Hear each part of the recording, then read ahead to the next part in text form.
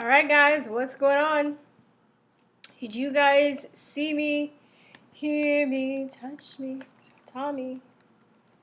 You can't touch me. If you could, that would be fucking crazy. You can like reach through the screen and can like high five you. Who knows, man? Uh, let's see. Hear me, touch me, Tommy. All right, we're live. Hey guys. Hey guys again. I got your I didn't get it, but I got the notice. But the post office is closed today, so I will check Monday or Tuesday. I'll let you know. I should know by. I should get it by then. Hey, analog reasonings.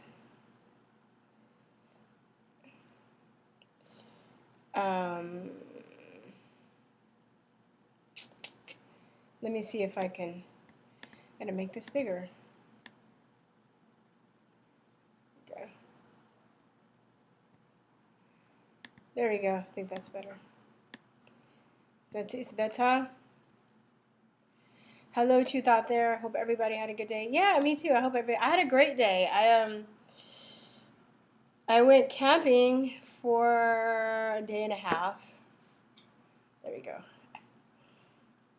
I'm looking at the live right now, and there's a little bit what do you call it? It's latency.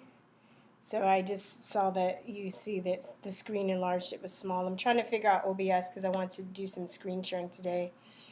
Anyway, yeah, I went camping with a friend or some friends, and it was really great. I'm glad that I did that. I need to do that more often. I think that, yeah, I definitely need to do that more often, especially with what's going on right now. It was just so good to be out in nature and not, not have to deal. And nobody was wearing a mask. We barely talked about politics. It was just we were enjoying the trees and I've really fought hard with my allergies. So usually when I do stuff like that, I have to take a lot of medication so I don't like break out and stuff. But I actually, because I've changed my diet and I've done a lot of other things, my allergies didn't really even act up. Like a little bit, like a drop, but it wasn't even, I didn't even think about it. Like I didn't have an asthma attack. Usually when I go out like that in nature, my asthma is usually triggered. I have to be on alert. I have to take medication with me and shit just so I can be normal. And, but none of that happened. I'm doing so much better. Like, so much better. So I was really excited about that. Thank you. Thank you. I was thinking about getting a more colorful background. I'm going to try this one out. But yeah, I like it too. I need to fix it. I need to straighten it up a little bit more. Sorry, I'm reading the notes. You guys are talking about the background. So, yeah, so that was great. I mean, just really disconnecting from the internet. I wasn't on my phone. I wasn't on the computer. I just went out in nature and camped and barbecued, and it was by a creek that had fish in it. And I'm such a city girl, so I'm really ecstatic about it. Oh, bee pollen. Yeah, I know that bee pollen helps with allergies, but it just depends on what allergies you have and why you have allergies. So it depends on, maybe it can help with some allergies. I think the bee pollen helps with allergens from maybe certain flowers, because it, like, if you eat bee pollen and if you eat honey, it slowly builds up your immunity little by little and makes your immune system stronger. So when you come in contact with those things, you don't really have a histamine reaction. Trust me, I've looked into all of that. And the thing that's helped me is cutting certain things out, taking a more holistic approach, making sure that I eat fermented foods and probiotics, things like that. Hey, American Vegan Mom. Staying hydrated, drinking a lot of water, taking out BPAs, making sure I don't have triggers. I don't even know what happened. Somebody said, "Do you have an opinion on of what happened in New York today?" I don't even know what happened in New York today. I just got back a few hours ago, so I was disconnected. So if somebody wants to call me or tell me what happened, hey Missy, if somebody wants to call me and tell me what happens, hey Black Pill Yellow, or write it in the chat and I can look it up later. That would be great. But with all the craziness going on, hey conservative guy, I think that it's if it's I think that it's really imperative to just disconnect for your sanity. We're being slowly plugged into the system of electronics and phones and computers, and we're not really, the more research I do, the more I find out about health, the more I find out about natures. I have a few herbs. I tried growing a few things. That wasn't successful. I'm going to have to try again, but I have some herbs and stuff, and I'm learning more about growing things and the ecosystem and stuff like that. And the more that I find out about that stuff, um, what was I going to say? The more that I find out about that stuff, the more that I truly believe that human beings are meant to be connected to nature. I mean, when we breathe out carbon dioxide, the trees, get that and they give us oxygen. There's an exchange there, but there's also, when we die, really we're supposed to go into the dirt and then all the other, little lower life forms feed off of our body and that ashes to ashes, dust to dust, all that stuff. There were some other things. I can't remember off the top of my head. We were actually talking about this when we were out there. But, there's nothing that the computer needs from us in order to exist, right? We're having to, and it seems like the elitist, this AI thing is trying to get us to be one with AI, where we're actually one with human nature. And that's there are many facets, but one of the facets where I see that this is a spiritual war. They're literally trying to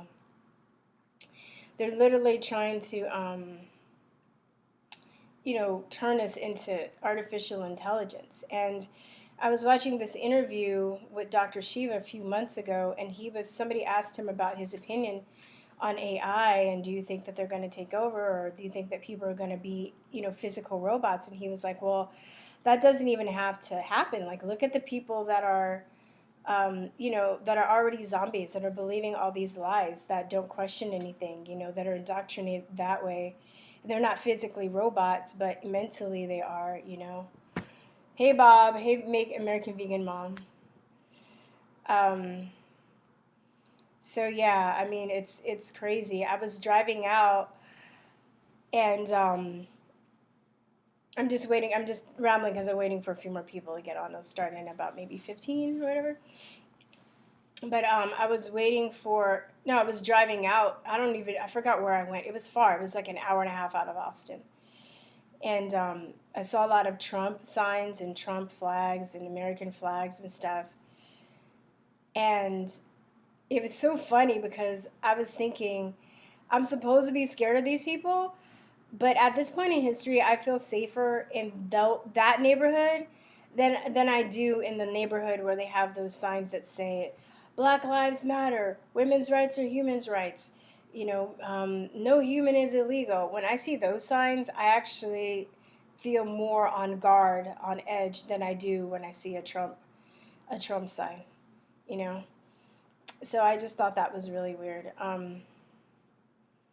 They say we won't become slaves to AI, but when you say we shouldn't build people, say we have to choose, sounds like they are already slaves to it. Yeah. Yeah, it's true. And it's like, that's what I don't like. I'm like, okay, if you want AI and if you want robots and stuff, let the people have it. But they're putting all this stuff on us and they're not giving us a choice. That's the thing that's freaky. And all these arrogant billionaires and people that have power and Elon Musk, like, sometimes he says good stuff, but I don't really trust him either, because he's on that AI tip, he doesn't really give a fuck about human beings. He cares about what he wants to happen. So, they'll say stuff like, well, there's not going to be a choice. You guys don't have a choice. You're just going to have to merge. So I'm like, that's not a world that I want to live in, I mean, I love science fiction, and I think a lot of that stuff is cool, and I think that great effort and intelligence goes into it. But there are people. I saw David Icke said this a few weeks ago. He was like, there are people that think deeply about things, meaning they can think in detail and they can, store information and invent things and stuff, but they don't think clearly about it. So they don't really think about the ethics of the situation, where this is going to lead the human race.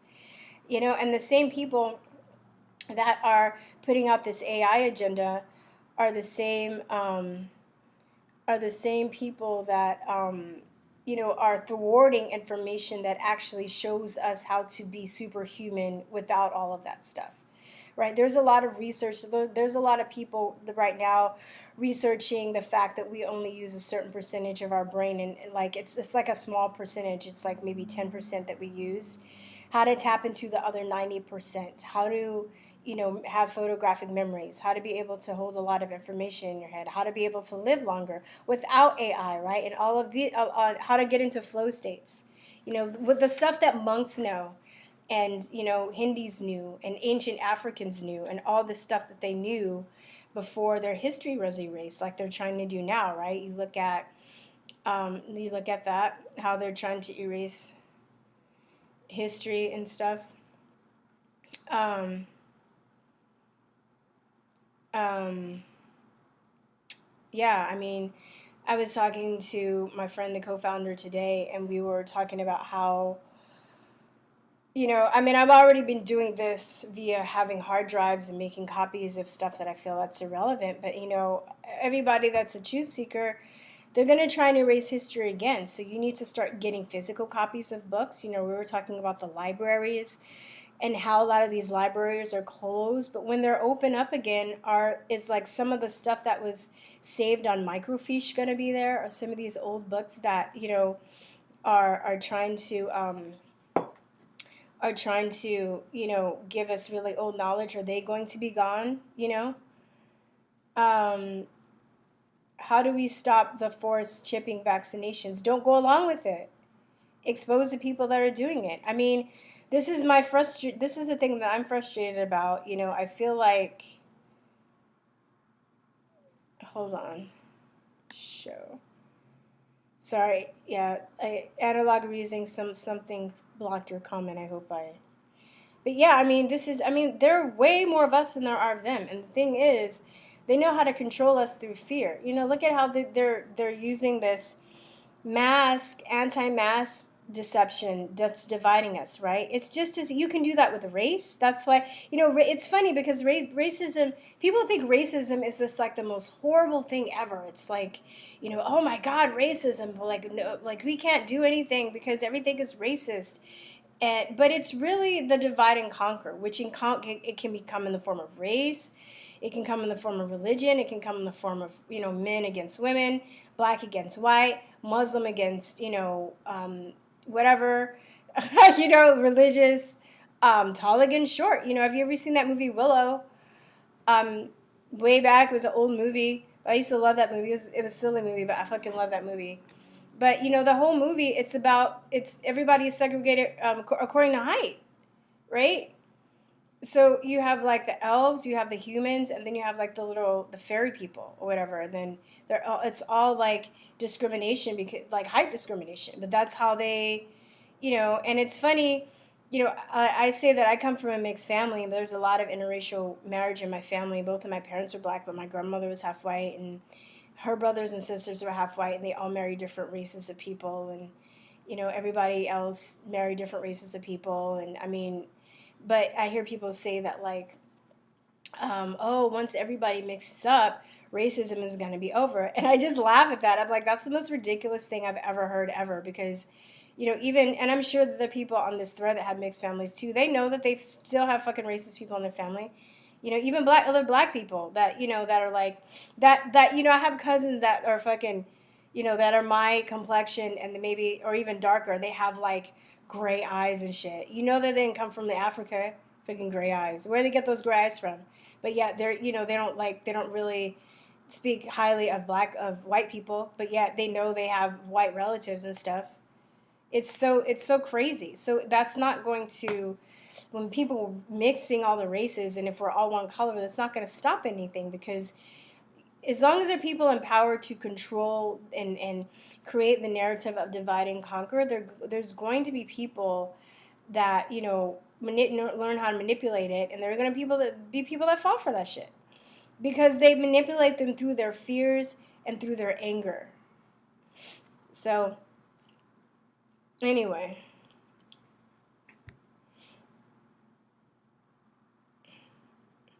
I'm like, I think I should get double reparations. So I should get reparations from the Africans that sold me to the white people. I should get triple, actually. Then I should get reparations from the Jewish slave ships that that carried us over here. Then we should get reparations from slave owners, and then I'm part Irish, so I should get Irish reparations too. Like, I should just be raking it in, y'all. Anyway, blacks are the most racist of all. That's what we think about. Well, no, I think that every race is racist, but I think depending on whoever is in control, they have to have one race that apparently has more privilege in some ways than others, because they have to create that. They have to create the animosity and the jealousy. You know what I mean? It's like, I was talking to some guys last night, and one guy is white, and he's poor, and and went through a lot of, just had a crazy life, right? And black people could say the same thing. It's classism. Like, he was talking more about it being classism, that he's gone through rough times being poor. He's not rich, and then other poor black people can say the same thing. But then it's like, you have the movies, that are, mostly like a lot of Hollywood entertainment, right? They show white people, a lot of white people. It's a lot of white people that have money, a lot of people that are rich, that are white. Most of the people that are insanely rich are white people. So in that sense, it gives the illusion that being white gives you privilege. But then you have all these other white people that don't have money that get the short end of the stick too. They're not getting into college because they're not white. The affirmative action is racist. So you give that appearance that one side has it better. And maybe in some instances, depending on what situation you're in, there are people that do buy into the race thing, so they're going to be more favorable toward people that look like them.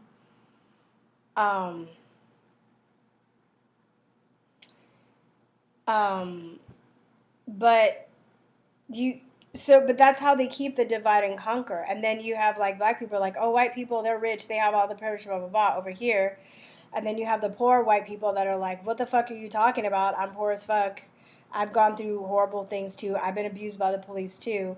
And then they end up fighting amongst each other. And then you get them, you drive wedges, you use the media to create an unbalanced, unfair view, right?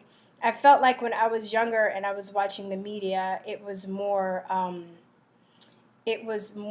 of a bias against blacks, but now I feel like they've already rubbed that up, but now they've flipped it and they've made the bias against whites more, because they're trying to rev this side up now to create the race war. And they're using all the trauma that everybody has experienced to control them emotionally. And when you're in an emotional state, no matter how intelligent you are, if you succumb to that, you're not going to be thinking clearly, and you're not going to be making logical explanations. I've already talked about when I was in Asia, and I've seen people that, according to us, if you don't know anything about Asian culture and you go to Asia, you probably wouldn't be able to tell somebody that's Korean from Japanese from Chinese. But they all hate each other. I mean, there are people that, of course, they're like, oh, that's stupid too, and they see past that shit. But culturally, all these countries that like live next to each other, they hate each other, right?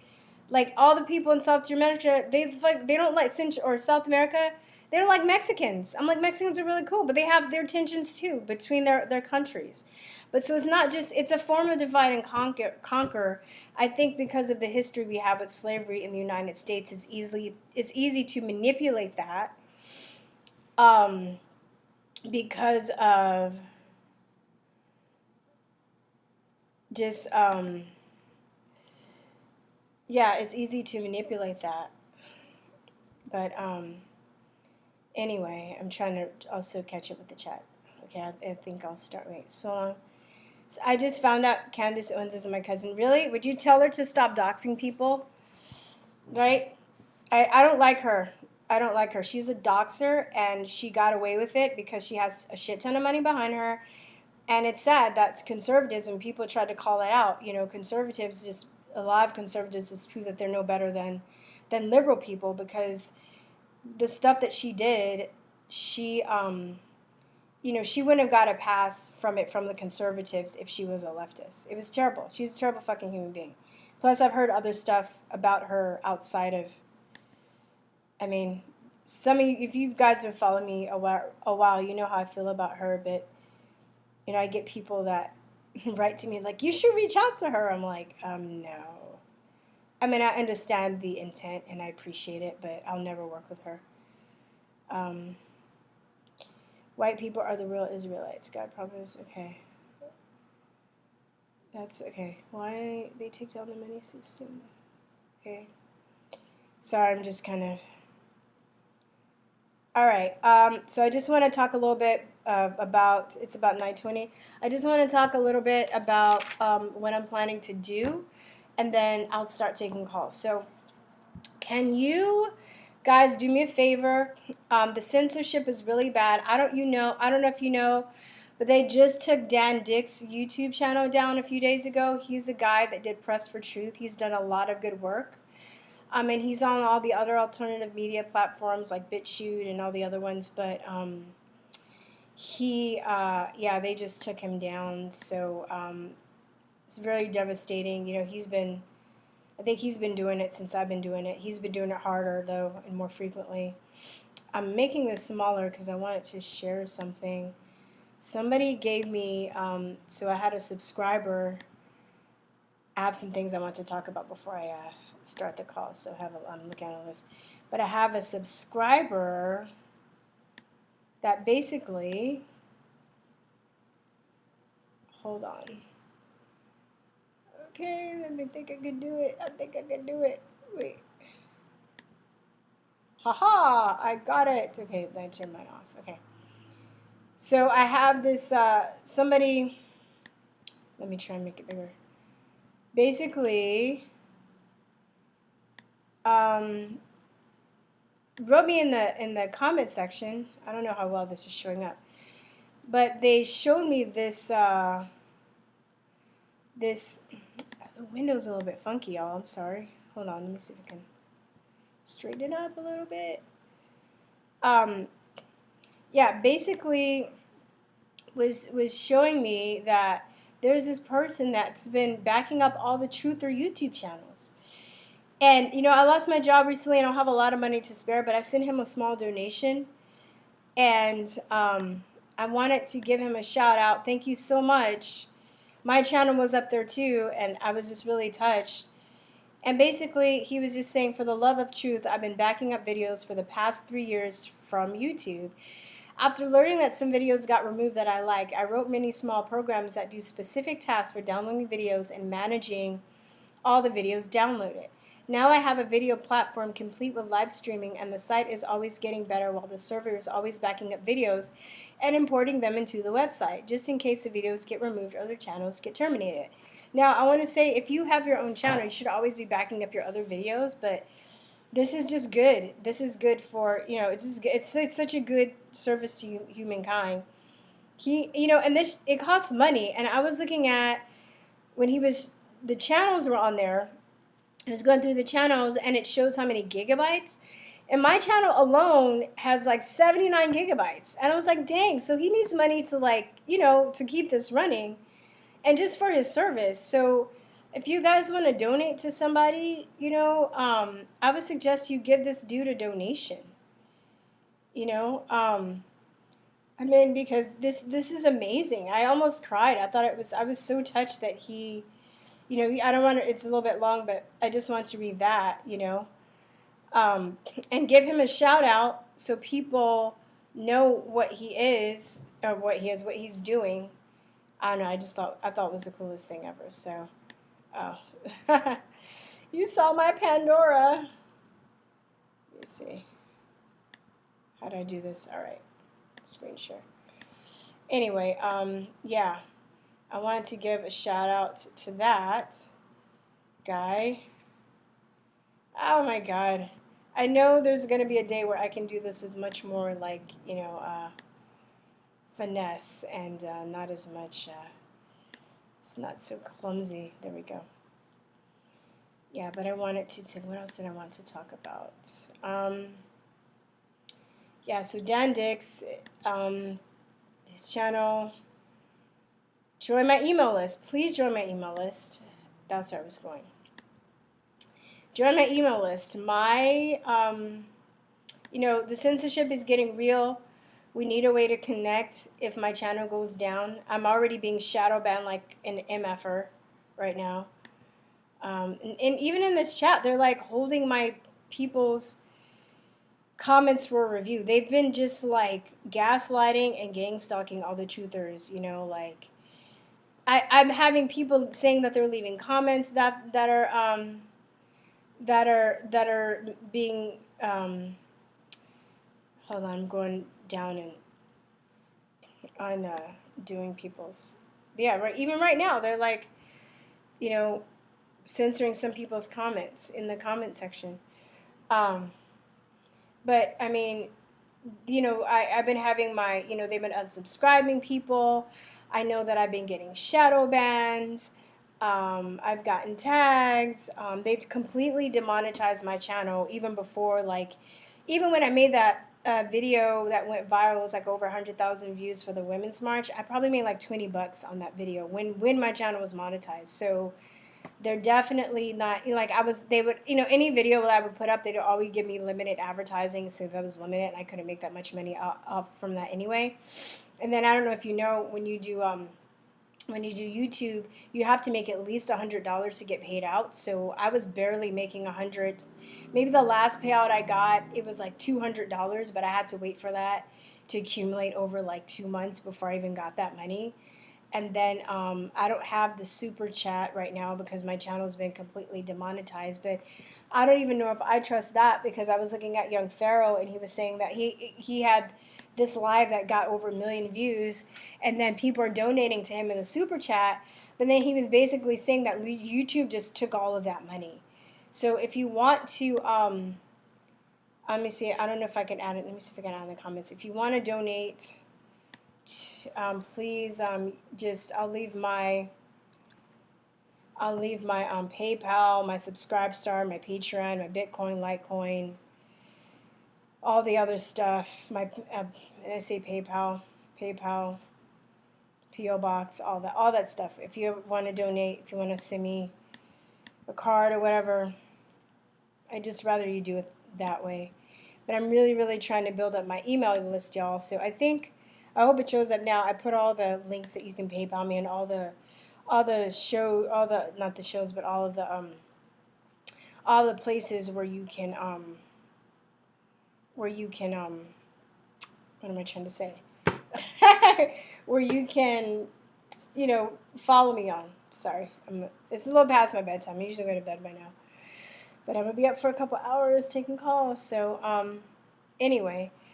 So yeah, I'm going to be really pushing you guys to join my email list. Thank you for the people that have won, or have won. I'm confusing my thoughts with trying to look at the chat at the same time. I'm looking at, if Biden wins, there will be war. It is inevitable. We're already war. Yeah, I think that will be the thing that will stop. That will make the right lose their mind. Anyway, what was I trying to say? I was trying to say, yes, please join my email list. Thank you for the guys that have already joined. I'm going to be that annoying person for a minute. I would at least like to get 1,000 people or more on my email list. So, God forbid if this channel goes down, I can stay in touch with you and tell you what I'm doing, where I am, and we can reconnect. Your front door address is on your site? I don't think so. My front door address is on my site. I doubt it. I'll check it out later. is showing up when people join the list. That's horrible. What? Okay, I'll check it out. Hmm. My actual ads is showing up when people join your list. Let me see. Could you hold on one second? Let me just double check. You guys are freaking me out. If that's happening, I don't even know how that's happening. Okay, hold on. I'll just try and see what's going on. What are you guys talking about?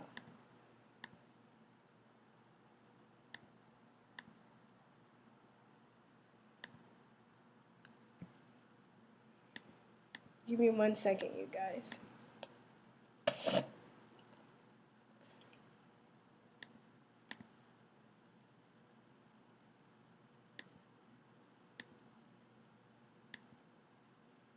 Okay. I mean, I don't...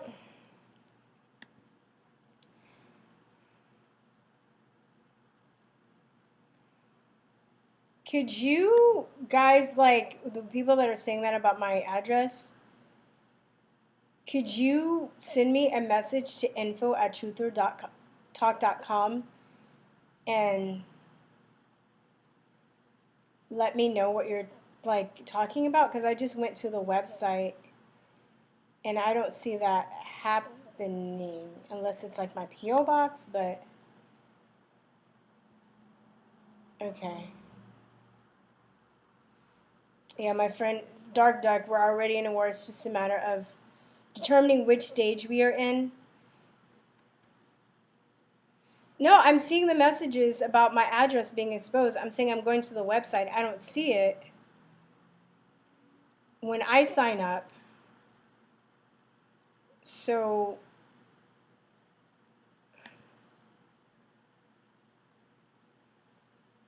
I don't know what you're talking about. Can you send me a screenshot to info@truthertalk.com? You guys that are talking about that?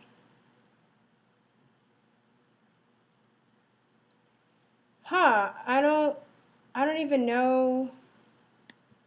That's freaky. Um Bad Mo, what do you think about the increased coronavirus cases in Texas?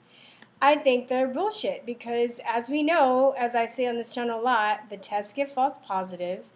The more people that you test, the more positives you're going to get, but they're false positives.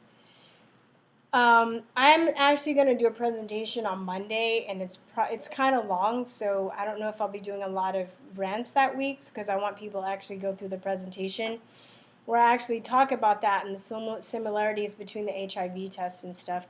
But Florida just got, exposed and saying that the reporting that they were doing for the testing was 90% inaccurate. So you think that's only happening in Florida? I just, one of the guys that I work with is a medical courier that I was hanging out yesterday. He used to work with me. And we were talking about how the hospitals are empty and stuff. And how they're starting to get busier because they've opened stuff up and people are going back to the doctors. But this whole time, allegedly I heard they had some coronavirus patients that are they're on a different floor, but the news is making it look like that the hospitals are just overflowing and people, and I'm like watching my friends that are, nurses and doctors get laid off, and I'm just like, this stuff is unreal. They're just straight up lying. And if you're one of these people that are scared that haven't left your house since this has been going on, you're so easily to manipulate because you're not even going out there and seeing what's going on with your eyes. And as I'm always talking about, the homeless people should have been wiped out, right? Where are all the hazmat bins from all the deadly virus materials from the gloves and masks that everybody's wearing, It's just like, yeah, please, Murray, send me a screenshot. Send me a screenshot to info@truthertalk.com.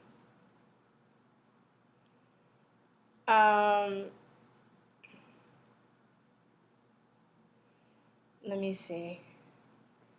Let me go look right now. I'm gonna go check out right now.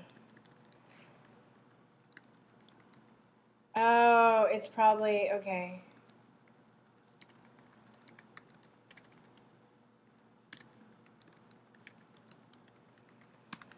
Oh, fuck. Sorry, I'm going to get to taking calls soon. I just got to get this figured out. Thank you guys so much. See, you guys have my back. I appreciate it. I even know. Jeez. Oh, my God.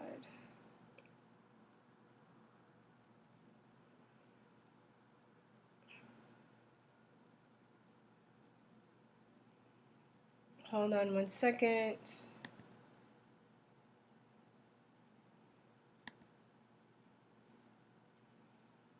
Share contacts.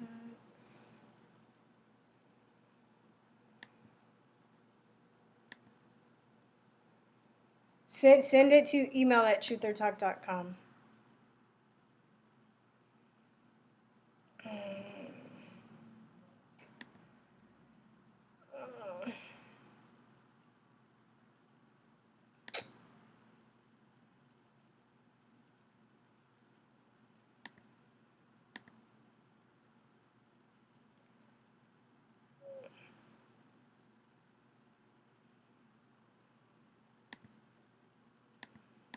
Hold on.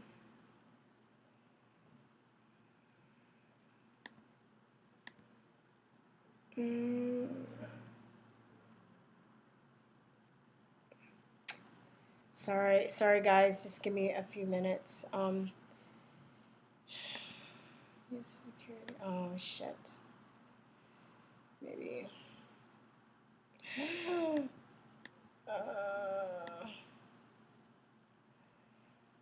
Jeez. I think I know what we were talking about.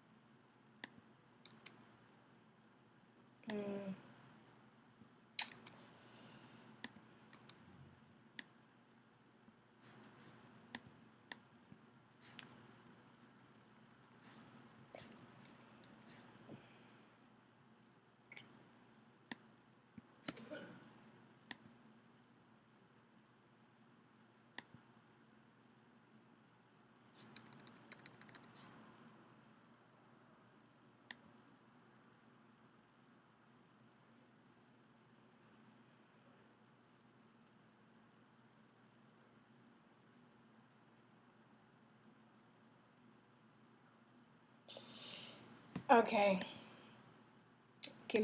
Sorry guys, I know this is boring. I'm almost done. Let's see.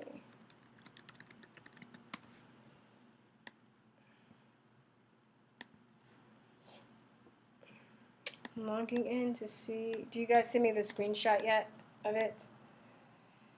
Fuck.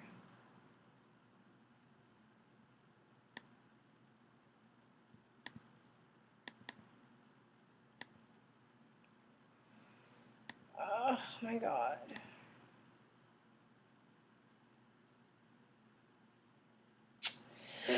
Oh yeah, okay. I just went in and changed it, and I thought that was for MailChimp's purposes. So embarrassed. Thank you so much. It should be. Yeah, I just did. So I think it should be fine now. Haha, Chris Parrott. Yeah, I'll get you sick through the computer screen, right?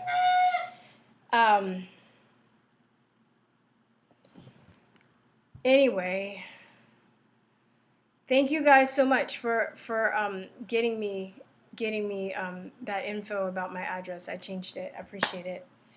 Just don't show up to my house now.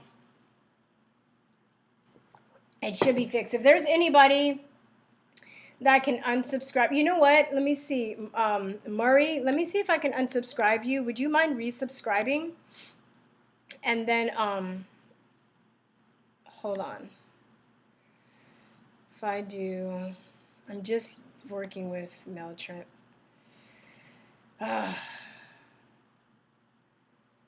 Murray is your name. Who wants to unsubscribe and then resubscribe to see if it's working? Oh, I guess I can do that myself. I'm retarded. Okay. I'll just do that. Let me hold on one second. Let me just see. Like myself. And then,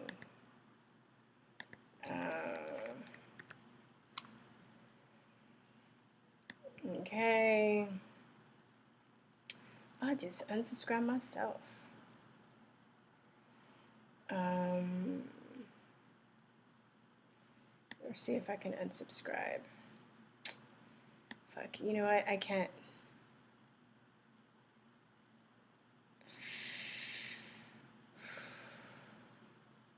Actions, unsubscribe. There we go. All right. And then resubscribe. See if this is working. Unsubscribe. Delete.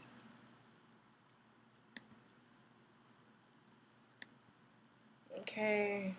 Then I'm gonna add it. I know you guys are having fun, right? Just talks amongst yourselves. I feel like when I used to teach and I had to take a break to do something and the kids, they would like be waiting, or the students would be waiting. Okay. Let's see if I can subscribe.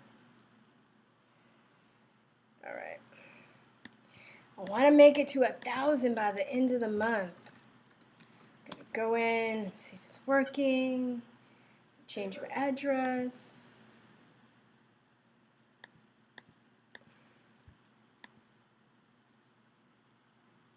It's a shame you can't be open and just leave your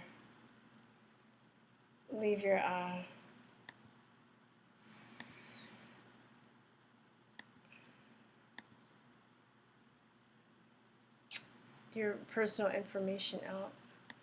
Looks like it may have went to my junk mail. No. Oh God, this is so.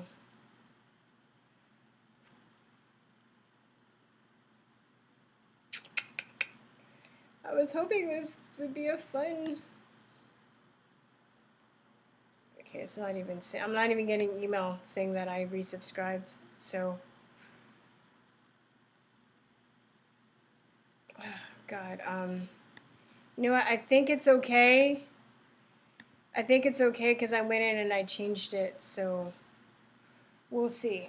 Is there anybody else that confirm and see if they see the P.O. box dress? Somebody said that, oh my God, my buddy missed his COVID test appointment. Got an email saying he tested positive. That is crazy. What? That's insane.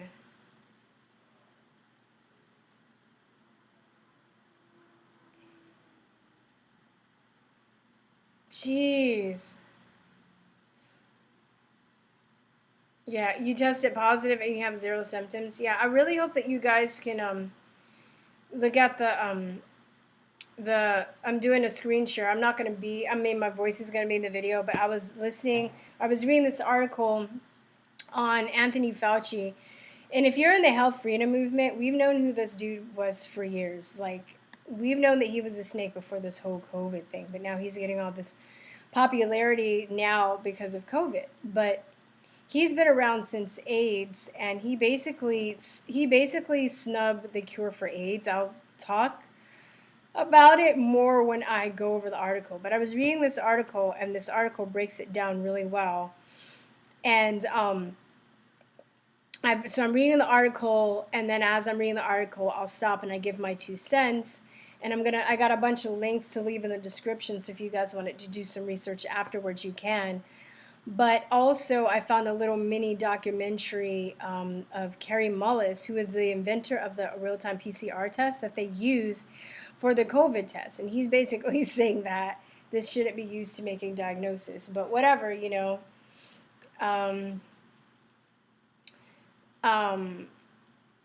You know, I think if people can, like, oh God, this chat, they keep like censoring people's comments. It's crazy. Okay. Anyway, makes sense again, American. And some anyway, so hopefully, I don't know if you guys are able to unsubscribe. I think I'm not getting it. Oh, what? Texas had to officially remove 3,000 cases due to bullshit. Yeah, I'm telling you guys. Like, I'm not talking out my ass. Like, but I knew about the test because I had a friend that was a medical journalist, and he did a lot of this research too. He wrote a book. I'll probably end up talking about it more in my course called Official Stories. His name is Liam Sheff.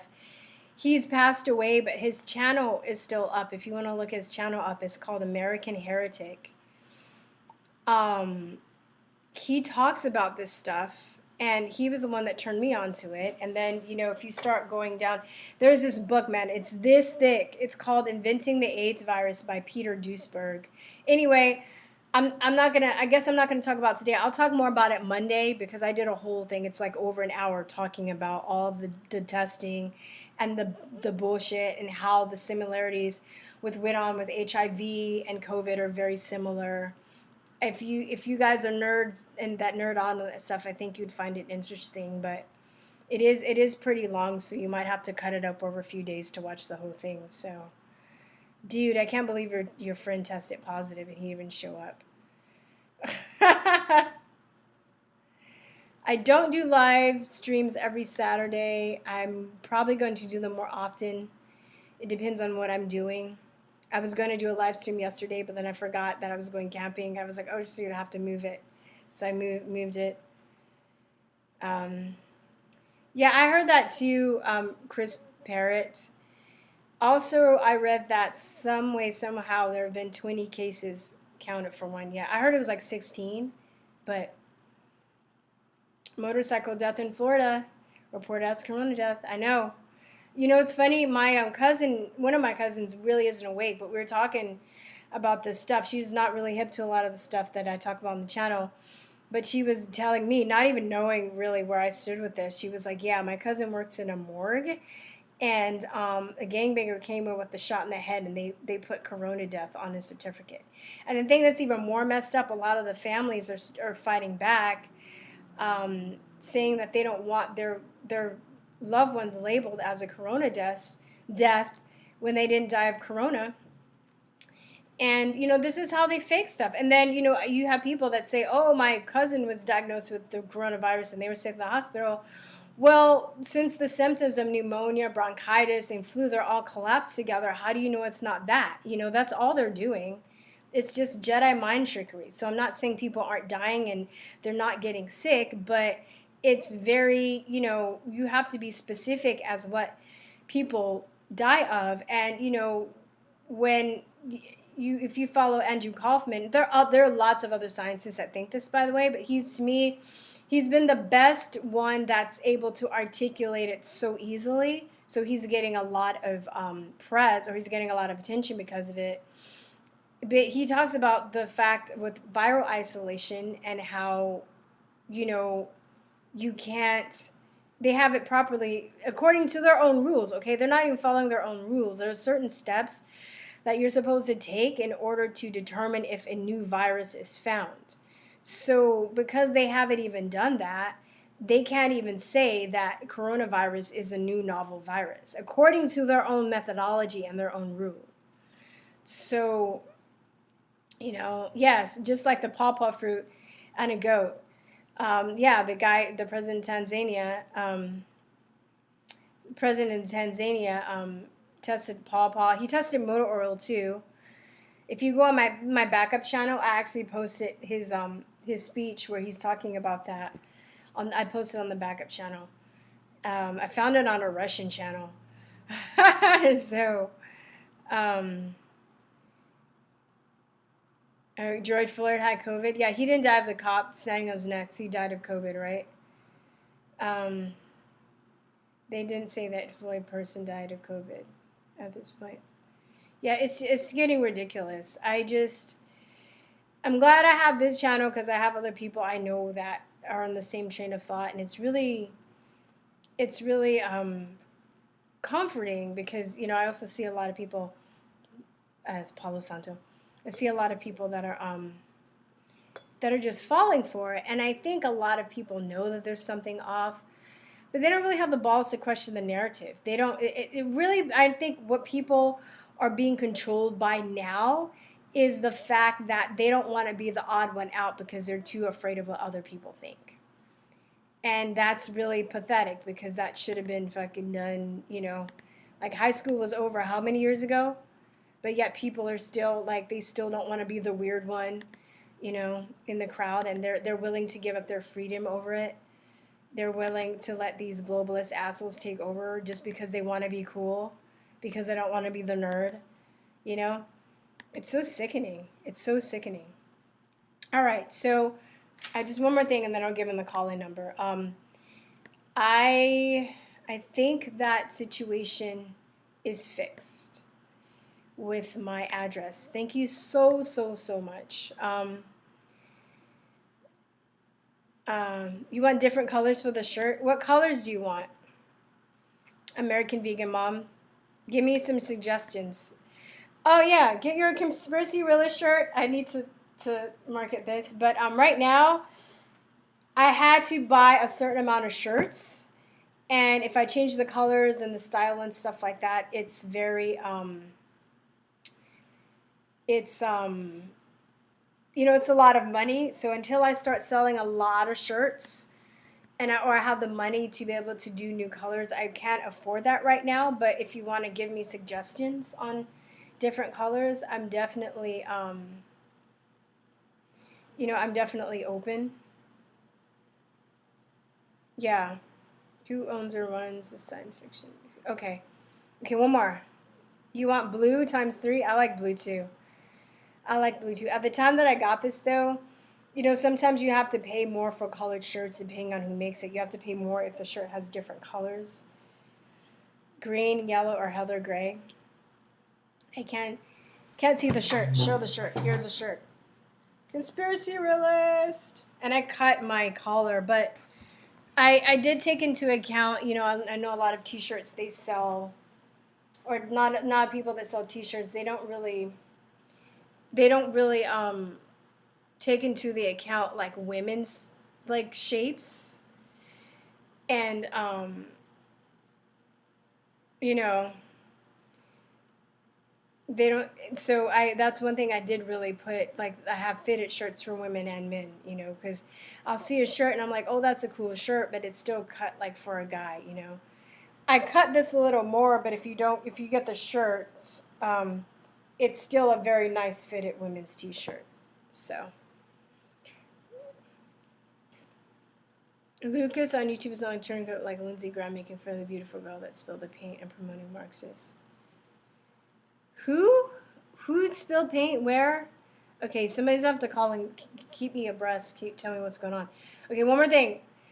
So I wanted to have this ready by today, but I'm gonna try for next week. I really I want to start teaching, like having courses, and I'm going to charge for them. Simple.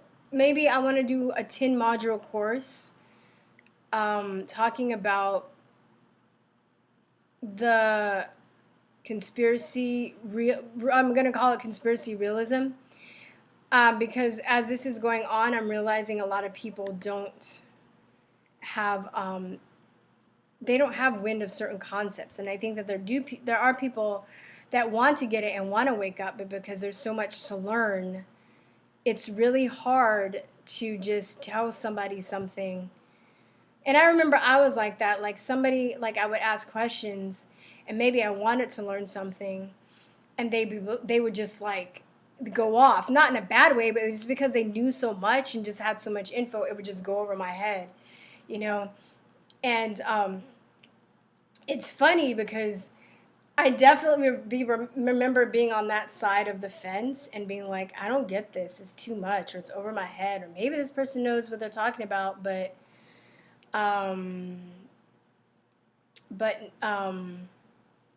you know, it's just too much. So I'm figuring a way to break this information down, like for example, starting with the term conspiracy theorist. What is a conspiracy? Breaking down the terminology of the word, giving examples of conspiracies in history, giving examples of conspiracy in real life, talking about the psychology of why people use that word, how it makes you feel, how it's used to shut down conversations, going into paradigm shifts, talking about that, talking about when you see the world a different way, how that affects people, talking about the controllers and who the controllers are and why they want to do what they do. Because if you know all this stuff, you kind of get the narrative of the coronavirus. But the people that don't understand this stuff and they need all this stuff as a prerequisite to understand this, then it's really hard. And when I was teaching English, I got into curriculum writing, and we were allowed to write articles and stuff, and then they would put that into the curriculum. But I wanted to write articles on this stuff, and I got paid to do it, but they wouldn't let me. They basically were controlling the narrative. They didn't really have another side to what was being taught in an adult English school.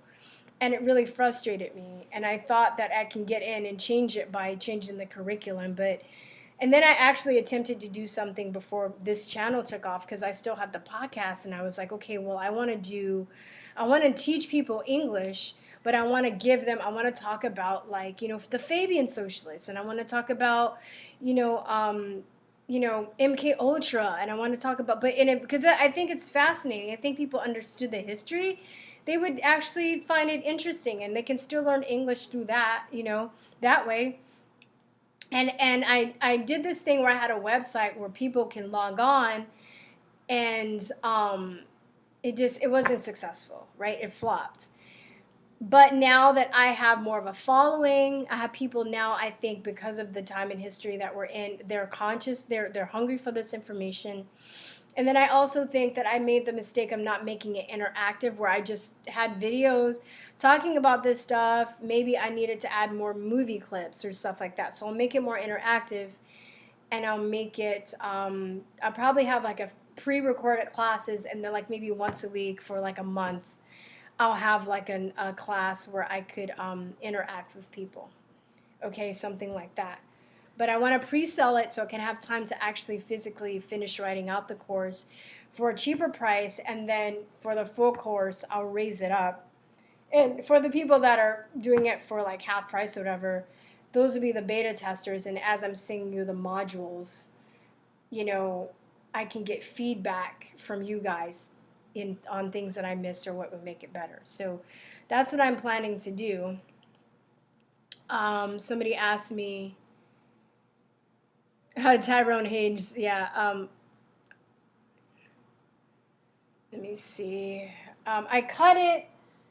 Somebody asked me how I cut the t-shirt. It's just, you can probably just do a search on YouTube on how to cut. I just got like chalk. I got like those little pins to pin it together.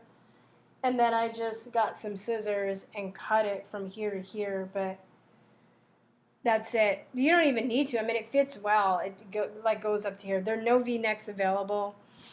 Maybe in the future that's something I can look into. But, oh, it was like I can't see the shirt. I'm trying to, okay. But yeah, so that's what I'm planning. I want to have an email list in case my channel goes down. I'm trying to build that up. I'm trying to build out extensions of YouTube, because it just seems like they're just chopping people's channel down like trees.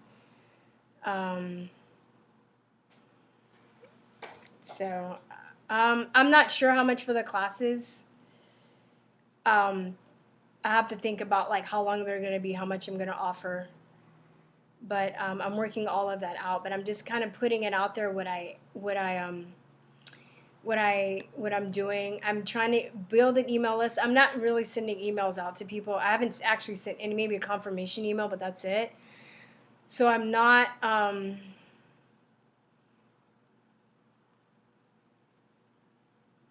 G8 is a nostalgic guy. Thanks for your optimism. So you're just gonna like. You're not going to do anything? I mean, even if you think that you're not going to do anything, I would still try and do something, because, if you don't try and win, then you're definitely going to lose. So what's the use of, why are you just not going to do anything? This is how evil prevails, because good people do nothing, right? So if you're just going to be like, oh my God, we can't win, we're so overwhelmed. Well, how are you even better than the sheep that know that, are unwilling to see this information? You're no better. Exactly. Go down swinging. Were you going to tell that to your kids and your grandkids that, when this time in history happened, that you were just too cynical and resigned to do shit about it? Okay? So I'm just saying, that's where I'm at. I don't even have kids. I would like kids, and I love my friends' kids to death. I want to eat them up so much. I just want to hug them and squeeze them every time I see them. I just adore my friends, all my friends' kids. I love them. They're just, so I can imagine, I guess I can't even imagine how much their parents love them. It must be like a million times more than that. But I don't, I'm still going to have to, even if I'm not even thinking about kids or grandkids that I would have in the future, I'm still going to have to live through that. Like, too. It looks like if it's coming pretty soon, and we don't have enough time.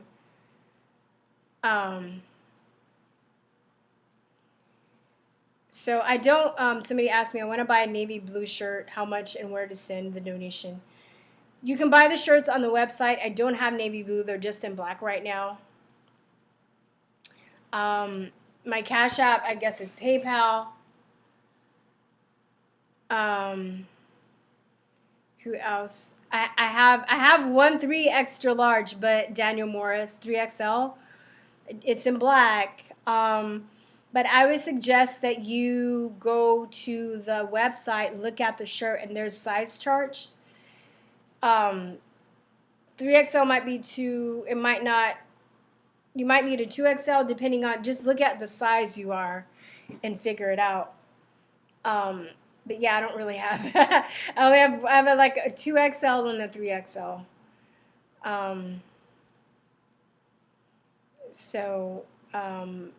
Yeah, but you probably want to go and look. They have measurements so you can figure out what size. Okay, I'm about to try and sweep the rest of the chat, and then I'll start taking calls. Yep, too many people are apathetic. That's the problem for sure. And that's part of the mind control thing too. If they make people think that nothing can be done, then people aren't going to do stuff, and that's another way. I know people that are woke to this shit, but they're just like, oh, like literally, not just people in the chat, but physically, I have a couple friends that are just like, people are just so stupid. What's the point? Why? Well, fucking dude, like, I'm not, I don't know.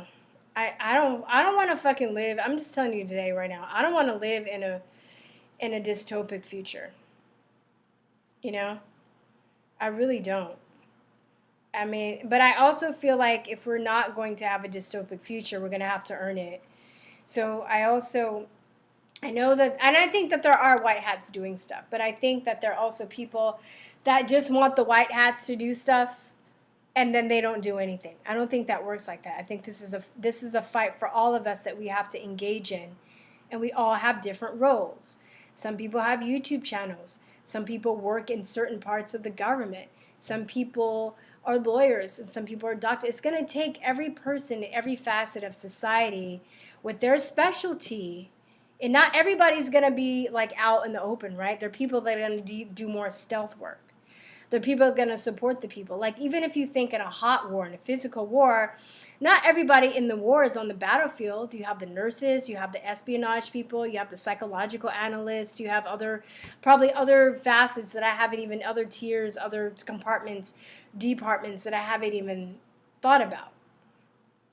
So, think of it like that, right? I should be like, buy conspiracy realist t-shirts, buy black.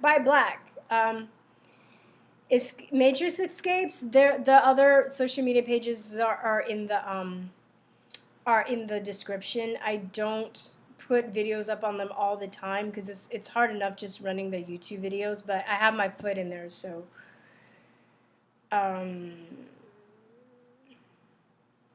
Road Choice and Destiny, November is going to be the starting point for this election. It's going to be crazy.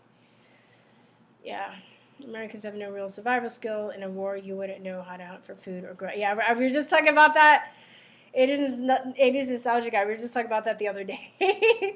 Or last night, I was just like, I'm hanging with y'all. Like, I'm starting to learn more about that stuff.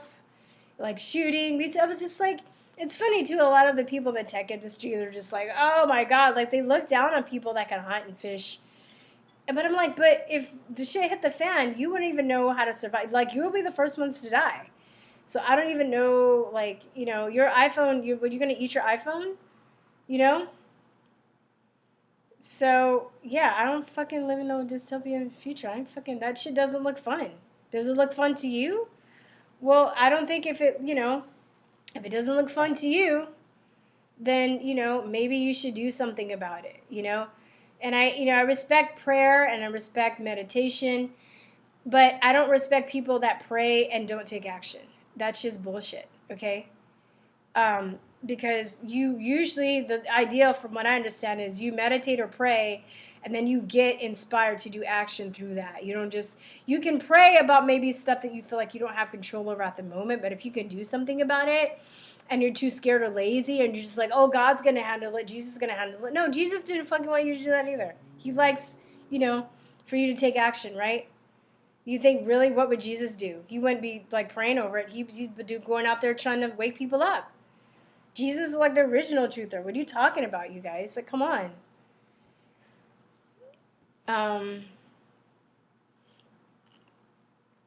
Fight. If you already think you lost the battle, then you lost the battle. Exactly.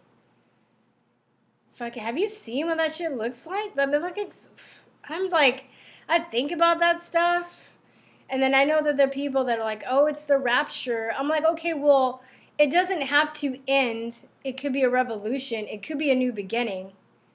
But it doesn't have to be the end, and you're just going to lay on your back and take it? Okay, well, I mean, I don't really know what to tell you.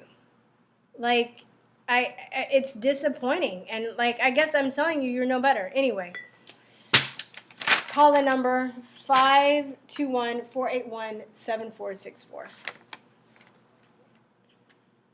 I'll try and give more people. Oh, hold on. Hold on.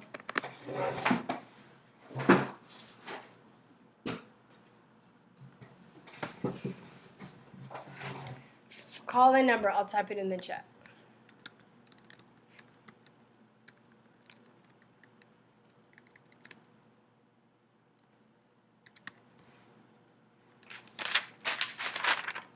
Four, 8,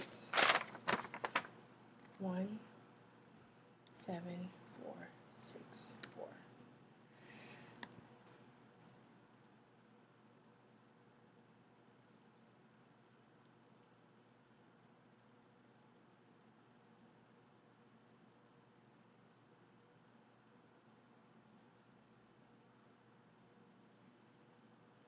Okay.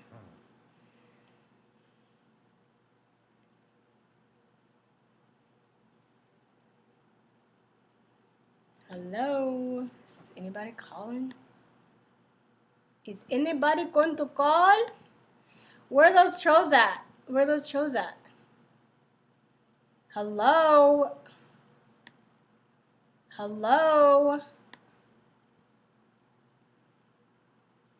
Where they at?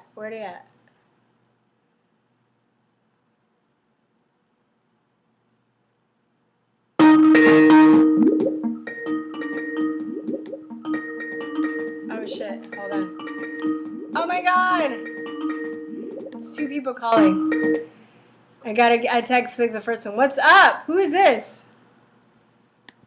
Hey, how you doing? This is Mark Jason Walker, and I just had a quick question. I love all your work and everything that you do, especially for the vaccine campaign. Oh, cool. Wait, I'm writing your name down so I remember. Mark? Yeah, Mark Jason Walker. Yeah, okay. I was in the chat room earlier. Okay. What's up? The only thing I wanted to ask is, I just recently bumped into this guy called Grandmaster Jay, the NFAC. How do you feel about them? Grandmaster Jay? Yeah, have you ever seen any of this stuff? No, no. Tell me about him. Oh, yeah, this is probably inappropriate then for a call-in, but Well, no, just tell me uh, about him. What is he? the reason why I'm asking is he talks about the Bible and about a lot hijacked from the scripture and then put into the Bible. And anyway, it's probably off topic for what you're talking about right now, but I thought you may have knew of him. If you run into him in the future, let me know. And I appreciate your work. And I've been campaigning against the vaccines here because my sister was paralyzed back in the early 80s from a vaccine. Nobody seems to want to listen to me now about the masks or the vaccines. And there's some of us here, I'm from Maryland. Mm-hmm. I'm not actually from Maryland, I'm from California. But I live in Maryland now. We have to wear a mask to do everything. And you'd be, just surprised if you actually challenged them. I saw how you ran into troubles with your employment and everything like that. But it's funny, if you challenge them at the stores and whatnot about the mandate, they don't even know what you're talking about. They won't call the police. And I do it all the time. I walk in and out without a mask. And hey, love what you do. Don't want to take too much of your time. No, that's cool. I'm sorry about your sister. I mean, every time I hear I'm glad when people feel comfortable enough to tell me those stories, but every time I hear a story, I just get livid. Like I want to break something, Do you know what vaccine it was? Yeah, I know exactly how you feel, and then they try to make me feel like I'm crazy when I saw it for myself. Oh, exactly. Like, no, They gaslight you. They gaslight you. That's why I made a video. Oh, I'm sorry. Go on. No, I'm just saying I've seen you a lot, and you've been through a lot for the things that you've been standing up for. I'm tired of watching that and not saying anything, and I'm saying something now. Yeah. And I've been saying things for a long time, but it's just funny. When you run up against this kind of advertisements and whatnot that are involved, or whatever companies that are involved with whoever produces these vaccines, or they've got a lot of power on their side, and it's just I don't understand how they can go without any liability whatsoever for the product that they make that is poison. I just, you know what I mean? It's obvious. Yeah. Well, I mean, do you know about the 1986 Vaccine Injury Act, right? They basically blackmailed Congress into making it so the vaccine manufacturers wouldn't be held liable. You can get some money through a vaccine court that's outside of the pharmaceutical industry, but it's really, really, really hard to win. And they win for the flu shot, and it takes like 10 years. And these people's lives, as you would know, your sister, no amount of money is going to be worth her being able to walk again. Now, she did heal like 3 months later, but funny enough, that happened in 1987, and my father was looking to sue Cabot Memorial in Southern Maryland here, but couldn't because of that act. That's why I know about it. Oh, okay. And it's just like, so anyways. How are you going to produce a product that you profit from and there's no liability from it? I'm like, please sign me up for that business. Yeah, well, a lot of people don't even realize that, and it's one thing, I have a love-hate relationship with social media right now because I think that it is a good tool, and that's why they are censoring us, because we are getting out to people. And I saw an article maybe a month ago. It was like Newsweek, and they were saying if we keep letting the anti-vaxxers talk, use their social media the way that it's going, there are going to be more people that are anti-vaccine that are pro-vaccine. And then the WHO had the World Health Organization had a meeting a couple months ago, and they were basically saying that most people are in the middle, but for every one person that gets converted to being staunchly pro-vax, the anti-vax community converts 500 people. So the conversion rate is 500 to 1. But what's wrong? Huh? I mean, it's just the whole thing is just such a Jedi mind trick. like you were saying earlier, it's just like, oh, wait a minute. First of Well, all, the vaccines aren't effective at all, really. You know yeah, what I mean? I mean, I don't know if you call 30 to 40% effective. It's like you just let a person be their natural, good, genuine self, grow up naturally. The only thing I've ever had is tuberculosis vaccine, unfortunately. Never had anything, a chickenpox vaccine, any of that stuff yeah, growing up. yeah, You know, I'm in my early 40s or whatever. But anyway, you know, it's just I just see a lot of blowback from a lot of people, and it's like, let one of your loved ones get stabbed. Let them have repercussions, and you know that you didn't do anything to stop it. yeah, Then let's see how you feel. yeah, You know, and then maybe finally something would hit home. If something hit home in their family, you know, or their like general proximity. It seems like that, and you know, and they're like, oh, it doesn't matter, it doesn't affect. It's like, well, yeah, the vaccines really aren't that effective at all. yeah, yeah. And, you know, why are they filled with heavy metals, mercury, you know, the whole deal. You know, I don't need to go through, but Yeah, yeah, I knew. Yeah, I'm just going. yeah, no. Well, you know, I'm glad that you're awake to that. So, I mean, I think since you saw that happen to your sister too, you really be one of the ones to say no because it's like, I think there's some people that know that they're that not that bad, and then they're like, oh, well, they're not. You know, like how some people's like, oh, I'm gonna just have a little chips. I know they're not good for me, but they can't be that bad. But people really don't know how bad it Right. is. That's the thing, and I think those are the people unless they're really informed. Because even when I start to wake up to a lot of the stuff and I saw what happened to my friend, I still got bullied into taking a tetanus shot that I didn't need. And I already was dealing with autoimmune issues and stuff, and it probably made it worse for the time being with all the extra stuff in the, in the vaccine. But now, after that Yeah. incident, after I got bullied, that was the thing that really made me like really really really get educated, like even commit a lot of stuff to memory. Because I would spend hours arguing with people online, and then I was just like, what, I really need to understand this in my being and commit this to memory so I can just talk and people, you know what I mean? And it's been really Right. successful, because even if I'm out, even with the mask and stuff, like I got fired, but like nobody was really able to phase me. And I don't think that I'm special. I just think that anybody, when they know their shit, when they're very informed, people can't like intimidate you. And that's why there's been so much effort being put into dumbing the society down and making them ignorant. Because if people knew about the vaccine injury court, if people knew about the ingredients, if people knew that the CDC had patents on vaccines, if they knew about all the vaccine injury that's going on in third world countries and in this country, they wouldn't Yep. be they wouldn't do it. They knew about the history of polio and how it's similar to a lot of the stuff that's going on now, about how if you research polio and that history and DDT, it would trip you out. There's so many similarities between what they're doing now, faking numbers and stuff. And when COVID happened, I was like, because I knew the polio history, I was like, they're doing the same thing they're doing today. I'm sorry, go on. Yeah. No, I'm sorry. They unfortunately use countries that don't have the resources that we have as beta tests.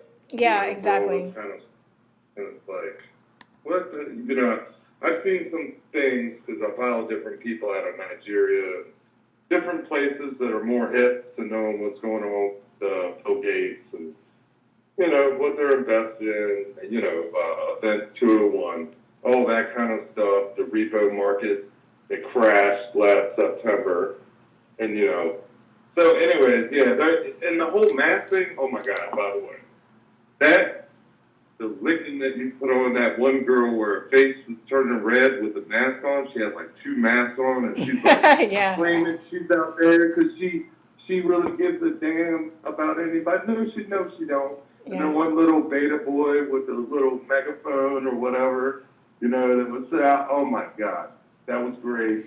Oh, thanks. Appreciate that. Thank you. You know what, though? I'm like, I don't think I should do that often, because I think I'm going to end up in a fist fight with one of those people. They're so insane. They're so insane. I went to one, too, and I wasn't even talking to anybody. This is like, it was just at the Capitol. I think it was like a Trump parade, but you couldn't tell which side I was on. I was neutral. I didn't have any hats on, and I'm just standing, Right. trying to get my phone to work, and this lady just comes up. She just pushes me. Like, no, I'm not talking to anybody. I'm not being a smart ass. She just walked to me and just straight up pushed me. And then I pushed her back, Yeah. and then the cop saw, and then he's like, "Oh, you can't do that." I'm like, "She pushed me first. I'm not." But I'm like, one of these crazy like nincompoops puts their hands on me. It's fucking rap. I'm not gonna be like Andy No that got his ass beat. If I do like I'm breaking somebody's balls while I'm going down. Like that's not, you know what I mean? That's not how it's gonna That's, happen. that's what I get from you. That's why I was asking about Grandmaster Jay. You know what I mean? I was like, oh my God, I think she would really probably, like, I thought you might already know who he is. So it's But a he's the YouTube dude channel. that, I'm gonna check it out. It's a YouTube channel, Grandmaster J. well, yeah, he's the guy that, he got a bad rap for what he did leading the people to Stone Mountain, Georgia, but he's the leader of the people that did that. Oh, okay. You know? Yeah. But, yeah. But he's not, you know, he doesn't loot or riot or do anything like that, but a lot of stuff he says is believing in Scripture and not the Bible because it's translated by other peoples. But anyways, like I said, I've taken enough of your time. Yeah. I'm sure you have. Okay. That are going to call in. But thank you very much for the work that you do. Always much support, and I'll always be listening. Yeah, thanks for support. I need it too, guys, because it's like, it makes me feel like I'm not alone, so I appreciate it too. No, you are not alone. You are not alone. Thank you. All right. Have a nice night. All right, take care. Okay, bye-bye. Next caller, 512-481-7464. 582-481-7464.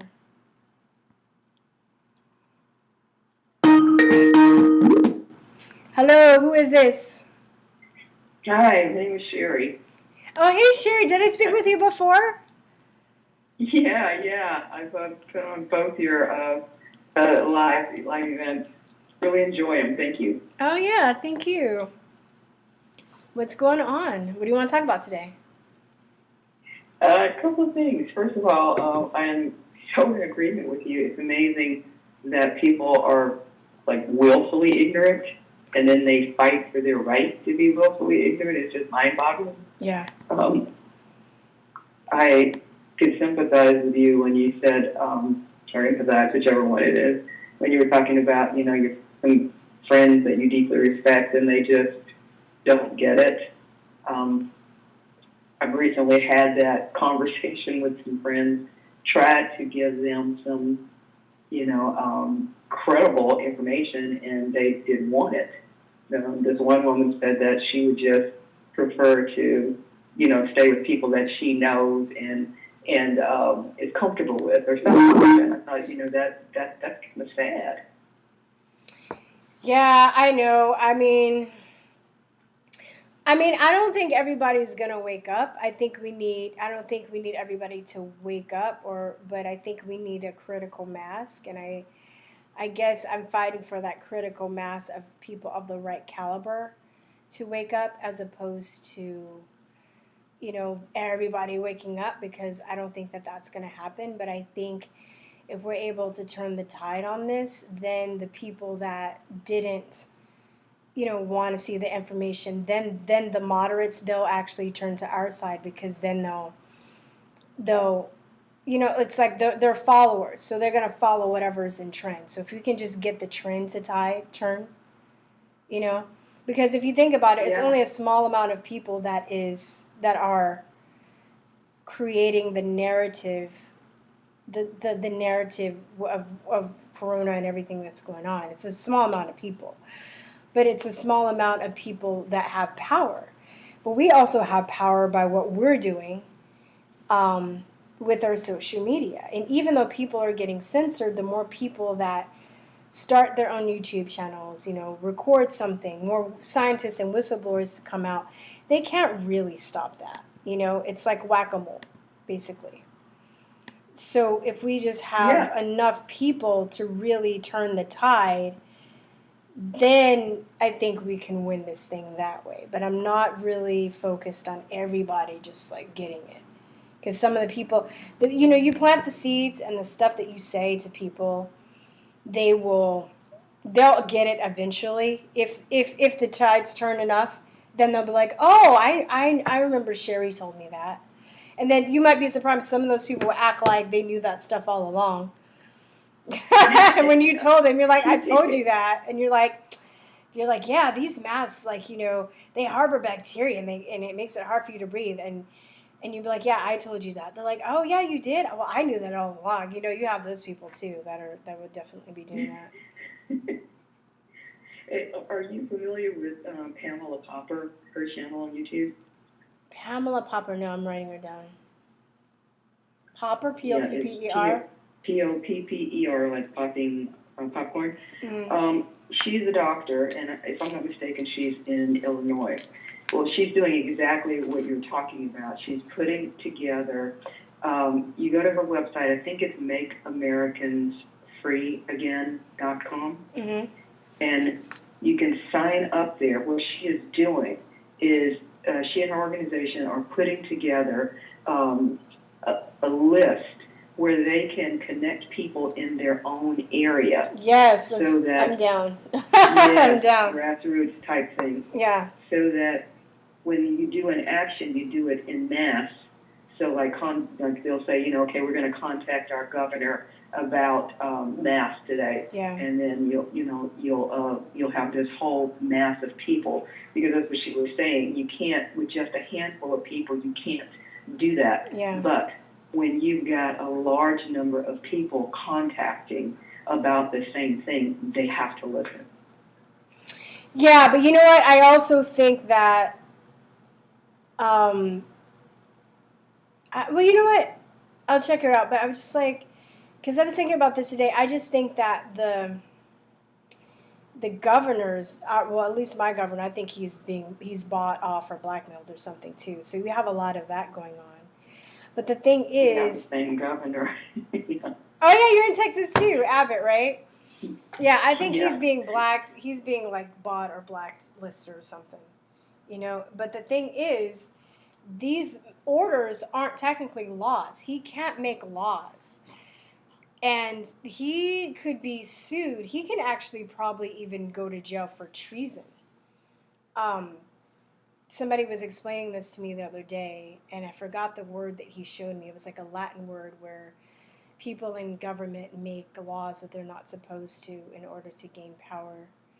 But, it's like you're going to have to get to I'm thinking maybe we can get some stores or some places of business to not comply and then draw attention to that or something. It's going to have to be even more grassroots, because I'm not, our system is so corrupt. I don't really even believe in in contacting representatives and lawyers anymore. I really think it's just going to have to be from the ground up, Well, that's exactly her plan as well. That's what she's talking about. It's not just government, local officials, things like that. It's businesses, and you would have to just listen to some of her stuff. Okay, yeah, I wrote it down. It's a brilliant plan, and not only that, but she gives very short videos, and she gives a lot of information. I signed up for her newsletter as well. I tried to sign up for yours, but something happened with my email address. It said it was already,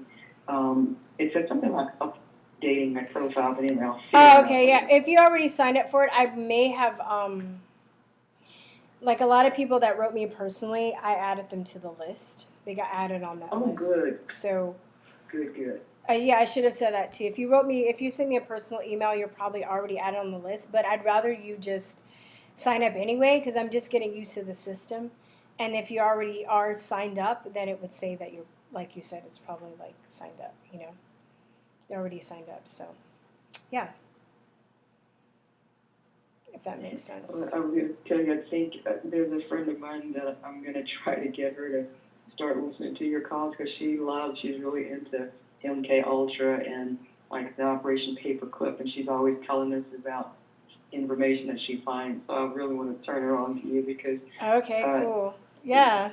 So I'm looking forward to those classes you're talking about, because I think that would be really some good information. Oh, cool. I'm excited. I'm excited to teach it. It would kind of be like a dream that I've wanted to have, because I think, like I said, a lot of people want this information. It's too overwhelming, so I'm trying to simplify it and get it out to people that want to take it. But you got to kind of break it up, because if you know what I mean, it's just too much.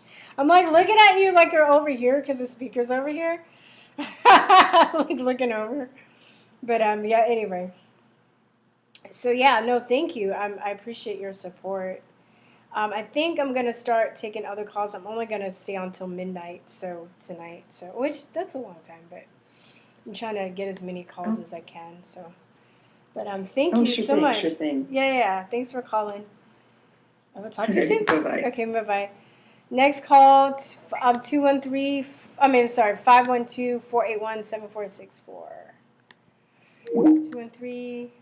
I'm LA. 512-481-7464.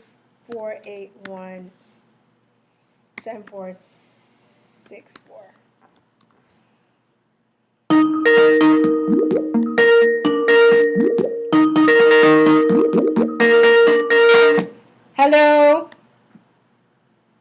Hey, I got through. Is this David? Hello, how you doing, sister? Hey, what's up? What's going on?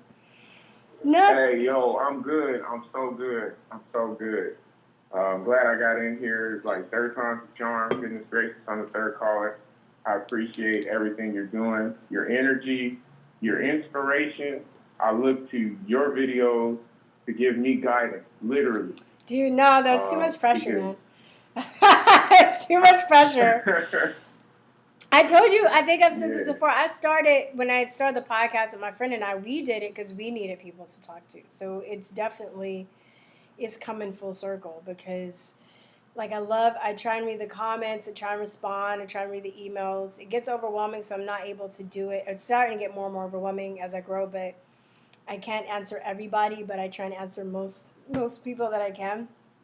And it's just good to know that there are other people that have like minds out there. So if I make a video and then you guys tell me your stories and stuff in the comments, it equally replenishes me, if that makes sense. So. Amen. Yeah. I hear you loud and clear. Yeah. Crystal clear. Yeah. Hey, I tried to be the first caller, but I'm glad that brother called in and he brought up the Not Effing Around Coalition, because I see what Grandmaster Jay is doing. I hear what he's talking about, and I know that you're not privy to it, so I don't want to, have you on your heels. But what I will do is let you know where you can find out a little bit of information, and that would be, and I'm not plugging another YouTube, although, she wouldn't be a bad addition to your repertoire, which would be Michi X, and that's spelled MECHEE space capital X. She's on YouTube. Yesterday, she did her second interview with Grandmaster Jay. John Fitzgerald Johnson ran for president 4 years ago. This man, and he also gets the credit of having the most quote unquote black people at one event with guns with no problem. So, and that's in fact, that's what he did. And that's why that first caller wanted to bring you that information. Well, I have a question now. Is like, how well trained are the people that have the guns though? The black people, are they just getting trained? Are they like? Do you know? Okay, well, just to let you know, myself as a veteran, I was a Navy Seabee, wasn't a Marine, I wasn't Army. However, Navy Seabees, we got combat training. So we have, M16 training, got trained on pistol, different grenade launchers, stuff like that, mortars.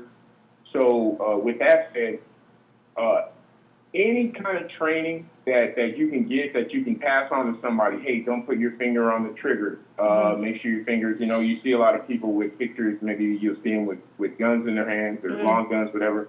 You'll see their finger is stretched out, like they're pointing. And that lets everybody know around that they're not, the gun could be hot, meaning it could, have a round in the chamber, but everybody knows that, okay, his finger is off the trigger. So that there are military people, prior military, Grandmaster Jay himself was in the military, he said 20 years. He did in the Army. Mm-hmm. Did some time in Germany. Mm-hmm. Served in Germany. He talked about But Germany, and I think that I guess like the group of people, because when I saw that, I was just like, okay, are they trying to pick a fight? Like, why are they like, why aren't they going to the hood and fucking like, trying to like kill out the gangbangers? Because even the Panthers were out there trying to, get the community together. And to me, I think that's where we're really going to be strong is strengthening the communities. And I see what the lead is trying to do by like, make this race war. But to be honest, like, black people aren't going into the redneck communities. It's the, and redneck people aren't coming into the hood. They're kind of just, staying away from each other. So, I mean, like, what was the purpose of him going? I'm just, I'm not, I just don't understand, like, what the purpose was. Understood. And I would like to let everybody know that within earshot that I am not an official representative for NFAC. They don't know me at all. Yeah. I'm just a spectator like you all, a regular individual like you all who sees things and wants to give my honest view of what's going on with the least amount of bias possible. Mm-hmm. So what I see, and Michi X, she actually brought that up as a question during that interview yesterday of, the quote, black on black crime. Mm-hmm. And what are we going to do about that? She posed that question to the general. And he dealt with it at first, and this is from his mouth. This is from the information that he's putting out all over the YouTube. Mm-hmm. He says that he is initially not interested necessarily in the black on black crime. Oh, that's some but fucking he was bullshit. mainly putting That's his bullshit. focus on the police. Go ahead. That's bullshit then. That's so bullshit. Because, this is the thing. You have friends, or if you have friends that have been killed in gang violence, or if you've grown up in a neighborhood like I have, and you're saying that you're feeling unsafe and you want to, you can die by getting, shot in your own neighborhood. And anybody that comes out and talks about that, anybody that talks about the black people that came into their, that came and destroyed and looted their business, they're just cast aside as if they don't matter. So I see all these guys in, guns that, if they're pro-black, they should take that to the inner city community and get these cartels and gangbangers out and clean up that way. But they don't even care. And it's like, it's like, that's more of a threat. If you're talking about numbers and why and how people are dying, it's that is more of an effect that and it's sad because a lot of people don't want to admit that. Black people don't want to admit that, Phil, because they don't want to take responsibility, and they also they want to put a responsibility outside, saying that we're just being attacked because of race. And that's true in some instances. I'm not saying it doesn't exist, but I feel like right now, the biggest threat is what's happening in their own inner city neighborhoods. And these people are being terrorized by gangbangers and people. Just because somebody is black doesn't mean that they have they're going to not be having allegiance to you because they're black. They're friggin', making money off of you, giving, selling drugs to people. They don't give a shit. And it's like, it's like, my friend her dad used to be a private investigator. And he would try, if you hear the statistic that a lot of these gang crimes go unsolved, well, I would say one of the reasons is her dad's a private investigator, and he would go into the neighborhoods and he would question people, and they would tell him stuff off a record, but then he would subpoena them, and they wouldn't come to court because they're just like, no, they're going to kill me. Other black people, okay? Other black people that are constantly murdering people in their neighborhood, selling their kids drugs in their neighborhood.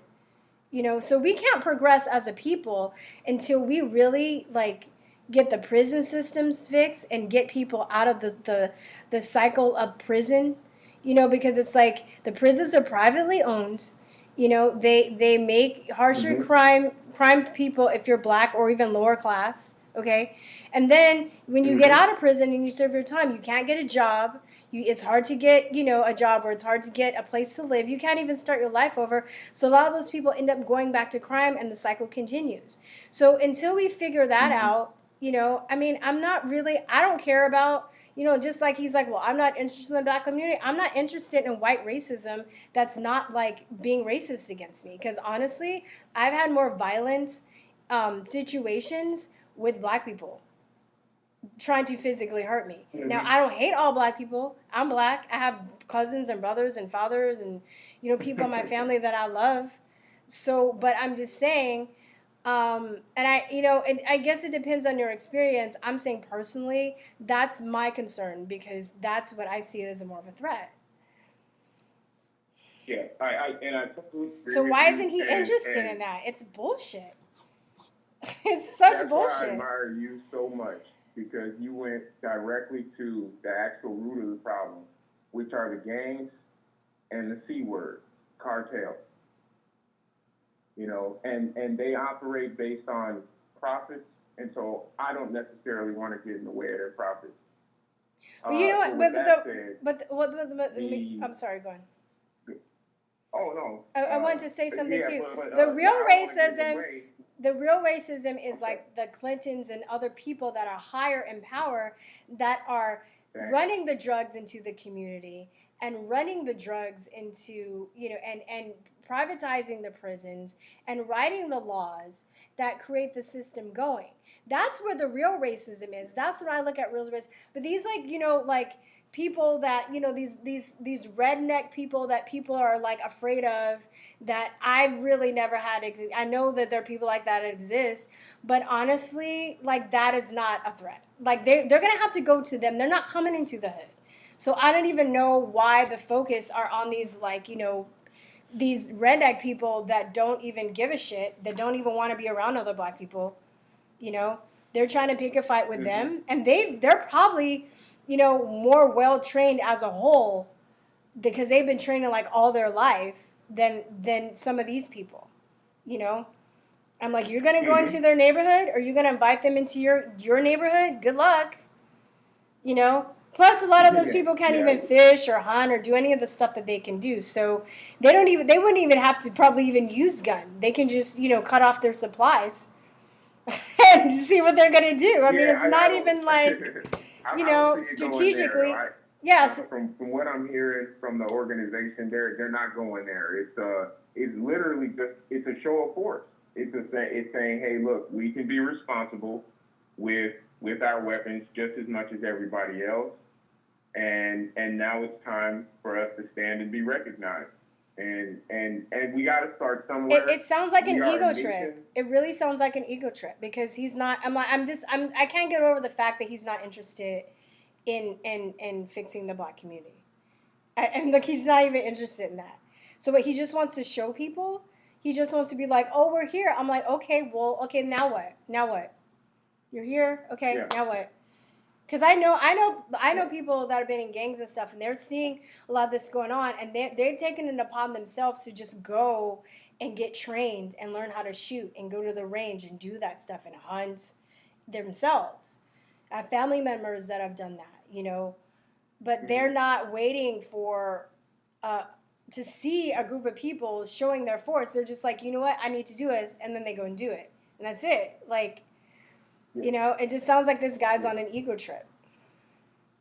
Well, and there's a lot of say we take say one part of this, and we say, okay, well let's capitalize on this one part, and of course we got to deal with the quote unquote black on black crime issue, and so let's take felons.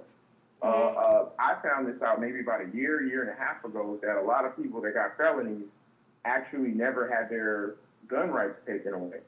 And if they did have their gun rights, depending on the state, they just had to send a letter to the state, it said something on it, that, they're going to be in good standings and they're not going to break the law, and then they'll automatically get their gun rights back.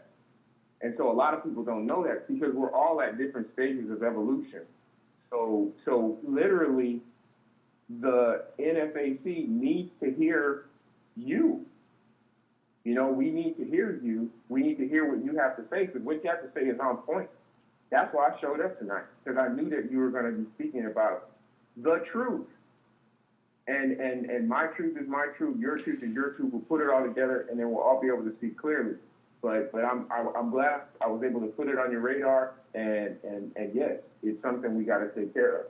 Absolutely.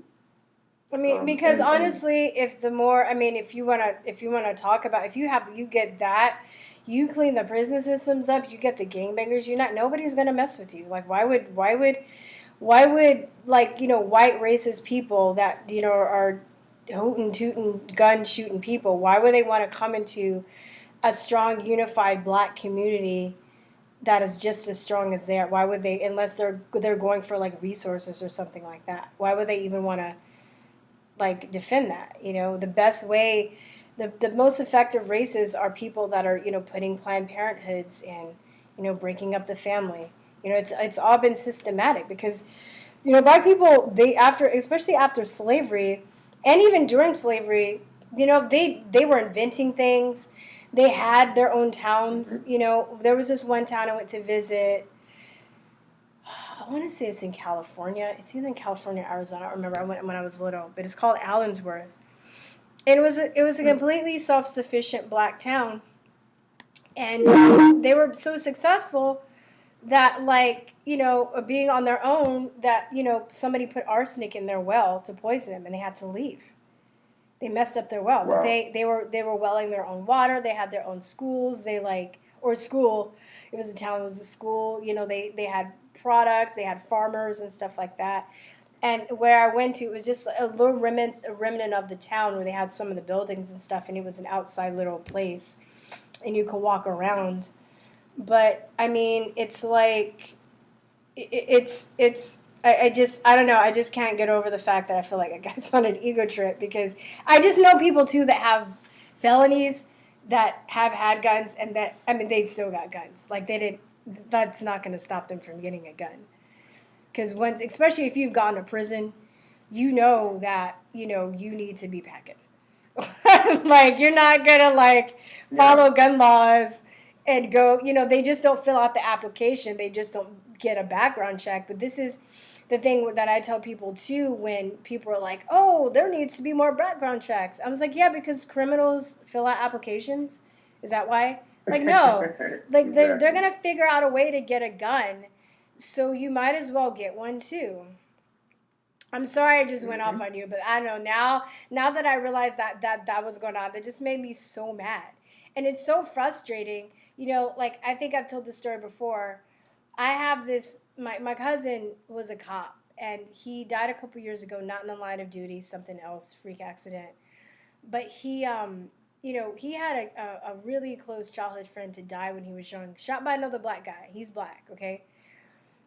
Wow. And he was the first person that really made me think about it, because he was just like, I see every day these people are, marching in the streets for, whenever a white cop kills a black policeman, but they're not marching in the street for the people that are getting killed by gangbangers. And the thing I think that just pisses me off is that when we talk about people that we love that have been killed by gang violence, or we talk about how we've been wronged by other people, it's like, it doesn't matter. It's like if they're a white person, the crime is somehow worse. It doesn't make sense to me, because those people that have died are just as dead. There's this lady that I go to, or I used to, she used to work at this natural store that I used to go to. Her son was killed by a gangbanger. She was black. You never, like, I just had a feeling when I, like, looked at her. She's a nice lady, but I can see the sadness in her eyes. She has, like, this sadness. It's never going to go away. Her baby was taken from her prematurely in a very violent way, just as if a cop shot a person. But it's like those people don't even matter. It's like, and then you bring it up and you're a sellout. It's so infuriating to me. And watching the kids. I'm totally with you. So seeing this guy on an ego trip, I'm like, what? Like, this doesn't make any sense to me. I'm like, oh, okay. I'm like, all right. Okay, I have a gun too. Just to kind of give you some, because I like playing tennis. I do, so I'm going to hit the ball back over the net. I ain't going to hit it hard. Okay, I mean, see what you need to say? He's just doing what he can from his part. We are a whole nation of people. All all of our perspectives matter. This does need to be dealt with. You know, the black on black crime does need to be dealt with. We can't be so mad at each other that we just want to break out the guns and shoot. I'm living in Shreveport, Louisiana right now. Mm-hmm. When we first talked, I was in Las Vegas, and now I'm out here. 14-year-old shot, hit in the head. Mm-hmm. 1-year-old shot. 3-year-old shot. Out here in Shreveport. Mm-hmm. This shit is, it makes me disgusted to my stomach. And then these same people will run around and say, yeah, police violence and all this, and expect us to rally around it. I'm not for that at all. Yeah. And I want to make that completely clear. And I'm not getting hostile with you. I'm Yeah, getting a little bit yeah. of my spirit out. No, I know, I get it. I wish out. that they would turn that that energy into like fighting real problems instead of imaginary problems. Because I really don't see the Klan coming into the black communities and lynching people. Like I don't. I just to me, so I just see that as a waste of energy. And he will, he probably might hear what I have to say and be like, she's a sellout, I don't give a fuck. He can say whatever he wants. I think he's on an ego trip. No, you're not. No, I know, but there are people that think that, and I've talked a little bit about, but I've always had good black people to come to my rescue too. So I've never, I know that there are a lot of black people too that have gotten bullied and terrorized by other black people, and they are self-hating and they don't like other black people. I'm glad that I had cool family members and I've always had other black friends and stuff. So I never really fell into that. But I also realized at a very young age, just because somebody is black doesn't mean they have your back. It depends on the person. It really is the person.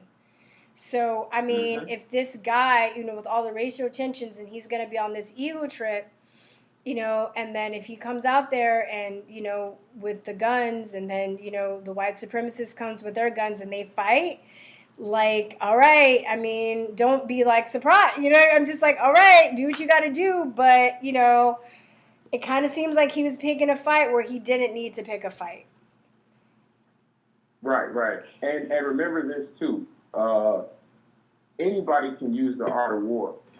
Yeah, exactly. Right? And so deception, misinformation is a part of that strategy and that campaign. So, and just like I'm learning from the Q movement, because a lot of people don't think that Q is useful.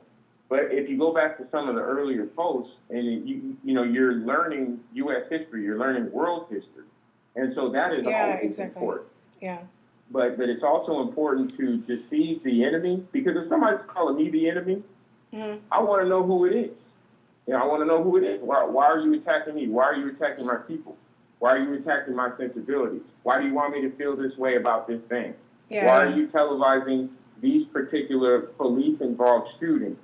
I'm 41. I remember a time where they never said the race, I'll leave out nationality, but they never said the race of the individuals. I remember a time when they didn't do that. Now they just do it, just full bore. Yeah. And it's used to incite. So who is trying to incite us to irrationality? Well, they're trying to rev up both sides. It's it's the elites, it's the higher up, because they need us to fight each other so we don't focus on them. And if there's a race war that they've been trying to plan this race war forever,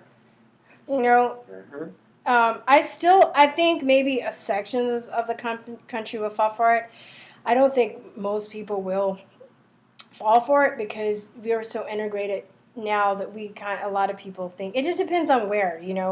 If you're a black person and you're not around white people, you're gonna fall for the white shit. If you're a white person that's never been around black people, you're gonna fall for the things that people say about black people.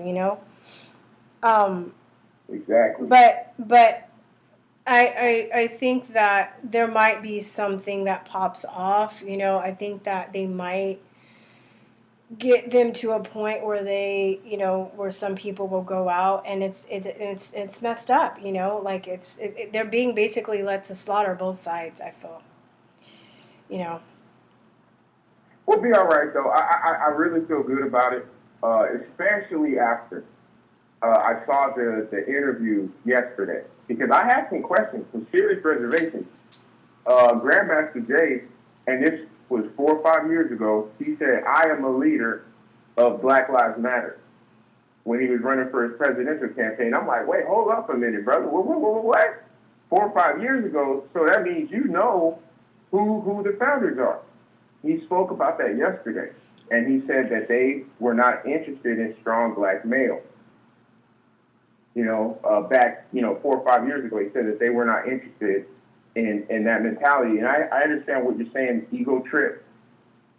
But if you what the way they talk about us. You know the way they talk about us. So I have to really control myself because I almost feel like I should just kind of let go and just say, you know what, we're getting clowned.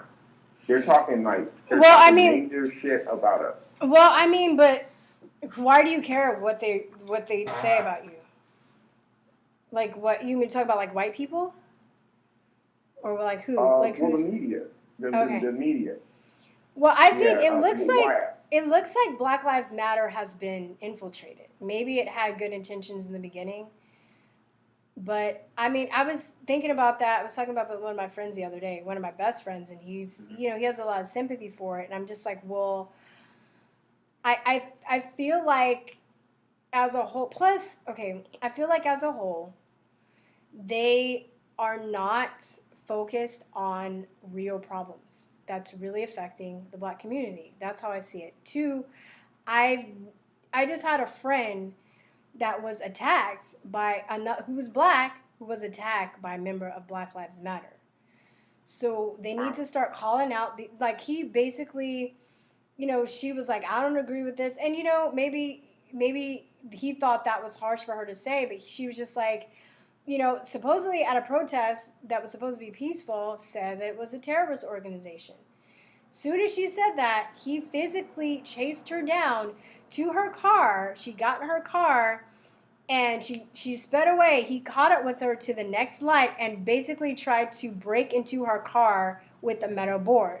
This was a black dude, okay? I've known quite a few other people who are black who've been attacked by members of Black Lives Matter. Now, I think that there are good people in Black Lives Matter, but the fact that they're not really willing to call out those people that do that stuff, and get offended when people say that, they've been attacked by members of Black Lives Matter who are also black, I mean, it's not, if they, like you said, we have different perspectives, and it's really frustrating to me that because I'm black, people think that I should have a particular perspective. I think that we do have different perspectives based on our experiences, right? But we aren't, black people, we're just not going to agree with each other on certain things too, just because they're black. And I know there are black people that are like, oh, well, or white people that are like, oh, I have a black friend and they think this. I'm like, okay, well, that's what your black friend thinks, but he's not speaking for the whole black race. We have different, just like we want to be respected, we also have to respect each other when we have different perspectives. Now, I can disagree with the perspectives, but we all don't have to have a hive mind and think the same thing. Yeah, exactly. So, I mean, and I feel like I've watched some of the Conscious Black channels. When I did my debate, I got to Sonetta, he was really cool. He was the one that flew me out to do the debate, and I met some other people from the Conscious Black movement, and I think that they're very, very, some are very cool. But I also think, just like any other movement, there are people that are ego-driven, and they don't really care about, you can either draw two types of people that are very empathetic and empathic and really want to fix things, but it also draws a lot of narcissistic, ego-driven people. And I kind of look at the things that people are interested in and why they want to do things for me to kind of make that determination, which side of the line that they fall on, Right. So, if they're not really interested in fixing the real problems, to me, it just kind of makes me think that they're ego driven. They don't really care as much as they say they do. Yeah, yeah, no, and that's because we got to deal with bias. Bias. We all either know we have a bias or we're going to learn that we have a bias. And Yeah, for sure. my background is in political science, so I'm always I'm always trying to see the big picture. And going back to what you said at the beginning, okay, with Black Lives Matter, it sounded it's trans lives matter. That's really what they're all about. You remember that phrase back in the day, "Gay is the new black"? I think that they had something to do with engineering that. And then what we're seeing now is the fruits of their labor. And I'll quote President Trump to say that there are fine people on both sides. But at the same time, I'm going to quote Michael Savage. He's a favorite of mine. And he said, if you're not a liberal by age 20, you don't have a heart. Oh, yeah. But if you're still a liberal by age 30, you don't have a brain. Yeah, exactly. It's true. And I think that, like, what was I going to say? Yeah, I think it's true, but I just don't. Plus, Black Lives Matter, it's funded by other, like, white people. Like, they're not, like, that's another thing, too. Even if you have good intentions with the movement, if you're accepting donations from people that you say that you're against, then you're going to be easily controlled by the enemy. It's like, so if you think white people are so racist and so black and Black Lives Matter, why are you accepting money from white people? that basically Right. don't have your interest in mind. So I think there's a lot of naivete too. Like, what's his face said? Lord Jamal, he was like, I don't support it because it's not our movement. So, even, like, I know the Black Panthers, like Huey Newton and Bobby Seale, they were super fucking, and their leadership and a lot of stuff that they had to say, they were super fucking smart. They were way more organized, they were more intelligent than the people that are leading stuff today. But they would go and they would have debates and stuff with and they had people like John Lennon and I think it was like Charlton Heston and some people. They would give them little money, but they, but the amount of money that's being poured into Black Lives Matter by a man who's been kicked out of different countries by, subverting them and destroying them through divide and conquer should raise some questions for some people. And I just think that, they're just feeding on people's emotion and anger. And it also makes me mad, too, because I see a lot of these kids that are passionate and feel like they have something that they want to stand up for in their life. And they're being led. It's going to, like, the way this is going with Black Lives Matter and Antifa, it doesn't look like it's going to end up good for them. Either they're going to get hurt, they're going to hurt somebody, or they're going to end up dead or in jail. They're going to hurt. So these are kids. I look at most of these people, they're kids. They're like, 20s, like teenagers. They're kids, and they don't have the discernment. Right, and they look at the adults around them, just go along with everything and say, "Oh well, it must be okay." So if everything else was okay, 9/11 was an inside job, right? 2001, everybody remembers what they were doing that day, and our lives have changed forever. We didn't have TSA in the airports, y'all. Yeah, I remember before that. the Patriot Act. We used to go to the airport. Patriot Yeah. is the acronym. Yeah. Yeah, I remember that. I used to go. My mom used to take. We used to go to the airport on the bus, just to have something to do, and I go look at the planes when I was a kid, and it wasn't like a big deal now, Yeah. So these same 20-somethings are looking at this world that we should have done a whole lot earlier, but we have to admit that assassinations happen. They got people out there, what they call them, sicarios now. They done made a TV show about it, I think, on the Netflix. They call them sicarios. These people are out there knocking people off. Look at all the microbiologists that have been killed in the last 10 years. And you wonder why we had this happen. The dead microbiologists. Yeah. Yeah, they've been knocking people off. This is real. So when we talk about we got an enemy, I feel like I should be doing a little bit more now, just by speaking with you. And I'm glad you had me on. And I actually want to give space to other people. I enjoy speaking with you so much. You are such a strong sister. You are such a strong sister and an inspiration to so many people. The information that you bring up is spot on. The fact that the NFAC did not make black-on-black crime a priority is an issue. It's an issue with me. It's an issue with you. It was also an issue with me, GX. I appreciate you and your spirit. I'll stay on longer if you like. But I want to get out. Yeah, I know. I'm trying to talk to other people. I'm glad to connect with you again, David. I'm gonna try and get some more calls in here though. Have about another hour. So. Amen. All right.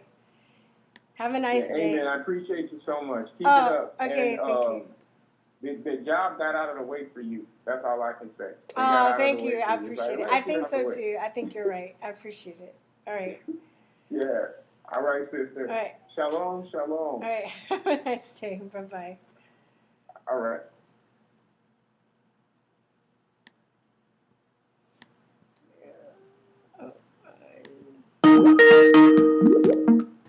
Hello. Have you been trying to get through for a while? Yeah, I called a few times. Yeah, hey, what's up? I'm sorry because I saw your number come through, but I was talking. It was like, oh, like so. Who's this? No, that's fine. Is this Jabari? Can you hear me? Who is it? Hold on one second. Yeah, I can hear you. Yeah, my name is Vision. Vincent? Vision, like. Vision? Vision. Yes, ma'am. Like Vision is 20/20 hindsight or something like that. Vision? Yeah. That's a cool name. I do music, so. Oh, that's it's cool. One of those deals. What kind of music do you do? But yeah, so. I do music too. I do hip hop. So that's you your. do music? Yeah, I do. I'm actually working. I'm working on something. What? Hopefully by. What style of music? It's kind of like world indie pop. It's kind of different. I have to. I'll just. You'll see. I'll just put it that way. But Okay. yeah. You haven't so you don't have any of your new stuff out yet. I have a few of my old singles, but my new music is different. So if you want to listen to my old stuff, it's different. It's different, I would say. If you can go to VirstyneHenry.com and I have my music, my singles there. But my what was I gonna say? Anyway, I don't mean to take the attention. I just love people that do music. No. Music, I mean, so. I like that. No, I just wanted to reach out because you popped up. I hadn't actually seen your videos in a while, and then I was just on YouTube and you popped up, and I was like, oh wow, she's on live. And I like the topic that you were talking about, particularly when you was talking about what is that, the NFAC Master J. What have you, that she was talking with the just with now? the brother earlier? Just now?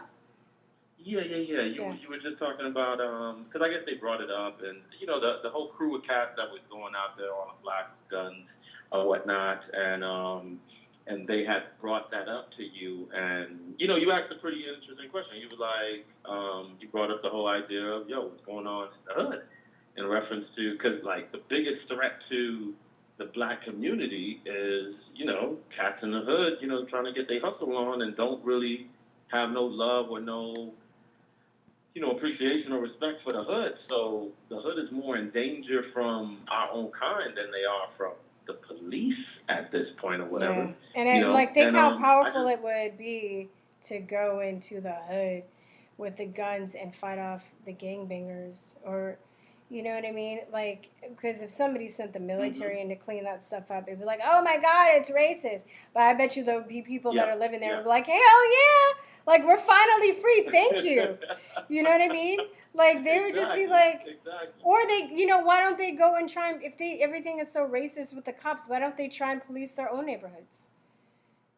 Which basically, I guess, essentially would be the same thing. Yeah, that's more important, more valid, and not to go into statistics or anything like that or whatever, but it's statistically more valid. It's just something that's way more real and way more probably a hindrance to us than the police. The police are a problem. I think they're a nuisance. I don't think they're just a problem for us.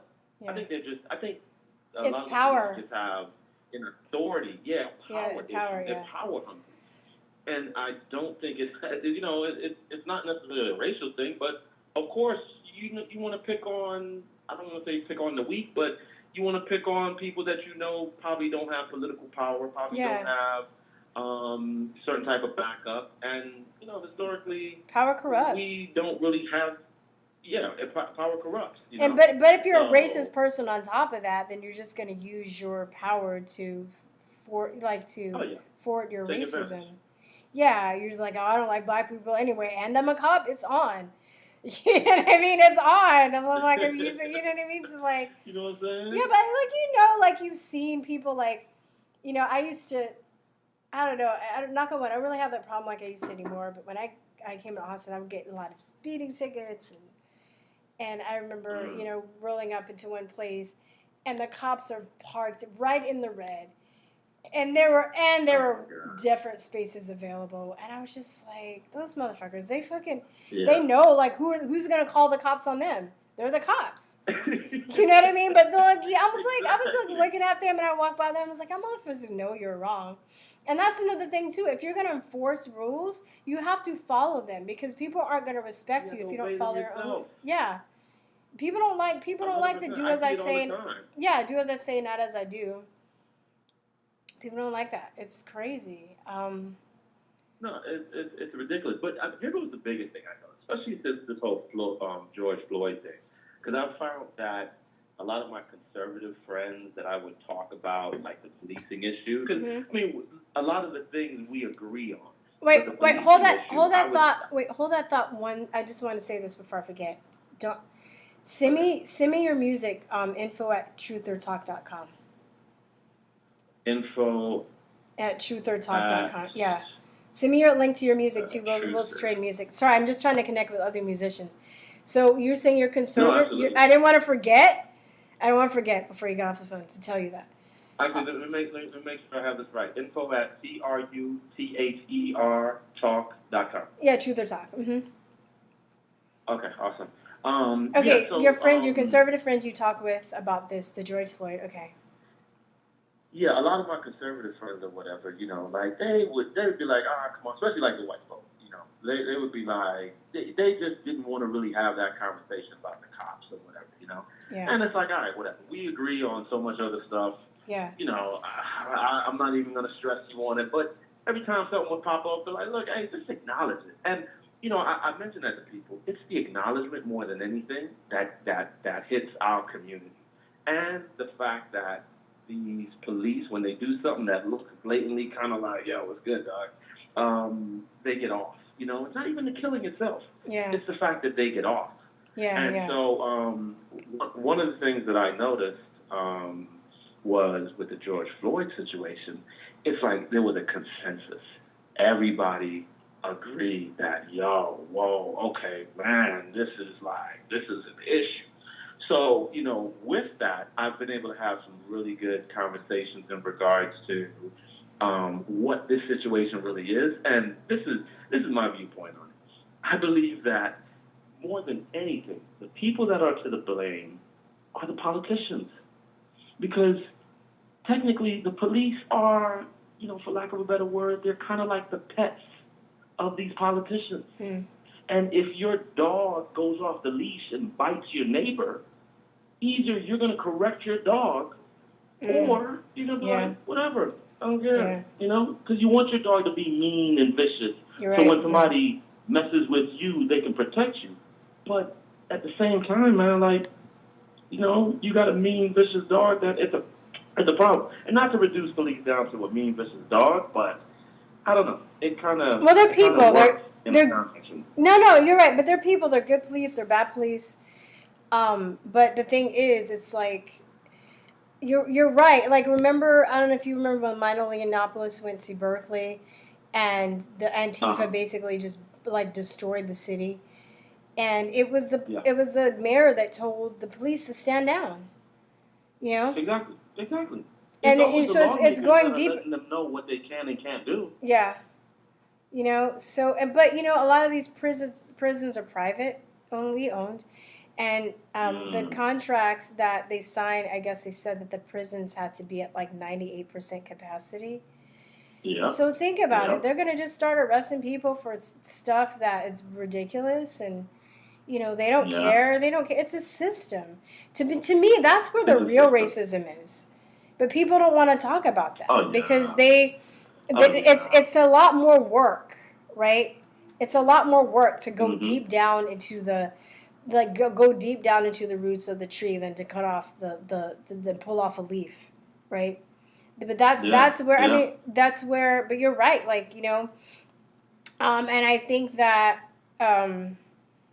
the media is to blame too because they're always pushing the race narrative. Exactly. So it's all like Exactly. one like big systematic. That's what I'm teaching my class. But like more, You know, what it feels like to me, especially like looking at it as a system, looking at the media, it really just feels like high school, where they kind of play this game where, oh, you want to be part of the in crowd, so you just want to fit in, whether you agree, you don't agree, yeah. you just need to fit in, you just need to, and it's literally a tactic. It's just a very easy way to control a lot of people.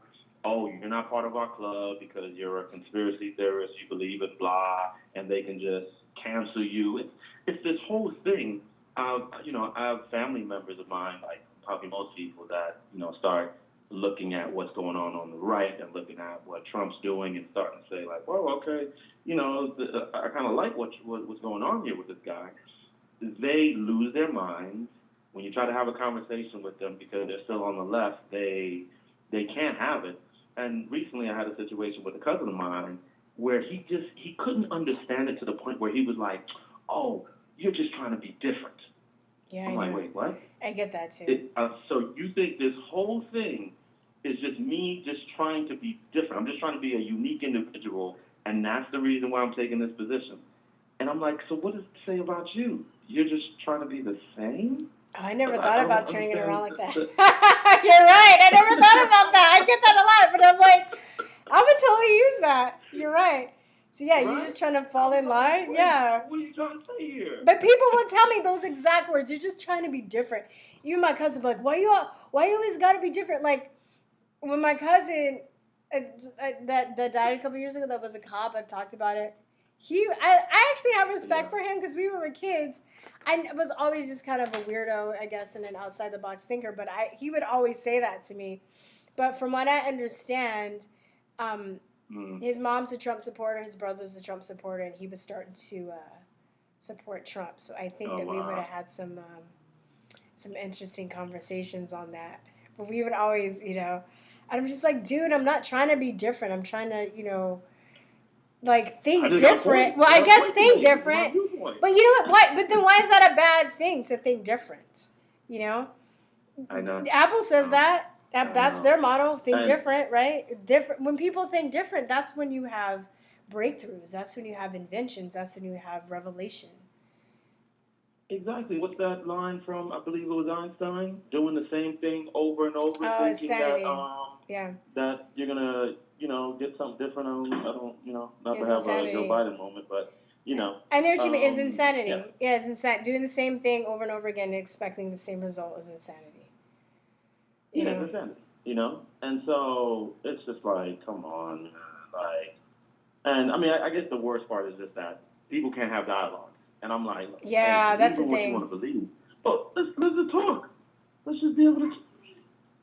Let's just be able to talk or whatever, So, Yeah, and I appreciate. Yeah, sorry. Go ahead. Go ahead. No, I just wanted to say you're right No. because that's the thing that disturbs me too. Because even I think that's the main thing with my brother. I've been really open that we're on bad terms since this election, and my mom thinks it's because I'm mad at him because he doesn't agree with me, and I'm like, no, I'm mad at him because he won't let me have a dialogue and he completely dismisses me. That's a thing. Let's just be able to talk. Yeah, like we can't even talk. Oh no, like I can't. And now the same thing's happening with my uncle, and I'll send him stuff and I'll try and explain myself why I have the view that I do, but they can't even be bothered, and then they'll send me all their stuff. Oh, look at this. I'm like, I already looked at that. That's why I'm on this side. That's the thing too. Like anybody that's kind of crossed over, we already know all the other stuff. We're thinking different because Yeah. we've seen that it's not working. You know? No, 100%. And I think that's the thing that blew me away with the election season the most is, okay, if you don't like Trump, that's totally fine. But Yeah. wait a minute, don't you see that you're embracing the people that we all knew? Like there were issues with the people running government. Yeah. The dude's been here less than 4 years. These people have been here for decades. Yeah. Like, how can you embrace them and just have complete, just like they just hate Trump with like this passion? Yeah. And it's enough for them to, love these other guys or something like that. It's like, come on, guys, don't you see? Yeah, they love to hate it. It's like a drug. It's like they get off on it. Mm-hmm. It's like I hate Hillary Clinton, but I'm not like every day. Oh my God, I can't stand her. Like she's so. Even if if the media was throwing it in my face, I just be like, you know what? I can't. Like it's too much. And I even know people that wouldn't say that they support Trump, and they even see through that. They're just like, well, I don't like him, but I'm also sick of the media talking about him every 5 minutes, and I just have other better ways to spend my energy in my life. Absolutely. And I mean, I think that's the good thing that's coming from it, because I think people are waking up. I think people are definitely waking up. Even like with the protesting turned into rioting, turned into chads and all that or whatever. There has been a lot of discussions about like, okay, well, why isn't the federal government going in and doing anything? Why isn't Trump coming in there and doing something? But then when you kind of look at it, it's like, I mean, we got to wake up. Yeah. We really got to wake up. And, as uncomfortable as this situation is, I think the strategy might be to kind of, give us an opportunity to kind of wake up and just see what's going on. Yeah, I think it's like we have to earn it, though. We can't wait for... I mean, like I said, I believe that there are white hats and there are good people doing stuff that we don't even know about, But at the same time, it's our war, too. We're going to have to find our own way to fight it instead of rolling over. We're not going to get to the golden age unless we take part in it. It's not going to be given to us. We're going to have to earn it. Yeah, and that's the part, that's the part I actually sit in a little bit of contemplation, like, okay, wow, what does that look like? Because, it's like I had texted something inside the chat earlier with something to the effect of, we do need to, like, rise up and, let's say if we just isolate as far as the black community, we need to become successful. We don't own a lot of the industry in our own neighborhoods. Yeah, exactly. But if you see what, right? But if you see what, these politicians are currently doing, they're letting like a bunch of people out of jail. Don't know who these people are. I mean, we definitely have a lot of people locked up that probably shouldn't be locked up. But also there's probably some cats that need to be locked up. That need to be locked up. Like that guy that... No, tell me, that guy that... I'm sorry, go ahead. What? Oh. No. You remember that guy a few years ago? Maybe it was like 10 years ago. It was 8 years ago because when I got back from Taiwan. But he ate that dude's face. Remember? If that was even the official story. Down in Florida? Yeah, that dude needs to be in jail.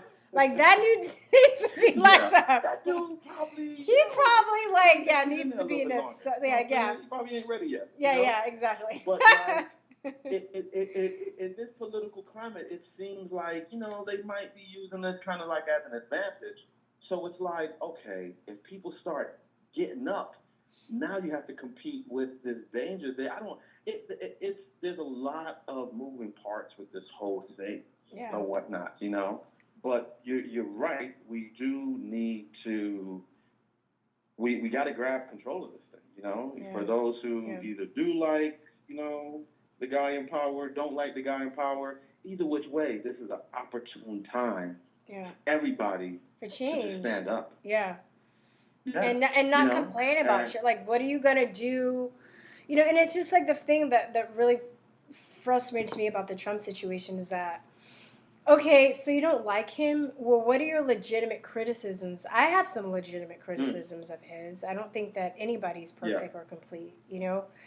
But Yeah, what are you nobody's gonna perfect. do? Just complain and attack people that like that's not gonna change anything. Like what are you gonna Yeah, do about the real exactly. problems and stuff? Like there are people that, you know, that I don't. I'm not really for the global warming narrative, but I believe pollution is a huge Yeah. problem. But there are people that Of are course. making inventing things and creating programs that are really trying to solve the pollution problem, instead of attacking people that don't believe the global warming narrative. Does that make sense? So Yeah. they're taking Yeah, yeah, action. yeah. You know? It's almost like a dogma at this point, rather than just basic truths and basic things that we could just look at. Okay, we've been irresponsible with the planet. We've done a lot of irresponsible things on the planet. But in all actuality, is it us doing the irresponsible things, or is it these big companies It's the big that companies, are but being that's what they're irresponsible? doing. That's what they're doing. They're trying to, they're trying to turn it on us. Just like think of narcissism, Exactly. right? Like these are narcissistic sociopaths, Yeah, yeah, psychotic, yeah. narcissist, technocratic sociopaths. They're not going to take Mhm. responsibility. As if as if you've ever had a situation with a narcissist, they never do that. They never take responsibility. They always put on you. They try and gaslight you. Mhm. They drive you crazy and call you crazy, as one of my friends and I were talking Yeah. about today, right? So this is how these people, they're doing it on a larger scale, right? They're trying to make it seem like humanity is the virus, humanity is the problem, we're terrible people. But they give us this technologies and these, you know inventions that we're dependent on, and then we pollute the planet. But then anybody that tries to solve the problem, they ended up like suicided or dead, or they buy it and Mhm. control it and limit it so it doesn't Yeah. actually fix the problem. Or they demonize you, so you're a Yeah. pariah Yeah, or whatnot. exactly. I just can't, You know. like, how many more celebrities am I going to listen to about the global warming problem while they're flying their private jets all around with their tin houses? Like Yeah. really? Exactly. I'm Exactly. like, oh, don't you still live on the coast, Leonardo DiCaprio? Weren't you supposed to move? Wasn't supposed to fall in the ocean, but you still have your Malibu house, Exactly. you know? Yeah. Didn't Obama just buy something right there on the waterfront property, I think, up there in New York somewhere or Oh, okay. whatnot. Yeah, I'm not It's surprised all though. Yeah. so it's all so fake, so hypocritical or whatnot. But at the end of the day, the one thing that it does is just breed a lot of confusion. And Yeah. I've noticed with people, once you throw enough confusion in the mix, they just turn off. They're not That's going to pay part any of the attention that's part anymore. of the yeah. It's And that's the thing that's frustrating too. That's one of the reasons too I want to do these classes to get people kind of up to speed on some of this stuff. But it's like they're what am I trying to say? They say like that yeah, that's just part of the plan. That people they're just like, "Oh no, I don't know who to believe. Who knows what to believe anymore?" And I'm like, "Well, you're being lazy." I've just told people that. I'm like, "You're being lazy." Cuz if you really want to do the well, work, you can nah, figure out. you can't say they're being lazy. That would be an easy, No, but they are. you know. No, it's not that. It's literally a phenomenon, a natural phenomenon that we have. When things get too complex, we literally tap out for a second. And if you don't have somebody there to kind of like snap you out of like going into like la la land or going to sleep and just saying, Yeah. whoa, hold on. Let's take it back down to ground zero. If you don't have somebody there to kind of usher you through, Mhm. you'll manifest laziness. Yeah, it'll look like laziness, but is it really laziness, or is it just they got you, or is it just they hit you with the Yeah, I see what you're you saying. know? I see what you're saying, but I guess my deal is, I say that to people when I'm trying to give them alternative information and they don't look at it. I'm like, here, okay, well, this Yeah, is why this is. Oh, you're being lazy. Oh, I'd rather just look at fear-based news and play my, app games. No, then that's laziness. yeah, And I 100%. understand people are overwhelmed and they have families, they have children, and they're working crazy jobs and all this stuff too. I think one of the good things from this lockdown that, if you want to be a cockeyed optimist and Pollyanna and be like, look at the good things, Yeah, is that because people have had to stay home, they've had a lot of more time to research stuff. then they wouldn't have had to. That's a little bit more of a pause. Yeah, they have a little bit more whatnot. pause. They have more time with their families. They actually are more hungry for this information now, because something's not sitting Yeah. right with the situation. We Yeah, definitely you can't go nowhere. So. Yeah. So what else you doing? Look at the video I sent you 2 months ago. yeah, right. So, Oh, I don't understand, and I have friends now. But I'll tell you something interesting that happened that really falls in line with what we're talking about right now. It's my real good buddy, who's up on a lot of stuff.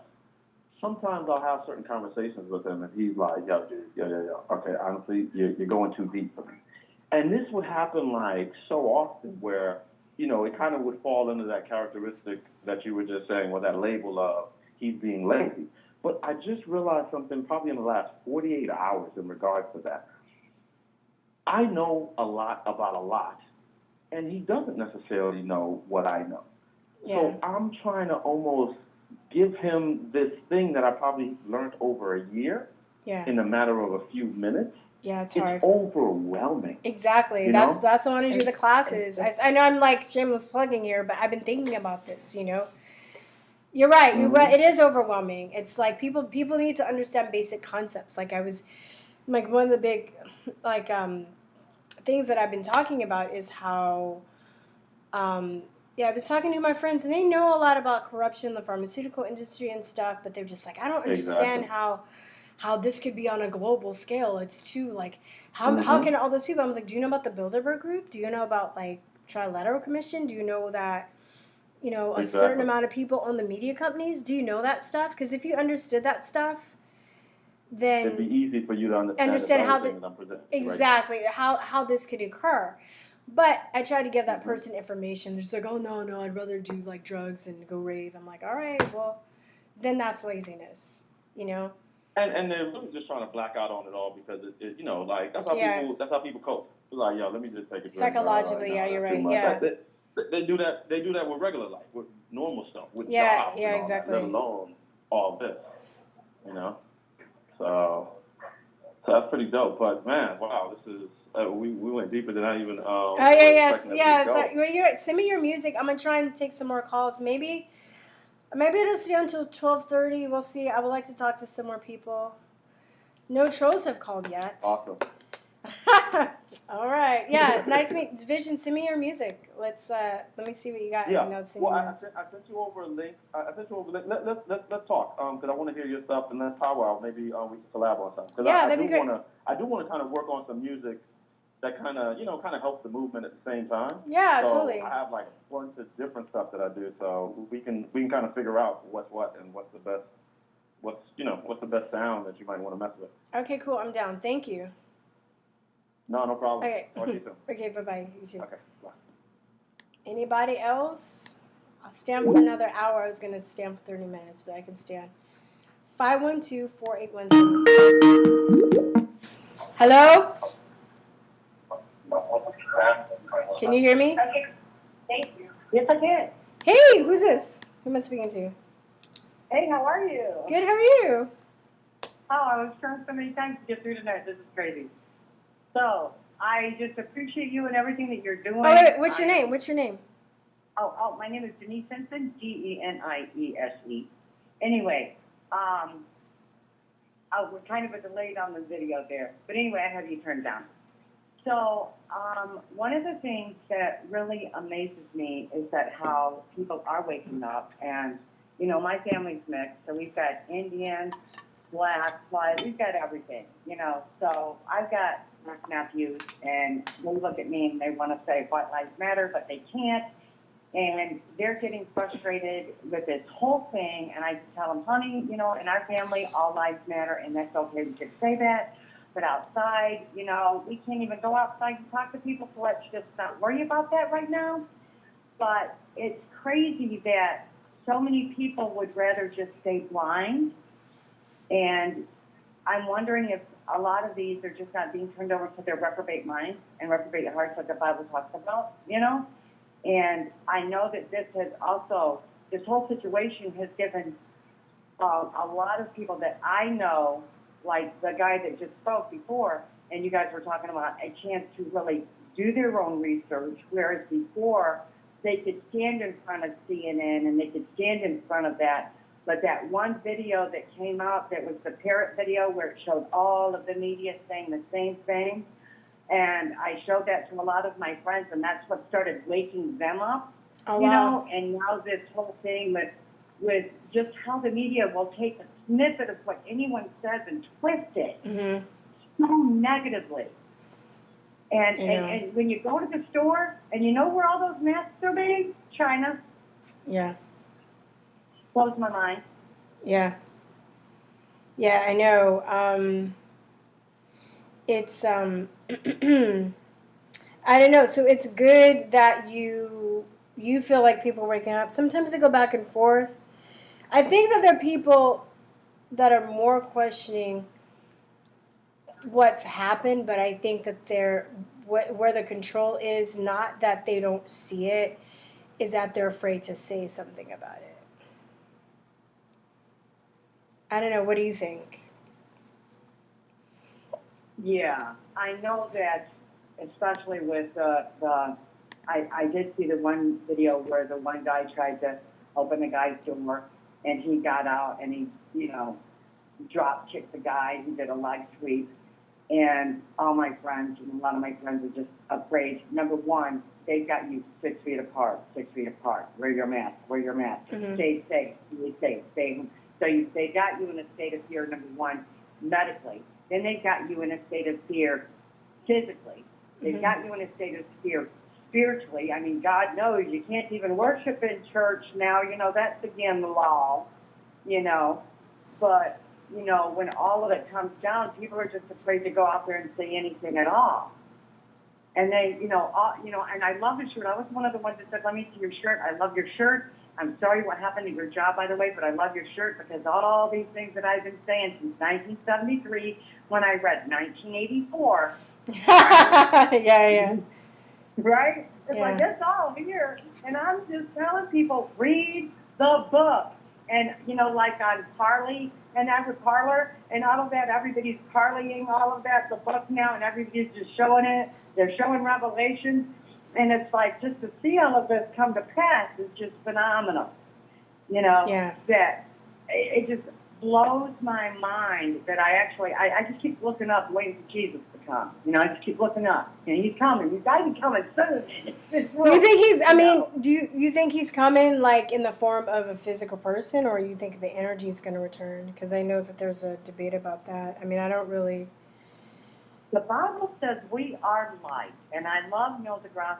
I'm a mathematician. I scored in the top 2% of the United States Navy. All right, the Bible says we're light. When you get down to our most cellular level, okay, we're light.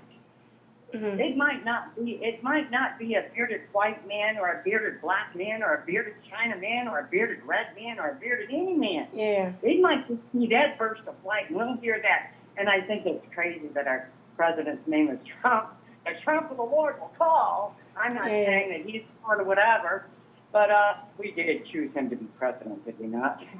But anyway, I believe that, you know what, we're all going to be called away. We're going to hear the trump of the Lord.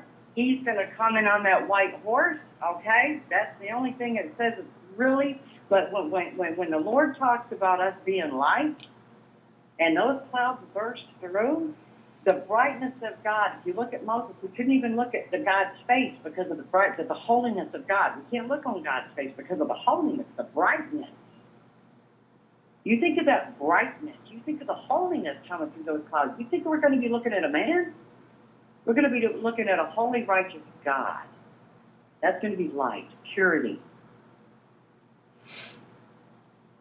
Yeah, I mean, I hope, I mean, but do you think that, my thing is too, is that I believe in Christ's energy. I believe in what do you call it? Like the way of life. I think it means different things to different people, you know, whether it's an energy, whether he's physically going to come back, whether, you know, I don't know. It's really, there's just so much going on. But I also think that, you know, if we want a golden age or something better, then we're gonna have to fight. You know, we're gonna have to fight for it too, because I don't think God would just want us to sit around and not do anything. Oh, no, fine. The Lord says, you know, you have your plow in one hand and a sword in another. Word of God says, you know, I'm a Navy brat as well as a Navy veteran. Mm-hmm. And, you know, in my family, I mean, my family goes back to, you know, we're Native American, we're, you know, Caucasian. Showed that guy in Caucasus. I'm like, I never heard of that place before. I ain't from there. Don't call me Caucasian then. I'm sorry. Mm-hmm. Anyway, I just blew my train of thought with that. No matter what, the Lord says, without the shedding of blood is no remission of sin. No matter what, Jesus died on the cross for the forgiveness of sin. We needed that perfect Lamb of God to take away our sin. Okay? I'm a Shabbat Shalom. I'm a Messianic Jew. Okay? I'm a Gentile Messianic Jew. Okay? So I've been grafted into the family of God, as the Word of God says. My uncle was a farmer, citrus farmer. He showed us how to graft bitter branches into good trees, and they became good branches of good fruit. All right? So when you put your trust in Jesus and His finished work, as He said on the cross, in Spanish, Shabbat, you know, Lama Lama Sabachthani, right? When He says, you know, God, why have you forsaken me? God forsook Jesus, so He doesn't have to forsake us. We put our faith in Jesus. It's the finished work of Jesus on the cross that saves us. But He doesn't want us to sit here and do nothing. Like one of the people we were talking on the chat before, you know, when Jesus went in that temple and He overturned that table, He didn't say, excuse me, y'all are turning my Father's house into a den of thieves, and I think we need to discuss this. No, He went in there and He says, do not do this. You will not do this. And this is when, you know, bad things succeed when good people do nothing. Yeah. And the minute the good people start standing up, and like I really like the way the Marines were protecting some of these, you know, veteran stuff, you know. One of the things the veterans want to do here, the lady veterans I belong to CompTIA for, is start cleaning up our veterans' sites, you know, because this is our history. And if we tear down our history, Nazis tell you, it's going to repeat. Yeah, exactly. That's why, Right? So no matter what country you're in and how you want to put your faith in Jesus and Jesus Christ, it all comes down to the fact that we're all sinners no matter the color of your skin. And it all took a perfect Savior to die for every single one of us, which every single one of us was made in the image of God. Every single one of us needs to look in the mirror and then look at the person across the table and say, you were created in the image of God. Black, white, purple, or pink. I don't care. You were created in the image of God, and it took a holy God to come down here and die for us so that we can have that love, because God is love. He's not this hate, burn down, destroy, I'm going to get what I want, and you're going to give it to me, or I'm going to burn it down. No. There's justice and righteous indignation, and then there's just plain evil. I'm going to take what I want because I want it. Yeah, I know. Well, you know what, Denise, I'm going to try and get some more callers in. Thank you for calling. Mm-hmm. But thank you. I just appreciate you, and I love what you're doing. I think the shirt, you get on there and get that shirt. Okay, yeah, thanks. All right, have a nice night. Well, you know what you need to do is show us how you cut it, so I can figure out how to cut that. Because I couldn't, when your camera goes, we can't see the shirt. Oh, okay. Right, maybe I can link another. There's probably a better video that somebody else did showing you how to cut. It's a real simple cut though, but yeah. Okay. Yeah. All right. Thanks. Bye bye. You too. Bye bye. Anybody else want to call? I'll stay on for another 45 minutes. This is gonna end. 512-481-7464. 512-481-7464.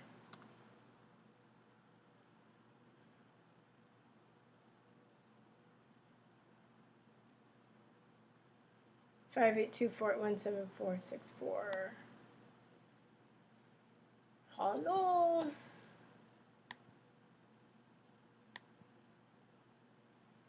Five eight 512-481-7464. Did you guys see this?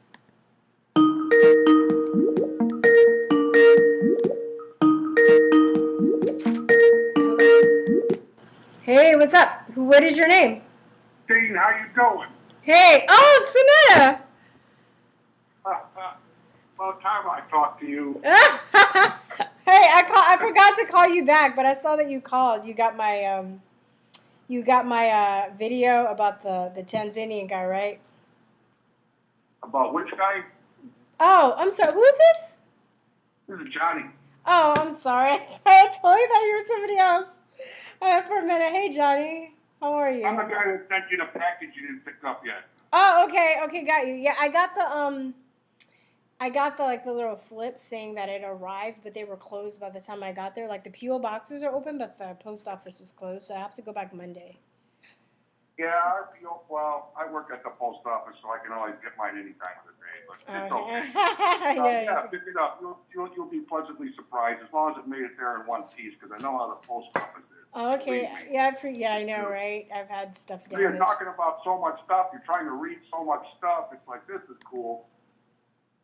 Yeah. No, I appreciate that. Whatever it is, I'm sure it'll be amazing. Because even when people send me cards, I love it. I don't, Well, we talked about Apex, so there's Apex in there, plus there's a little gift for you.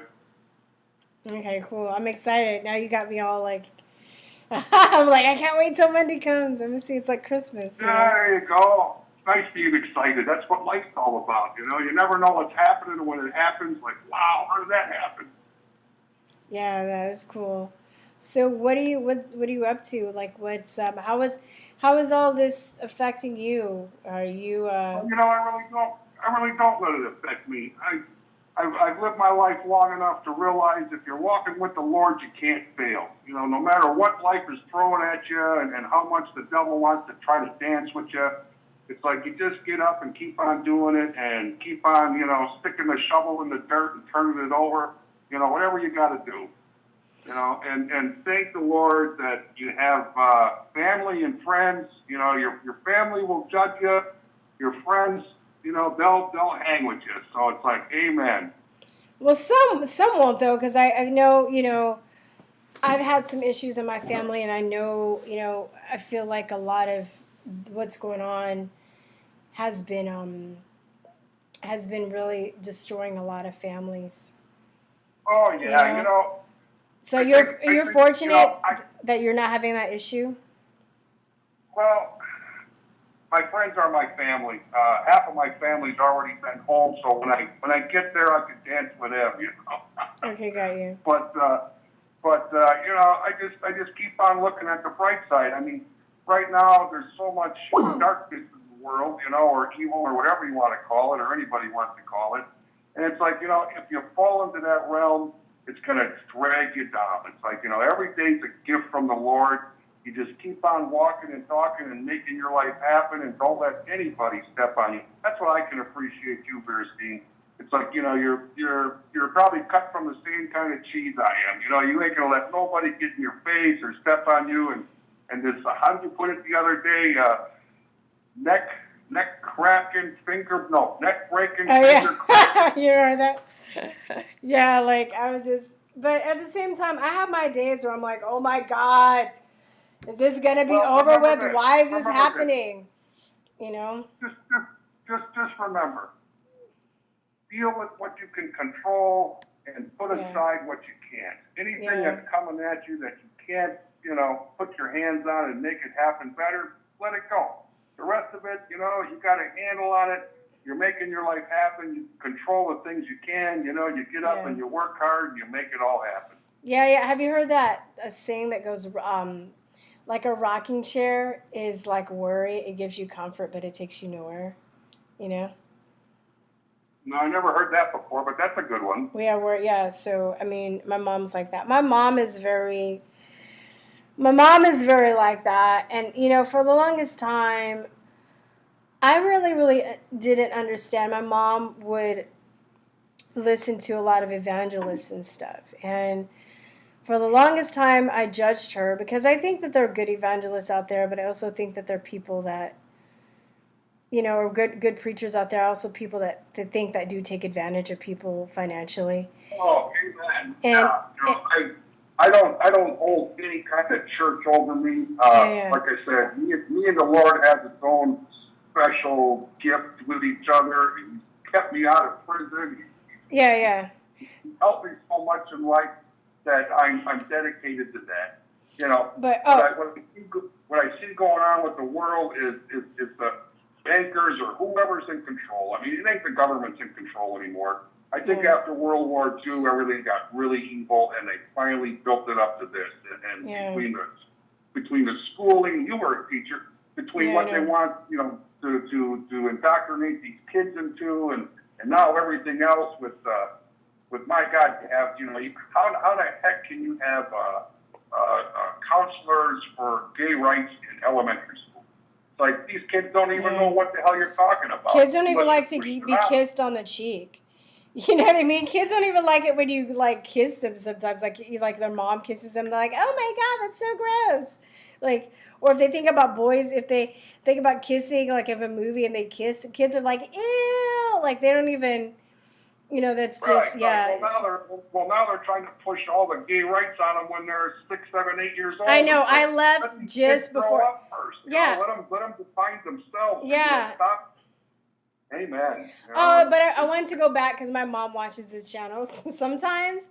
So I don't want to. I wanted to kind of finish my thought what I was saying. I used to judge her and judge that, but now she's definitely somebody that practices what she's preached, and I see the way that she uses her faith in her life, and it's really inspired me, especially now. Even though sometimes I think that she's just. I want her to be more active and more passionate, but I also kind of have that in mind too, where there are things that you don't control. Don't let it make you crazy. Don't let that happiness be stolen from you. Yeah. Amen. And here, so she's really good at that. Moment that you have your mother and father or whoever in your family in your life, just enjoy every moment. And sometimes you got to bite your tongue. It's okay. We all walk in our own shoes. You can't change somebody's beliefs. You can put out how you believe out there, and if they respect that, they won't condemn you for it. And at the same time, you're vice versa. You're gonna respect what they do. God bless our mother. Yeah, for sure. She's an awesome woman. But anyway, Jenny, I know there was somebody else that was trying to get through. Yep. Thanks for calling. I will email you when I check. Video to call you, so yeah. Call me when you get time. You have my number. Okay, thank you. Take care, sis. Okay, bye-bye. Bye.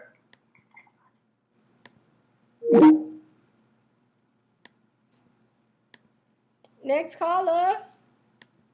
Somebody was trying to get through. 347. Was that you that was trying to get through? Oh, yeah, okay. Hi, Cesar. My name is Jason. Jason? I just wanted to let you know that, yeah. Hey, Jason, what's going on? Huh? How you doing? Hey. No, I'm calling from New York. Hey, what's up? It's like 1 o'clock there now? How you doing? What? Isn't it 1 o'clock there now? It's 10. It's almost 1 o'clock. Almost 1 o'clock. All right. What's that? No, okay. No, I just want to let you know about this whole masculine thing. It really shows you how demonic these global leaders are. I know. It's like, think about this one thing. Because they can't beat President Trump. And they can't, how do you say it? Because they don't want their crimes to be revealed. They have to do all this. Yeah. And, it's like, holy cow, Like, these people are terrible. You cannot have fun anymore. Then they want to go against each other. Yeah. Terrible. I know. Yeah. But, I mean, it also, I would say it is a spiritual war because it does come down to us. They can put these orders out and they can do things, but it also comes down to how we react to it, you know? Yeah, exactly. They can And, control us, but kind of, sort of, but they're controlling us through manipulation. They're not really controlling us. yeah. If that I makes see what sense, you- you know what I mean? I see what. Like, I mean, And- if more people were to come out and be like, oh, this is wrong, this is stupid, these aren't even laws, these don't even work. But it's But really, the problem is, it's like they hate President Trump so much that they're willing to surrender the freedom. So that's what it is. yeah. Yeah, That's for the sure. problem. Yeah. That is the main problem. Like, and also, you have to remember, Black and Hispanic people are very easily manipulated. That's why the globalists did this Black Lives Matter thing. Like, they know that Black and Hispanic are easily manipulated. Oh, yeah, especially because, and I'm not saying because, I don't think it's because they're physically black. I think that they've just traumatized a lot. Like, it's through PTSD and MK Ultra trauma. We've been primed for this stuff, you know? And especially if you're in the inner city and you're seeing a lot of violence and you're on a lot of psychotropic drugs, which was what I observed when I was teaching in the inner city communities. They put these kids on these psychotropic SSRI drugs like really young, as young as 5. And then you have the rap music is constantly pushing violence, and you know, even though it's there, but it's like it's creating this cycle that they can't really escape because they're talking about like the music. You know, the music is basically representing what a lot of these people are going through. But then they relate to it. They're like, "Oh, this music is cool, but I can relate. But I can relate to it. This is my life." But they never really project anything outside of their life, like to be better, to be different. So it's like the cycle that they're caught in. And then if they're always being taught in school about racism and stuff like that, and then it's on the news, it's like it's mind control, man. It's black magic. It's evil. Exactly. Another thing too, I want to say like last video. Sorry about the loss of child. I'm sorry. You know, it's cool. I appreciate it. Everybody's been so sweet about that. I'm just like I need. It's like somebody said. They said that it got in my way. I think David said that. Yeah. You know. Another thing too. I remember you talked to somebody in the interview before. And you talked about you experienced the LA riots like before your eyes. And you know, me coming from New York, I saw it on TV as a kid, but you actually witnessed that, like, wow, it's like. Man, that shit was scary. That shit was scary. I can imagine. But you know. What? Yeah. My mom has family in LA also, but they live in Oxnard. Mm-hmm. My mother, they live out there. She has an uncle over there. Have you been to Oxnard? Yeah, they live out there. So. I would say, and I'm not trying to be. I mean, I'm sure just being in California because you didn't know it was psychologically scary too because you didn't know how far it was going to spread out and what was going on. But Oxnard is still about an hour north of LA, so it was still very far. And then LA is very very spread out. So the and South Central is like it's not even technically a city. It's like an area of where all this happened. You know. Yeah. But yeah, because in South Central in New York, it's like saying Flatbush, Brooklyn, or Bedford Side, like that. It's like an equivalent for that in New York. So is it just like an area? Is it just like an area? It's not technically a city, but just like an area that people say, you know? Yeah. Also, another thing, I want to get a little off topic. When you did that video of me, Candace Owens, like, you know, I realized that conservatives can't be full of shit like the liberals. It's like, because when they come to Candace Owens, they don't want to accept the truth about her evil ways. Yeah. She's like a black person that doesn't touch. And when you talk like that, too, I get that way in Facebook when I write about that to the conservatives, and they attack me, they laugh at me, they sound stupid and everything. And they act like liberals too. They label me as a liberal. Well, I mean, it's really. Yeah, this is the thing though too. It's like it really is. I just think this Trump presidency, just how everything is being revealed. There's something different about this, right? But I don't consider myself a Republican. I don't consider I know about the left-right paradigm, and I know people have got mad at me because I promoted Trump and stuff. But they're like, "Oh, it's the left-right paradigm." I don't really. I think it's Exactly. different The in thing is, Af. like, Yeah. I don't really. But I think that also, people just, they kind of buy into it as if it's their team. And I know with the stuff that she did, exactly. had she been a Exactly. leftist, then they wouldn't have given her a pass. But there's a lot of money that's also invested in her. There's a lot of power that's also Yeah. invested in her. I realized Yeah. this at first. I bought into the fact that I thought she was completely organic, and I followed her. I followed Me her, too. Me too. and I was like, I oh, was it's cool. Like, it's cool to see another person that's black that has these same thoughts, that's not afraid to say it. Yeah. So, I did. But after that stuff went down, did you watch the whole Yeah. thing? Did you watch the whole YouTube drama? I don't know if, like, I should talk about it. Yeah. Because I remember what Yeah. happened was, it was kind of funny. I'm like, the way my screen's all down.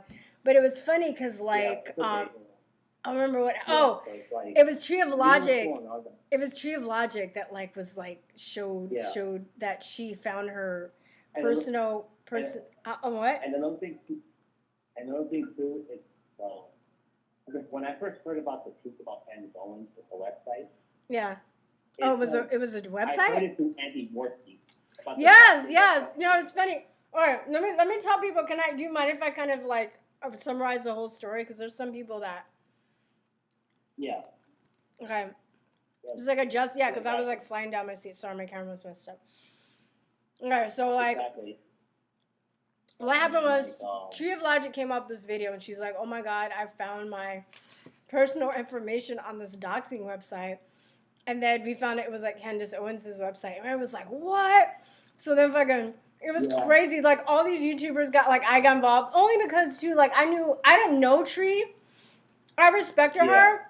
And I know whenever you come out against another woman, everybody's just going to automatically say that you're jealous. So after I reviewed the evidence and I saw what happened, I was like, I have to stand by her. And this lady's a cop. Yeah. And I actually had a family member where they had a stalker and shot her sister, went to jail, got out of jail, and came back and shot them in the face. And, they're both alive. But this is the thing, I'm bringing that up.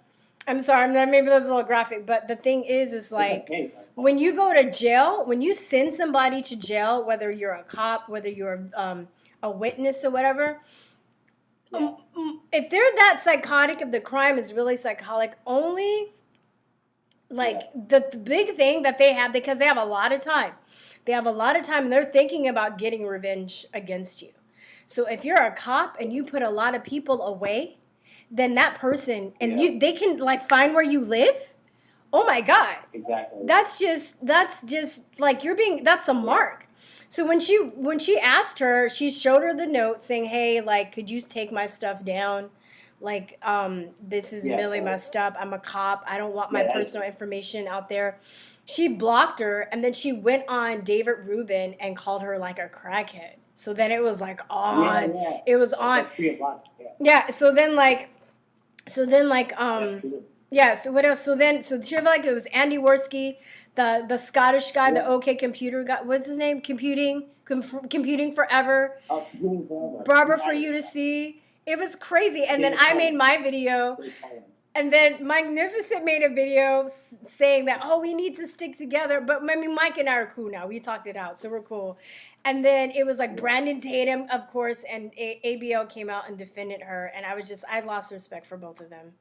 Like, it was, I like them, but I was just like, you know what? You guys either you didn't look at the evidence that was presented, or you don't give a shit because you are working, you're monetarily tied up with them. Then I made my video, and it was okay. Like, I was getting pretty moderate response, and then I got sent bots. And that's what I spent 4 hours removing and deleting bots. And I'm saying that they're bots because first I was like, wait a minute. I was like, wait, these accounts aren't active. They don't have pictures. And they're just basically saying, like, the same thing. You're jealous. She's a conservative. You're a liberal. You're like, I'm just like, wait a minute.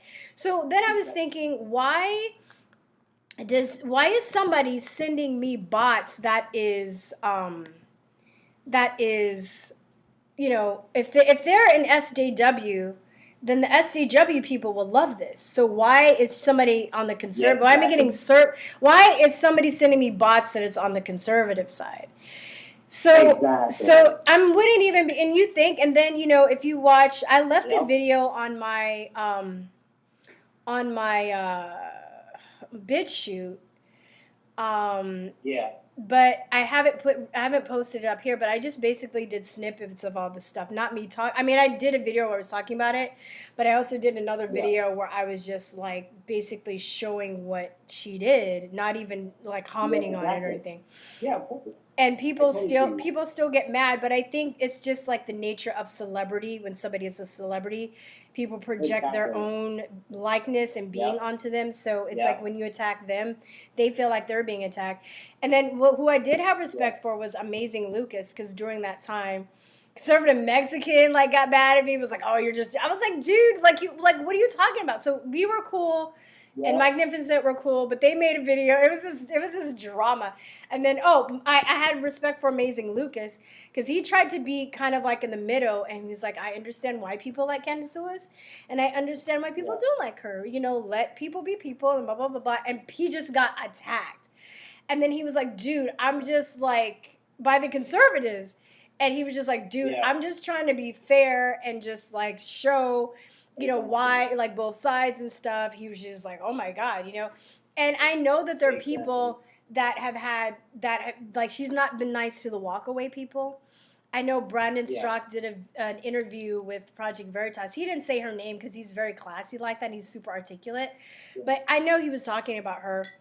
And he was basically talking about how there are people in this movement that only want success for themselves, and they don't want to collaborate or share with anybody. And then they know if you call them out on it, then he didn't say her, but he said that they'll use that as a fact, because the other conservatives would be like, don't fight, you shouldn't be fighting. But the fact is, in any movement, there's always going to be fighting, because it's different personalities. Huh? I realize that too. And another thing too is about this whole thing. It's like when you know how Alex Jones like talks about the Orwellian nightmare. We must fight the 1984, and that website is 1984. That's very Orwellian. But Alex Jones has said anything about that. Yeah, no dude. Conservative ever said anything. Yeah, I know. Because I think that they were using her. I mean, I even had somebody off record or off the camera tell me that there are people that deal with her, then they know that she's shady, but they're keeping her around because she's good for business. So, and that same person eventually ended up going on her show to promote his stuff. So I was just like, you know what? This is just, and I'm like, well, you're no better than the people that you say are like that, then, if you're going to do that. Yeah. So, but the thing is, I really made that video to send to people, because everybody's always be like, oh my God, you should like reach out to her. You guys could be like, I'm like, you think you're going to be the next Diamond and Silk? No, that's not going to happen. So, and I'm really different. Like, I curse. I'm like, I talk about more like, conspiracy stuff. Like, she'll never have the balls to talk about that stuff. She'll never go that deep. But we're very different. I know only people compare me to her because we're both black. Like, we don't look alike. We have different hair texture. We're different complexions. There's no way. That's the only way. But I also had to just come to terms that I'm not going to really escape it, and I know that people have good intentions when they do it. I don't really get mad at the people, but I usually too. It's like conservatives are always against pedophilia. They hate those celebrities with pedophilia, but pedophiles could have gotten a hold of that website. Oh, definitely. I was thinking that. No, I've said that. And I used to, being in the health freedom movement, a lot of parents that don't vaccinate their kids, or that have vaccine injured or autistic kids, there are people that were infiltrating a lot of groups on Facebook. I used to be really open about who I let and like friend request it, and now I don't do that unless I actually know the people. I'm sorry to say that, but there were people that were breaking into groups, screenshotting them, collecting info on them, and doxing them too. I don't know if it was with her website, but I know that doxing is terrible. It's terrible. Like, I mean, it's so evil and demonic. And on her campaign, it said that she had 22,000 profiles already collected. You think that she just erased that information? Yeah. She didn't erase that website out of the kindness of her heart. It was taken down. Exactly. So people, they're like, oh, that's when she was an SJW and she's changed. She didn't change. She didn't apologize. And when she never apologized about the website. Yeah. In fact, I have a Twitter her saying that she'll never apologize because what she did. Yeah, I'm just like, well, how do people even think that? Because she has a fucking awesome PR team. That's why. That's one thing, and I bet you. That's some fucked up shit, now. What? That's some fucked up shit. That's some fucked up shit because she didn't want to apologize, and then conservatives still kissing her ass. Yeah, I know. But the thing is, though, too, I'm willing to bet she has people that do her PR that don't like working for her. But I mean, when you have an agent or you're an agent or you do PR and you have a client, you have to. That's your bread and butter, so you have to make them look good.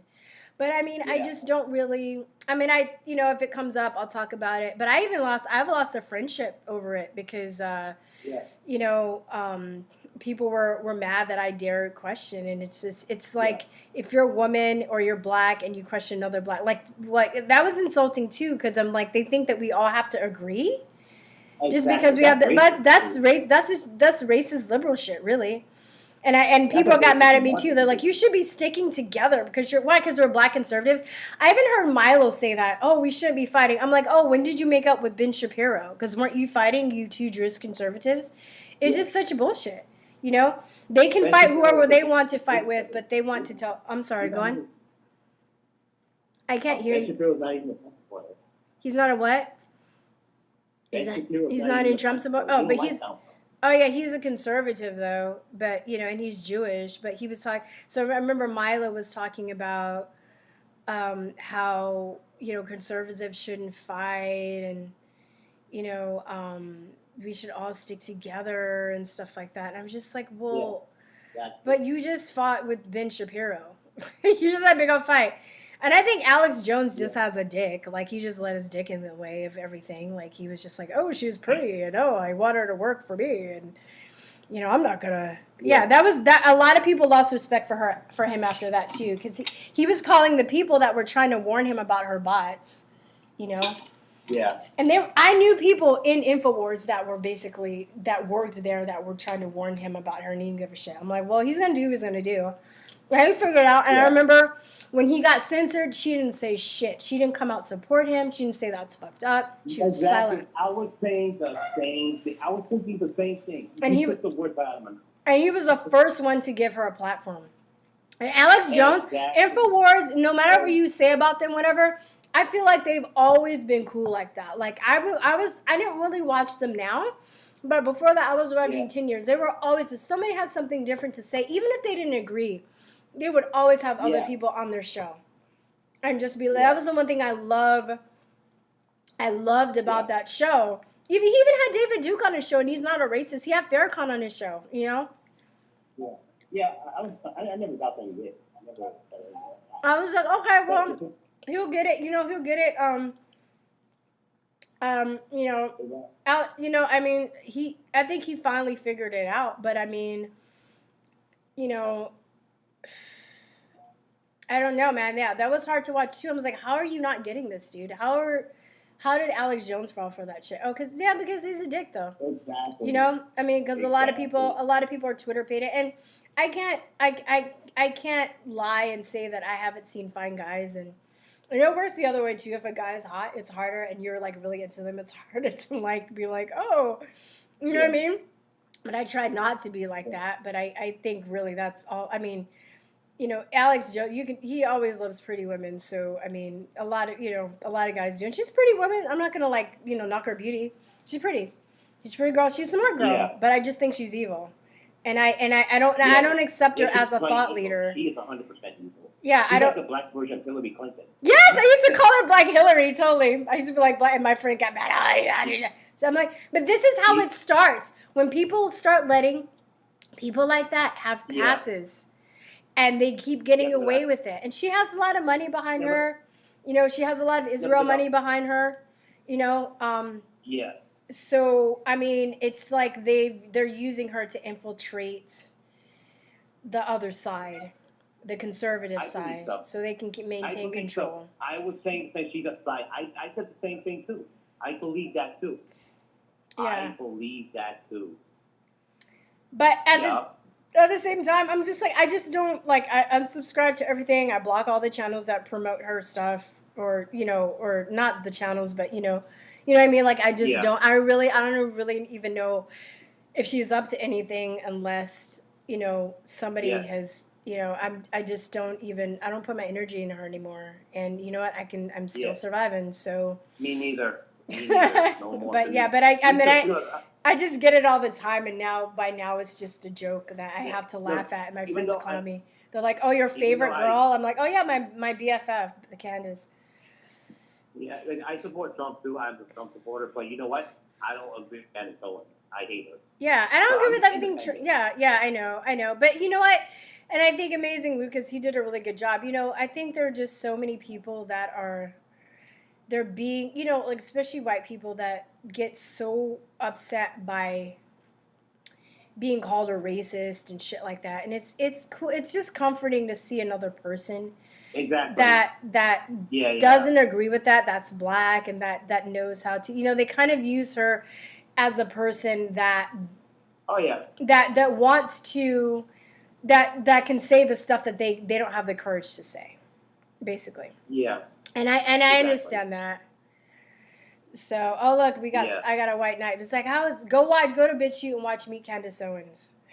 I don't have time for this shit. Yeah, I saw that. I wrote the comments. If you're expecting me to, I'm sorry, I'm just reading the comments. This guy's like, how is Candace evil? Please explain. I mean, so if you want to, you can go to my BitChute where I made a video called Meet Candace Owens. I just usually send it to people because I just get it so much. That I'm just like, I saw the video already. Oh yeah, I know you said. I'm sorry. I was just talking to this guy in the chat. I was looking at the chat. He's like, "How is Candace evil?" I'm just like, "Well, okay." I mean, I'm not. If you're, most of my followers know how I feel about him, so I'm assuming that you're new. Yeah. If you're asking me this, and it's like I'm tired of explaining myself, so I just send them the video. So if you want us to be friends, or you want me to kiss her ass, or you think that we should like join hands and sing Kumbaya, then I would recommend you unsubscribing right now. I don't really talk shit about her because I have better stuff to do, but this caller brought it up, and I thought we talk about it. So, but that's it. Yeah, I don't really... And there's so many other women that are way more awesome, like that get... there's this lady named Antonia Okafor. She could shoot guns and stuff. She's prettier, I think. She's more intelligent. There's this other Jasmine Conyers. There's my friend Red Pearl Rage. There are other women that are like way better. I like Joy Villa. Yeah. Like there's so many other black women that are just so much better. Exactly. And they consider themselves more conservative than more Republicans. So, Yeah, I'm not really conservative myself. I'm just independent. Because I was Democrat before. I was before. Then I left it. I wanted to be conservative, but because of Candace Owens, I just became independent. Oh, say that one more time. What? Sorry. What did you say? Before I was Democrat, I was liberal before. I supported Obama and everything, but then I saw how the liberals are, how crazy they are. So I went to the right. I thought they were very cool. I was like, oh, they make good points. And then when the Candace Owens thing happened, because when I first heard about Candace Owens, I heard it through Andy Worski first. Mm-hmm. And then from Andy Worski, I saw the link of Tree of Logic, and that's when I found out like Tree of Logic. And the thing is, I wanted to forgive Candace Owens. Oh, me too. Me too. I was like, dude. I was like, and then I saw the fucking. Did you see the Dave Rubin debate? Dave Rubin. That was so uncomfortable. And then I felt bad for Dave, but then I'm just like, after that was over, he totally just pushed Blair White aside and just totally sided with Candace. So I was like, oh, he's getting... Yeah, I didn't like that shit, man. I lost respect for David Rubin, too. I lost respect for him, too. Yeah. And it was because of that, I didn't like her anymore. After that Dave Rubin episode, I did not like her. That was just like the icing on the cake. So it just made her show what a horrible fucking bitch she was. It was awful. Sophia, you took the words right out of my mouth, man. I'm sorry. I know I was talking over you, but yeah, it's definitely something I have a strong opinion about. But anyway, yeah, and then it was just like wow, and then.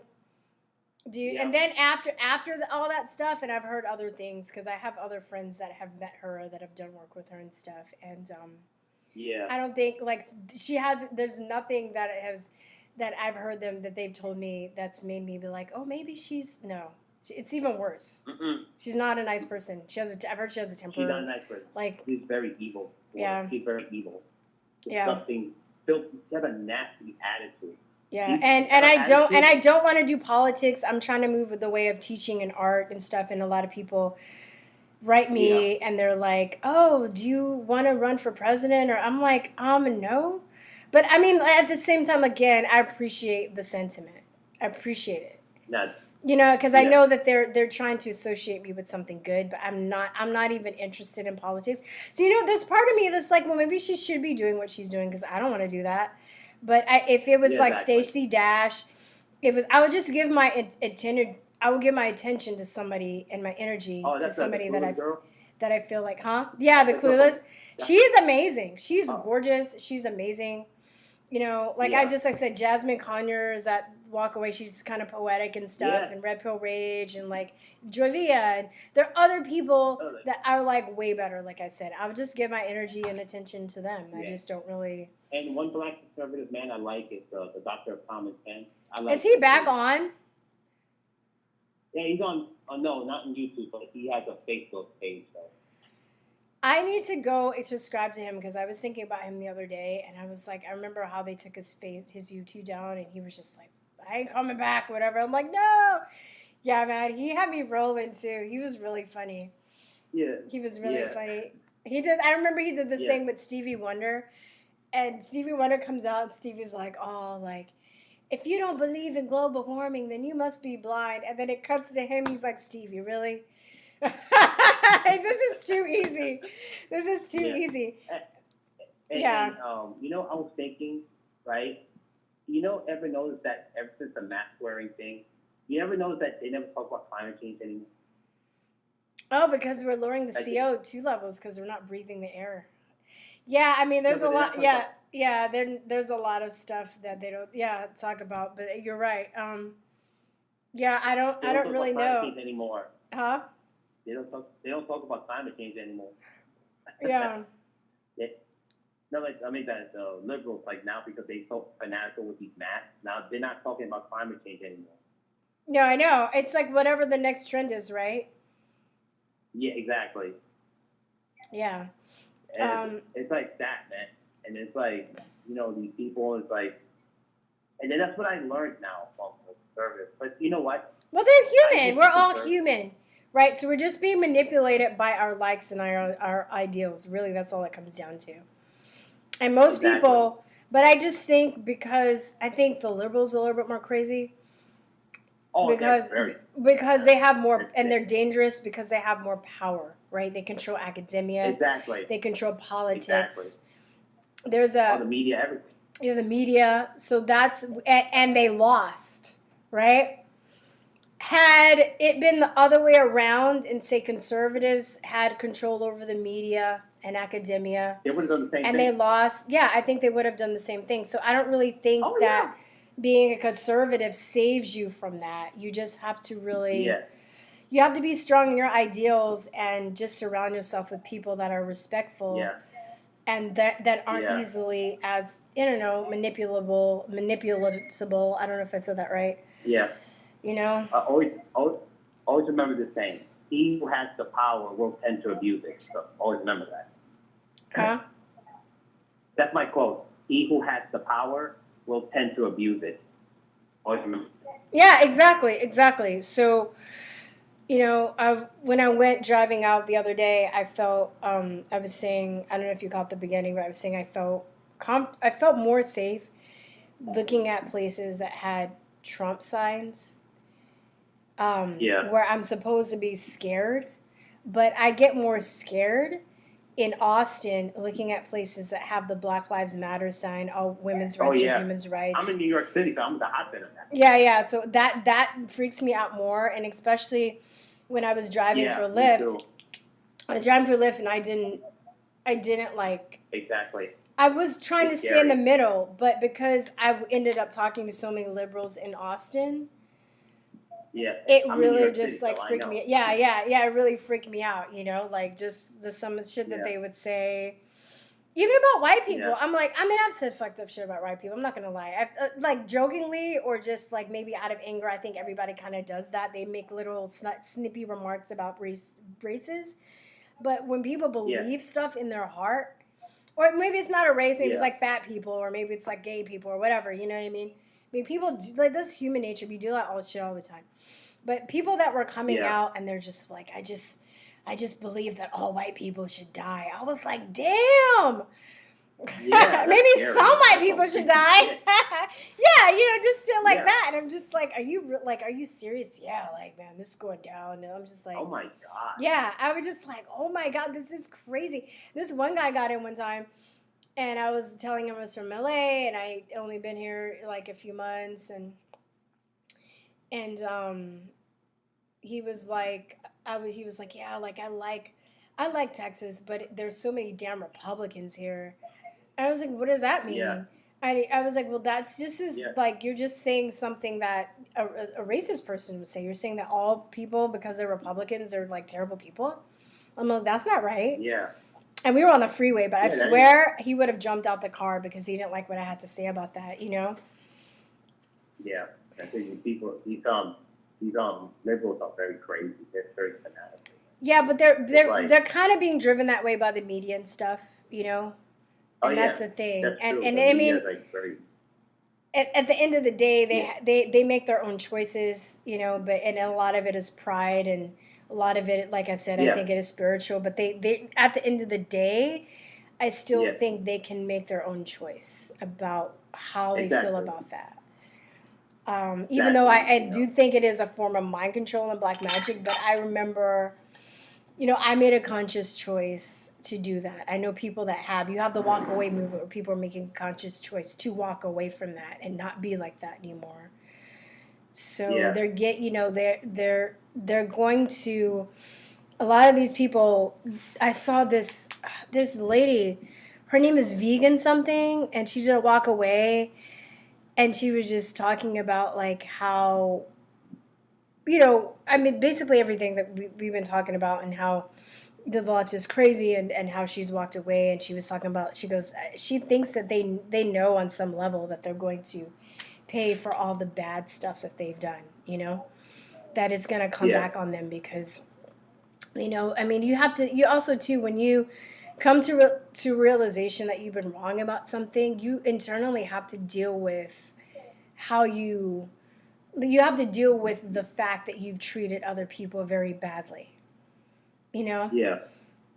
And even though I've argued with some people, even those people that I was messing with and stuff, I was fucking with them. It wasn't so bad, when I was messing with them at the rally. Yeah. But I didn't go. There are people that have like physically beat people up and like burn their shit. You know what I mean? Like, it's a lot of soul searching that I don't know a lot of these people that are seemingly too far gone. Would be able to do, There are people that there was the guy at the rally. He was basically saying, "Oh, I hope that we're recording you, and I hope that you don't get any bad reviews for your business." So they're gonna destroy people's businesses because they have a different point of view. It's insane. I don't know. It's terrible. Yeah. People are terrible. Can be terrible. Well, I mean, it's we have capacity for good and evil, and this is what I'm saying. It's a spiritual war. It's really revealing people's true colors. Even friends of mine, even people I know, you really just have to be strong in your convictions, because there's some people that you might either have to take a break from or just let go of for good, because they're gonna drag you down. These would be the same people. Some of the people that you know and love would be the same people that will call the gulags on you or send you to the gulags because they think that you're wrong. Exactly. Like I have, So not even like won't even come to you and see why you have the opinion you have, but they'll just be like they'll tattle on you and call the police on you because you're not wearing a mask. You know? I know, like, it's terrible, you know, like, it is just creepy times. Like, think about that for 1 second. It's because they're trying to hide their crimes, the globalists, like, the top 20 families, like, they're trying to cover up their crimes. Because they were losing grip on the world. They're losing their power. So So they actually, and like the thing is, like, you know what happened? These globalists, because they thought they had the money, power, connection, so they thought they could do anything. They thought everything. So what happened was that they realized they were losing grip on not only here in the United States, the other side of the world in Europe, when Yellow Jackets, in China with Hong Kong and Wuhan thing, and also because my wife, she's from the Philippines, so she watched news from the Philippines, and the thing is, and they have a president, and his name is Rodrigo Duterte. He's like a Filipino version of President Trump. Oh, really? And much more hardcore than him. Yeah. Yeah, and the thing is, like, on trial, they were investigating all the corrupt officials there, the corrupt politicians, the corrupt police officers there. So what happened was that they were losing grip. So that's why they created this coronavirus thing. So I can see that too. That's not surprising, you know. Doesn't surprise me. Yeah, worldwide that they needed something worldwide to really lock things down and stuff. But I think that's why they were losing grip on the power. They were losing grip. And yeah. the thing is, like, they acted like, you know, in Willy Wonka movie, Willy Wonka and the Chocolate Factory, Group of Salt. They were acting like Group of Salt on Willy Wonka and the Chocolate Factory. So that's what happened. Yeah, I mean, I can. Hello? Yeah. I'm sorry. I haven't seen Willy Wonka. Sorry. No, there's a I don't know what you're saying. There's a movie called Veruca Salt, and she's like a spoiled brat that wanted everything. Oh, okay. Is that the girl that turned into and like a blueberry or something like that? I've seen that clip, but I haven't seen the whole movie. Okay.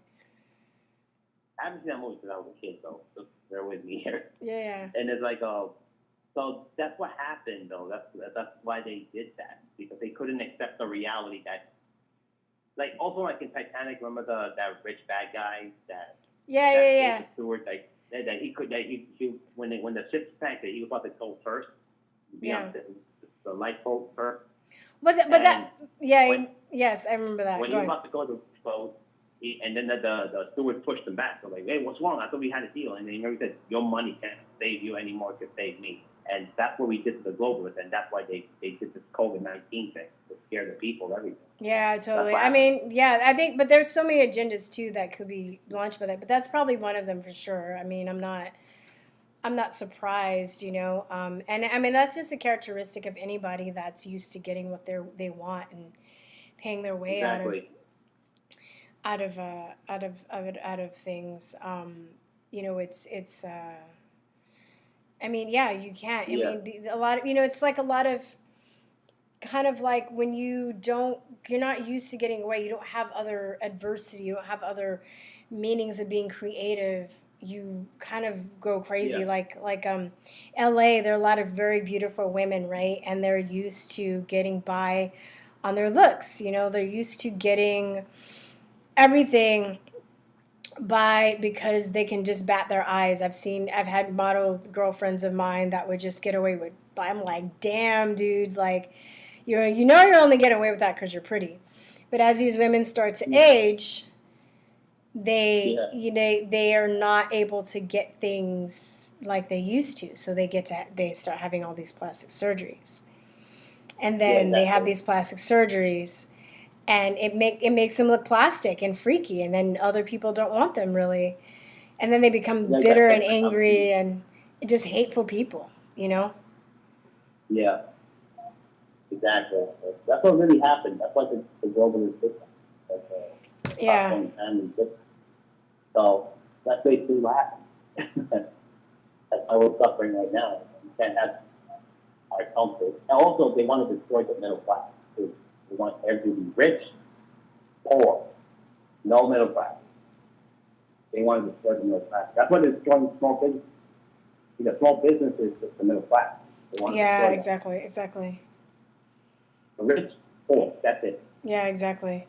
And they'll have more power that way, and They can, they can corrupt stuff. Exactly. They want to get away with their corruption, their power, their evil crime, especially what they do to children. So they want to do that again. So Yeah, for now, sure. like they're in deep shit because now they're gonna know that, oh shit, we're gonna be in jail like 4 people. Oh shit. Yeah, I mean, I hope. I was having a debate with somebody yesterday. He was really cool, and we pretty much see eye to eye on most of the stuff. But he was saying like, it's been history, which he's right. He's not lying, But he goes, the rich always win, the poor always lose. It's always going to be like that. Once you realize that, it'd be better. And I didn't disagree with him, but I just disagree with the fact that maybe I think this time is different, and we have a chance to do something about it.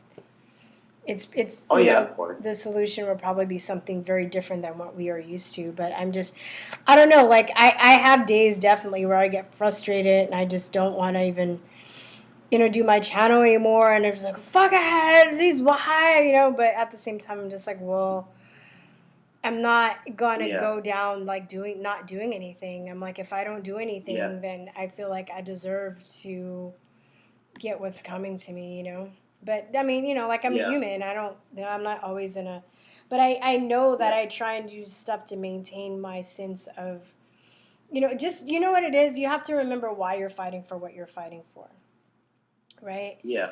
I'm fighting for, maybe it's some people, it's their kids. Maybe it's the fact that like I've seen like dystopic movies and I've seen movies about communism and how it invades countries and stuff. And I'm a real creative person.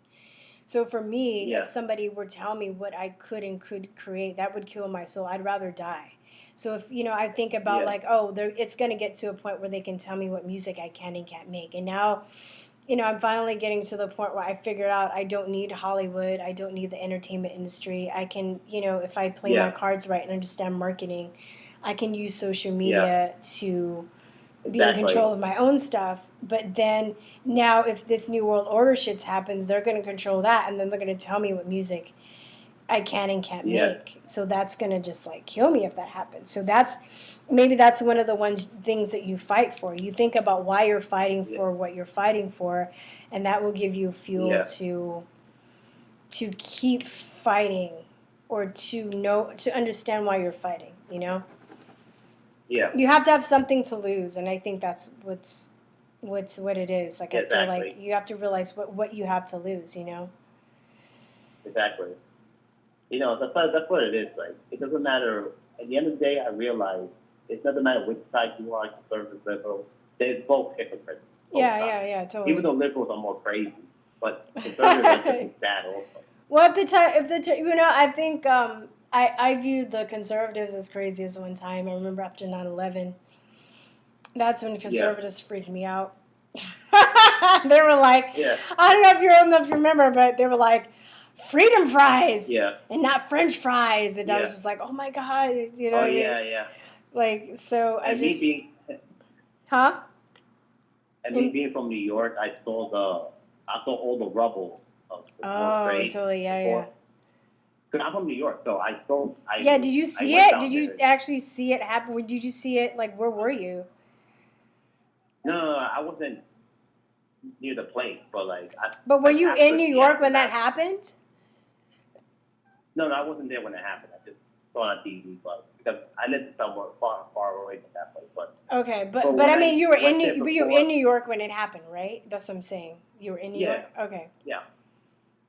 So it was like not because I was like I think it was like my sister-in-law was at work at the time, so we had to like go home, like, and it's like a heavy traffic there, like terrible. It's like anywhere.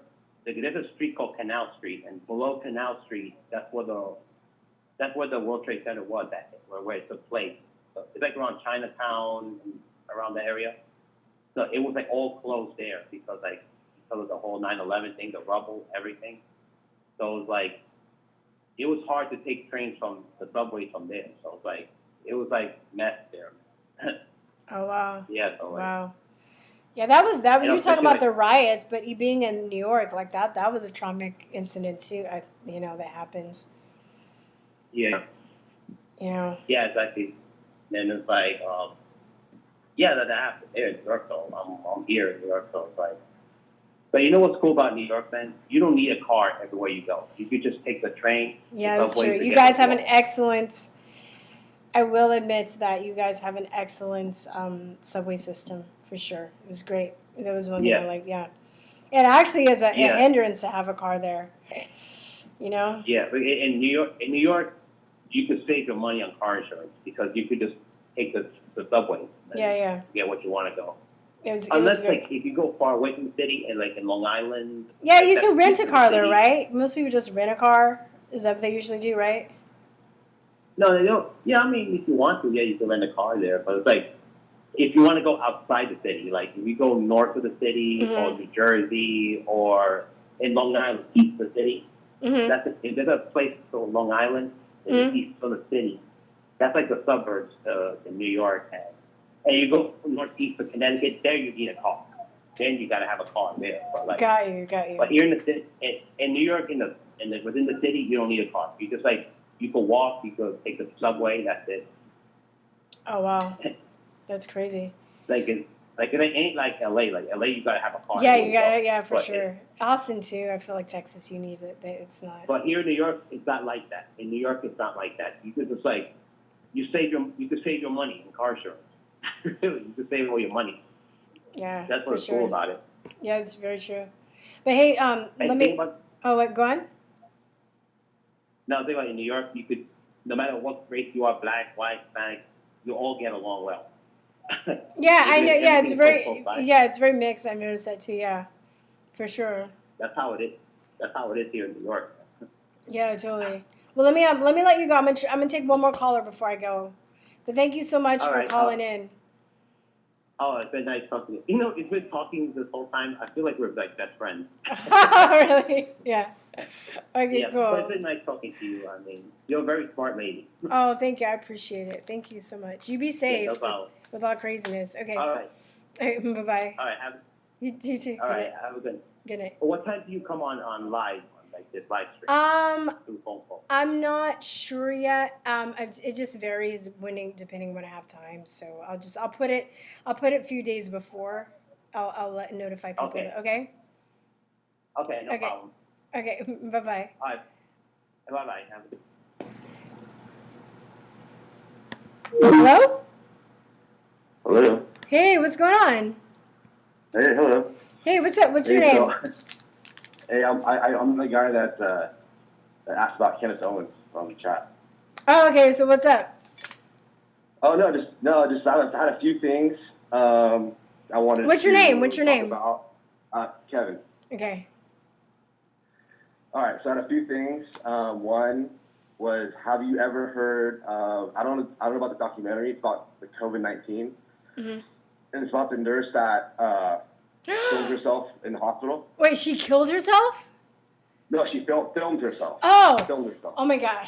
Yes, I know. I saw that. It was the Journeyman picture one.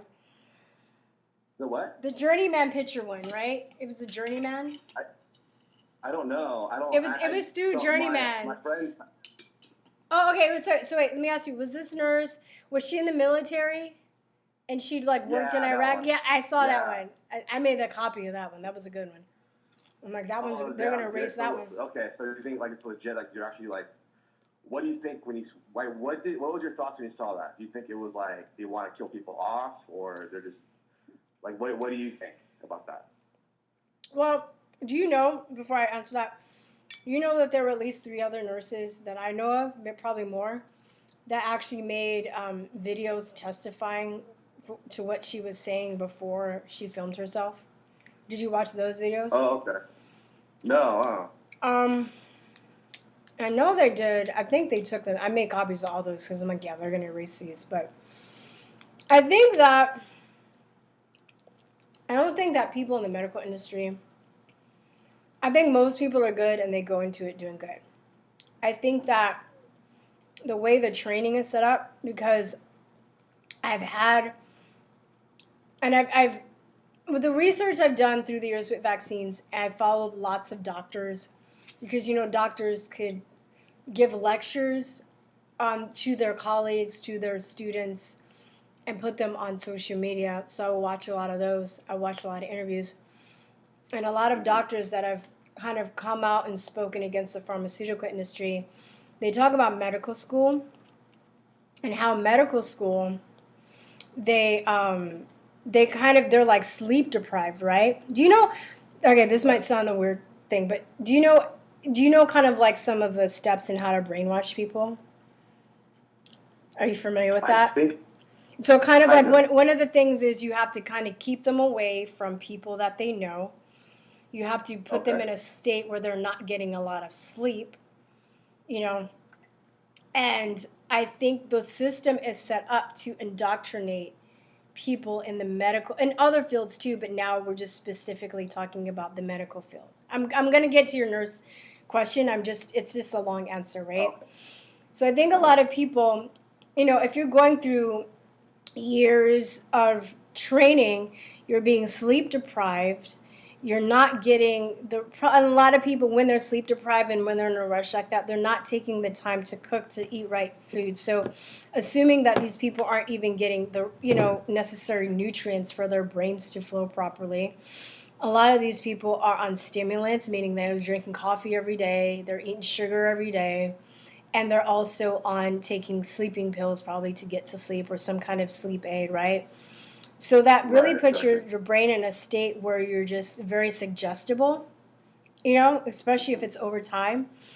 And when I was a courier, I noticed, a lot of, even before this COVID thing broke out, you would think that they would have really good communication. But a lot of the hospitals didn't have communication with each other. I would go certain places. I had a badge, but nobody asked. There are very few times in the year and a half that I worked for this company that I would go to certain access areas and people would ask for my badge. And I was like, well, damn, if I was a ninja assassin, this job would be super easy. Because I am just, you know what I mean? Like, people seem to be kind of walking around because they're focused, they're in a state, they don't think, they're kind of zombified. So applying Yeah, that for sure. to you, these people are just following orders. They're not Right. thinking. And maybe they're intelligent people in some aspects. They're people that can memorize and memorize information. Right. But they can't, they're not making critically thinking skills. So it's kind of like they're pushed with this training, the sleep deprivation and everything. And they also are, brainwashed in a sense to think that they're smarter than everybody else. And so they're basically kind of like not coerced, but like tricked into not accepting new information. Does that make sense so far? Yeah, for sure. So when Yeah. this COVID thing happens, I think, a lot of people, they just followed orders, and they're very rare people that didn't, just go against the grain. So as a result, Right. this is what happened. Now, the medical industry is a third leading cause of death. I would probably argue number one, and this is from mainstream sources. I mean, there was a journal of orthomolecular biology that did a study, and they basically compared like properly prescribed medication, properly prescribed medication, okay, or unnecessarily prescribed medication. It was like MRSA, that people that actually went into the hospitals and got sick and from an infection in the hospital and died, from something they didn't get into, surgeries that were unnecessary, bot surgeries, just things like that. And I also think, the way the doctors are too, it kind of leaves them in a zombified state. You're going and you're doing surgeries and you're working these long hours and you're not getting breaks. Like, Right. and who did I just interview? Was that Peggy? I think it was Peggy, the Healthy American. We were talking about that too. And she was saying that she was coming across a doctor that says he knows that it was some form of, indoctrination or brainwashing because he was starting to feel that happen to him. Now, I think that a lot of these doctors and nurses, they just basically follow orders. Just like you heard the Nazis say, during the Nuremberg trials, oh, we're just following orders. Oh, well, but, it led to all of these people dying. So many people died Right. because you were just following orders.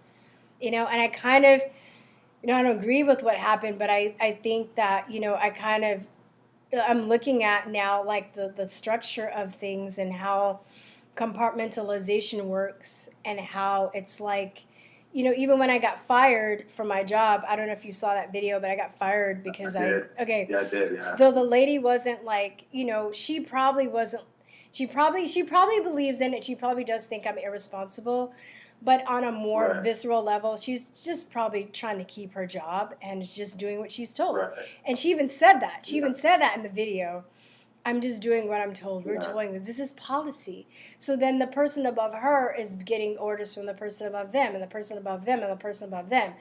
So it takes a very strong individual, like the nurse that went and got, recorded herself, and the nurses that spoke out about what was happening to actually go against the grain, and say, hey, this is not right. Something is wrong. And they're also shamed, and a lot of people are controlled with shame. When I talk about their control because they don't want to lose their paycheck. I even have a friend. I don't have any doctors that I befriended while I was a medical courier, but he has, because I have other friends that are medical couriers. So he says he knows, he works in San Antonio, or he worked in San Antonio. He quit, same reason too. But he basically was saying he knows a couple of friends that are doctors, and they know that this is bullshit, and they're afraid to quit because they don't want to get blacklisted. So it's like if they quit their job, the hospital administrator can tell other hospitals about them and not to hire them. So they're trying to figure out how to leave the situation and still have the ability to be hired somewhere else. So the same thing can also happen with nurses and all these other people. Does that make sense? Yeah, for sure. Okay, so that it's a longer explanation, but I just think that that's what's going on. I think there are also people that are psychopaths and just don't give a shit, and they like killing people. But I think that's very, very rare. Well, like that's my thing. Like when she's talking to that doctor, because my dad was a doctor. He passed away, but he was a doctor at St. Jude for a while, and he kind of got the whole like like his brother, my uncle's a pediatrician. The pediatrician, he's more like he does like natural remedies and stuff. And my dad like totally doesn't believe any of that. It's like Western, like fuck vitamin C. Like it's no, you gotta take this, that, this. And it's like so anyway, when the doctor was like, when she asked the doctor, hey, like can we just give these patients like high doses of vitamin C, through IV, which is very helpful. I've done research on it. Yeah, it is. It's amazing. It's phenomenal.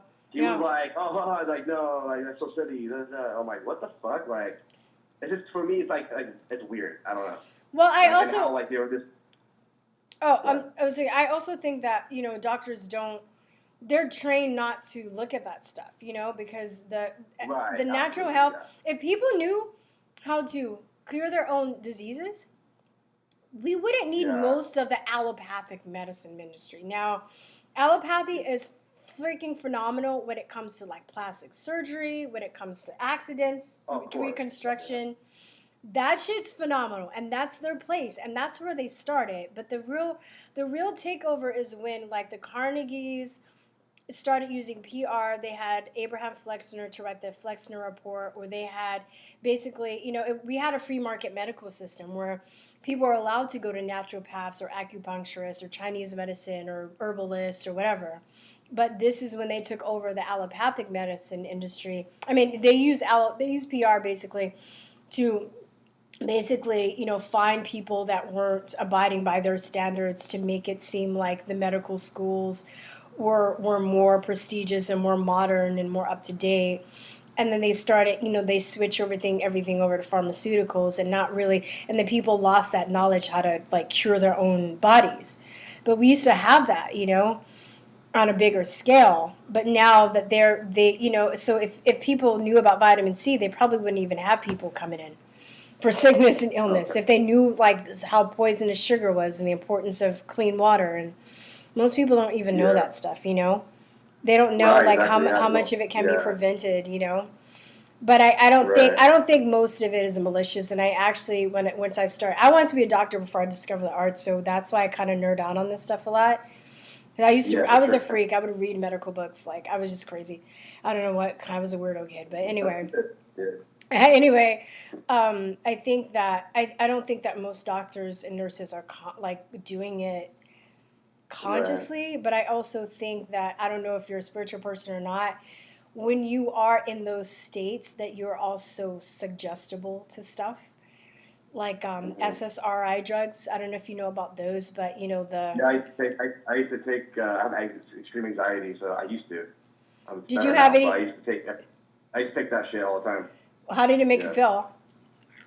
The beginning, because my dad was a doctor, he would hit like he would always like say, "Oh, you're not having a heart attack, you're not having," you know what I mean? But so anyways, I took it, I felt good, and then I didn't need them anymore for like a month or two, and then I would wean them off, or no, I would just straight up not take them anymore, and then I would be worse, and then go back, and then be worse, and go back. You know what I mean? Yeah, Like, they're made. You know, they're made for you to like. They're not made for you to get off of, right? Right. So Right. like at the last point, I was like, yeah, I'm gonna stop, because like first of all, like the taste, like for me at least, like a certain what was it, Luxetine or something like that. But I would take it and like I could taste it all day. Like my taste buds were like tasting it all day. It was weird. Oh, I could feel wow. it through my pores, my veins. Weird. Yeah. And then when I like to go out and drink, so like out of like a couple beers, I blacked out like we only had like 3 beers. I like almost blacked out. Oh my God. Yeah, it really messes with your brain chemistry. It's crazy. And I start freaking out about it because when I was a teacher, they would put 5-year-olds on that shit, and I would just see them like lose their fucking mind. Dude. My godbrother, like right now, like because he used to take just meds for anxiety and concentration or whatever. As a kid, I remember him taking it as a kid, and I thought it was normal. You know was that like Ritalin? But now I'm like, dude, bro, you were like 8 years old or 5, like 5 to 8, taking that shit. Yeah, and, I know. And my mom would make sure that he had him in his mouth, like open your tongue, open your mouth. Yeah. And like now he's like obese now. He's fucking fucked up in the head. He's obese. Yeah, he's, it like, messes you up. It messes you up with your metabolism. It's crazy, and you know, it's like your mom just thought. Your mom was probably just scared shitless and probably thought she was doing the right thing. That's how they get you. The role they held is played to get attention. So when people are ignorant and they make them think that they're doing the right thing, just like these nurses, you know, they're carrying out the plan unwittingly. You know, like they're doing it unwittingly. Sorry. I just want to say too, like I have anxiety, so like people out there listening, like. I used to think, it might be the COVID because I have like shallow breathing, you know. And it's like when I saw that documentary, I was like, like people are coming in and having like anxiety attacks. You know what I mean? Yeah. And then like Fox News and other outlets did a thing on like, is it anxiety or is it the COVID? And of course, like I don't have cough, I don't have you know, asthma. It's just I freak out. Like I know this shit's bullshit. It's probably like I probably already had it. Yeah. You know. And I don't wear a mask. I don't wear that shit. I don't. If you have anxiety, that's one of the medical conditions that prevents you from wearing the mask. Right. My best friend's claustrophobic, and it's really hard for her. And then, sorry, go on. I didn't mean to cut you off. That's okay. Yeah, I mean, I did once. Like I had to just go in the store real quick, and I'm like, I can't breathe in this shit, you know. But anyways, but yeah, if you're having like shallow breathing or you think too much and you're having just anxiety, you know what I mean? Like, as long as you're not coughing out phlegm or coughing or having a fever, you know, because like they always go or this or that, but it's all continuous. It's all one thing. First it's like a fever, then it's a cough, and then it's shallow breathing. But they don't tell you that. Yeah. You know, so you think you have to go, in the hospital. Well, also, like, they collapse a lot of medical stuff, like pneumonia, bronchitis, and stuff. I mean, I used to get that stuff frequently, so they're not even... Sorry, I've talked about it on the channel. I don't mean to, like, ramble, but it's just... They can basically... because they're not making distinctions specifically with the Simpsons, they can basically diagnose somebody with COVID that has another illness, and they can just, because they're basically guessing, you know. But like, what do you say to those people that say like, you had COVID first, and then it led to like pneumonia? Like, is that how do you know? Or, how do you know? What do you say? I would say, how do you know? How do you really know? You're just going by what they told you. You know what I mean? But it's still an infection of the lungs. Or your bronchitis is bronchial tubes and pneumonia is your lungs. So how would you really know? You're just going by. I know people that said they've gotten COVID. They're like, oh, I got tested positive, but I didn't have any symptoms. It's like, okay, well, are you really sick? Like right. the whole and the WHO just walked back on the whole asymptomatic thing, saying that it's very rare. But I'm like, that shit was like they just made that shit up. They made that shit up so they can control people even more. So then they can push the divide and conquer situation even more, because then if you can convince healthy people that they can be spreaders and sick, that it makes other people who are afraid attack you for like not wearing masks or not following the rules. Yeah. So, like, for you, one more question, like, for you, like, since I know you were used to be asthmatic, well, you still do. I'm not sure if you have asthma anymore or not. Yeah. I don't know if it goes away or it's just whatever. Are you scared to get it, or are you just, fuck it, I can take care of myself? No, I'm not scared at all. But I used to, my asthma used to be so bad. My immune system was fucked up. I was immunocompromised. I was going to say, I guess technically I am if I still have it, but I mean, I'm not kidding. I would get pneumonia, bronchitis a couple times a year. Yeah. I was always getting the flu. I was always getting a cold. I couldn't be around trees or grass, or like I couldn't, like, going camping. I went camping, just came back today. That's a victory for me. Like, when I was a kid, I wouldn't be able to do that shit. I couldn't be around trees and sit in grass without breaking out. My immune system was just so fucked up. But but through my journey of trying to heal myself, I learned a lot about the human body. And most people, and I'm not trying to be like brag, but most people don't, and most people should. So if you understand how you get infections, how to fight off infections, why your body does the things that you do, like you get a fever to kill what's in your body. A lot of when you hear people having seizure is because they try and bring it down. Seizures because they try and bring it down too fast. So there's a way to do that, right?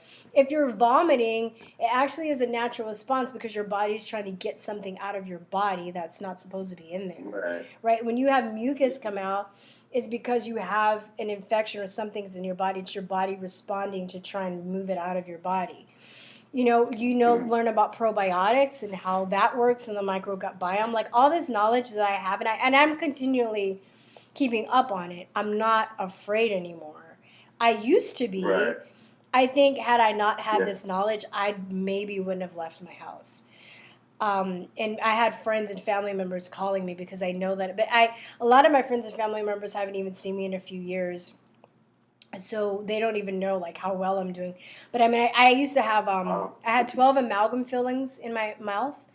I spent and saved a lot of money, and I actually went to Mexico because that was the cheapest place I could get it done. And they also did this thing called the Huggins protocol, where they have to, when they're removing the amalgam fillings out of your mouth, they have to do air circulation. They have to do a certain procedure so you're not inhaling all the mercury fumes back in your body. So I've spent a lot of time and money on my health, and I've worked very hard, and I've definitely, it's not 100%, but just the detox, right? If you have stuff in your body that's not supposed to be there and it's sitting there, you need to take stuff out to detox. You need to so a lot of people don't, it's really simple. It's really simple, but it's something that, I'm committed to kind of learning. And I don't really want to talk about my asthma until maybe my goal is to be off of my inhalers for a year so that I can tell people that I'm off and this is why I did it, because I feel like at the time I feel like I didn't really want to talk about it unless I made a huge stride where I can tell people what they can do. I mean, if you're doing better than you were. Yeah. Yeah. But it's involved a lot of diet change. And I've cheated, and I think that's good to cheat, because if you are clear of something, you put something back in your diet and you see how it affects you, it makes you less likely to do it again. So you have to do a lot of experimenting with yourself. And then I've had people say that this helped them, King and Water helped them. You got to really find what works for you. Different people have different, and they have, different ailments for different reasons. some of, not all of maybe what somebody has could be psychological, some of it could be hormonal, some of it can be environmental. Some of it could be because of microbes. Some of it can, it's you really have to just mess around and do a lot of reading and research and talk to people and Yeah. but yeah. So I still have For asthma sure. Well, technically, but I'm not. I was off my medication for a while, and then I don't know what triggered. I had an asthma attack like a couple weeks ago in jujitsu class, to the point where people were like, oh, "Are you nice. okay?" And then I was like, but I was trying to wean myself off of my inhaler, so the whole class I'm just like trying to breathe through it, trying to strengthen my lungs. But I also have a lot of scar tissue in my lungs I need to clear. For You know sure. what I mean? Yeah. I have a lot of maybe, shit that I'm working do, through do, still. do you know what an asthma attack is, or do you think it's you're just out of breath? Like, you're just, like, No, freaked I know the out? difference. It's weird. It's like your bronchial tubes like are this, and they get inflamed and the air closes like this. And Okay. I can feel the pressure in my chest. I can feel the difference, because if I'm just out of breath, it's a different feeling. I don't know how to explain it, but it's like I'm out of breath. I feel I can catch it. I'm just out of breath. But if I'm Do wheezing, you it's do like you take do you take anything like herbs or anything, or like have you researched like I'm sure you have, but I like at want. the moment, are you just going on food I'm just doing food like right just now. diet? Okay. I'm probably gonna go back on cordyceps. That's supposed to be good for strengthening your Oh, for stuff. sure. But just Have you tried NAC, NHC? no. I just got some NAC yesterday too. Oh, But I cool. heard Yeah, that. check that out. Yeah, I heard that's good. I mean, I'm open, but I kind of want to do little things at a time to figure out what happens, because Right. I was Yeah, trying yeah, to do everything yeah. at once, and then it was like, oh yeah, I don't know what's working, what's not working, and then it gets expensive. So I've heard like Yeah. lobelia is good. I've heard this. I mean, like I said, different things work for different people. You really just got to find out what works for you. So yeah, For I'm gonna sure. try some NAC. Staying hydrated, honestly, that's crazy. Doing Bikram yoga, the breathing exercises, also is really good for your lungs, and it helps me a lot. Um, all that stuff. It's a combination of stuff, yeah. So Yeah. All right. Well, you know what? I'm gonna let you go. I'm glad I talked to you. yeah. I didn't want to talk about politics, but Oh, cool, yeah. I will look up the Candace Owens thing. Yeah. It sounds interesting. Yeah, and if All right. you It sounds like her, interesting. dude, I don't care. I would just, he just kind of asked. No, I don't. why I mean, you know what, dude? I used to love Ben Shapiro, and I can't stand that motherfucker. You know what I mean? It just, Oh, that's me, you know what I mean? yeah, he's a dick. I used to like him too. You know what I mean? Like Yeah. Amazing Lucas, I used to love it, but now like he blocked me from his channel. But I still watch him. You know what I mean? Like He it's all blocked love. you? It's all good. Like, I don't What know. did you do? It's Well, all what good, what you did know? you think that you did? He blocked you? Amazing Lucas blocked You know you? what? It was actually about Candace Owens. I called in his live stream, and it was about he hung up on me, but like, and I was like talking shit, and I was just like, dude, it wasn't like a big deal, but he gets so emotional sometimes, like Yeah. heated, and it's okay. Like he's got passion, you know what I mean? Like Yeah. he. But I love it. I still watch his gaming live stream every like other night. I'm like, hey, fuck it, he blocked me, but I'm still. Are you just know what I mean? gaming? Like, it's all love. I didn't know that. Well, that's very Yeah, big of you. yeah, games like every night he like does a live stream of the games. I'm a nerd, so I just watch it sometimes. Dude, But, I didn't yeah. know that he did that. I mean, I'm not a gamer, but I thought that was That's interesting. why actually that's the first reason why I even, not because he's black or conservative or both. It's just because he's a gamer. I'm like, oh, this guy's cool. Like he did reviews and shit for like games. So I was like, oh, okay.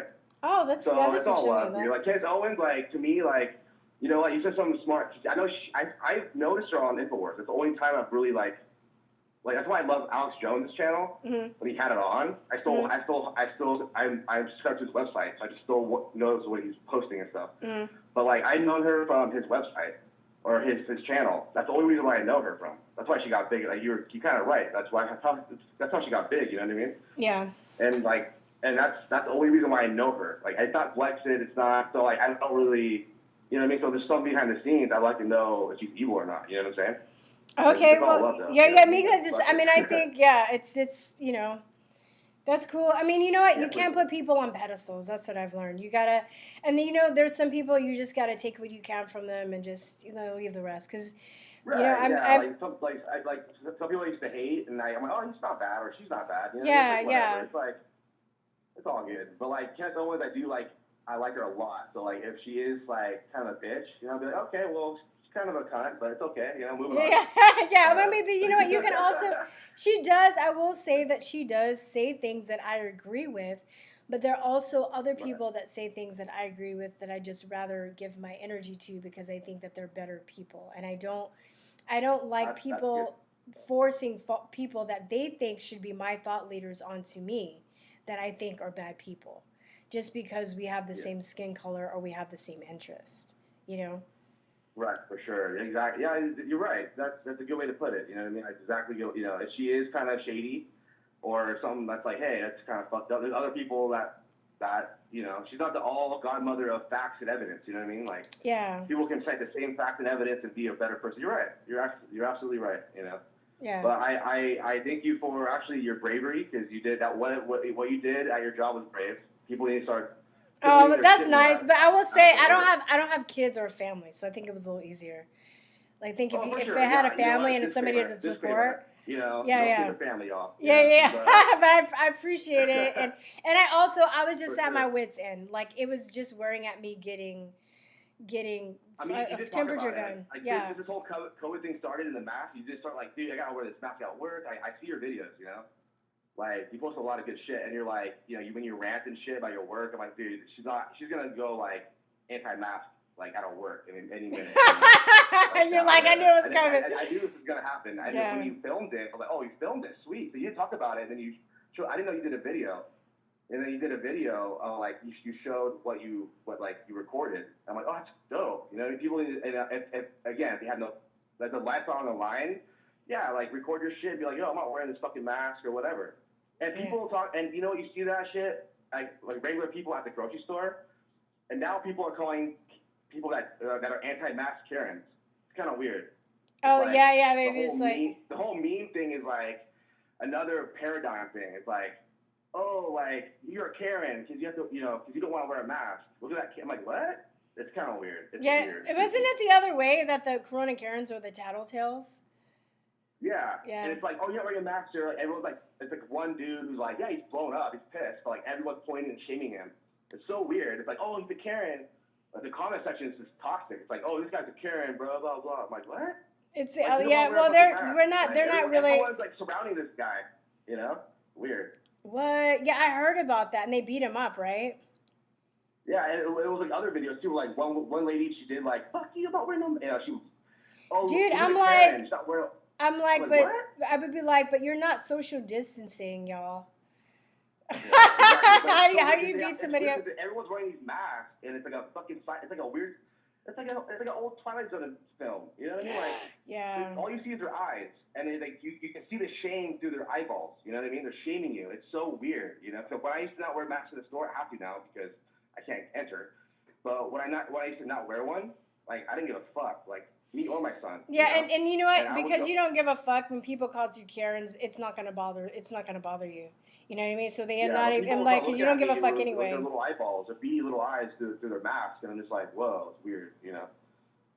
It's like a horror film, honestly. Like it is. One day they're just gonna like gang up on people and just start like, that's weird. Yeah, it is a horror movie. It is a Twilight Zone, and I'm just like, oh my god, you know. So yeah, I wish somebody. I kind of think that I'm a little bit safe because I'm black, because I think people are all scared of black people now. So I'm using my black power. I just think they work. They want. It's like you're like, I'm not trying to be racist or like. I'm saying that black. If you're black, I think it's more like, oh, like you have to be nice. It's kind of like yeah, exactly. That's what I mean. That's what I mean, though. That's what I mean. Yeah. I was like, I wonder. It's so weird. Like this whole racism thing. Like, yeah, I get it. There's some people that are racist that are like, let's go kill some, black folk. Yeah, we get it. Like they live in the South somewhere in some hut, Yeah. But like. I don't think everyone's doing that. I think we're all fucking just equal. Like, you know what I mean? Yeah. Like, I don't believe 80s, that. Yeah, for sure. If you look at 80s, like the 1970s or 80s, like a lot of black people were in film. A lot. Like no one cared about black. It's weird. Now that we're all equal, it's like, oh, we're oppressed. It's so weird.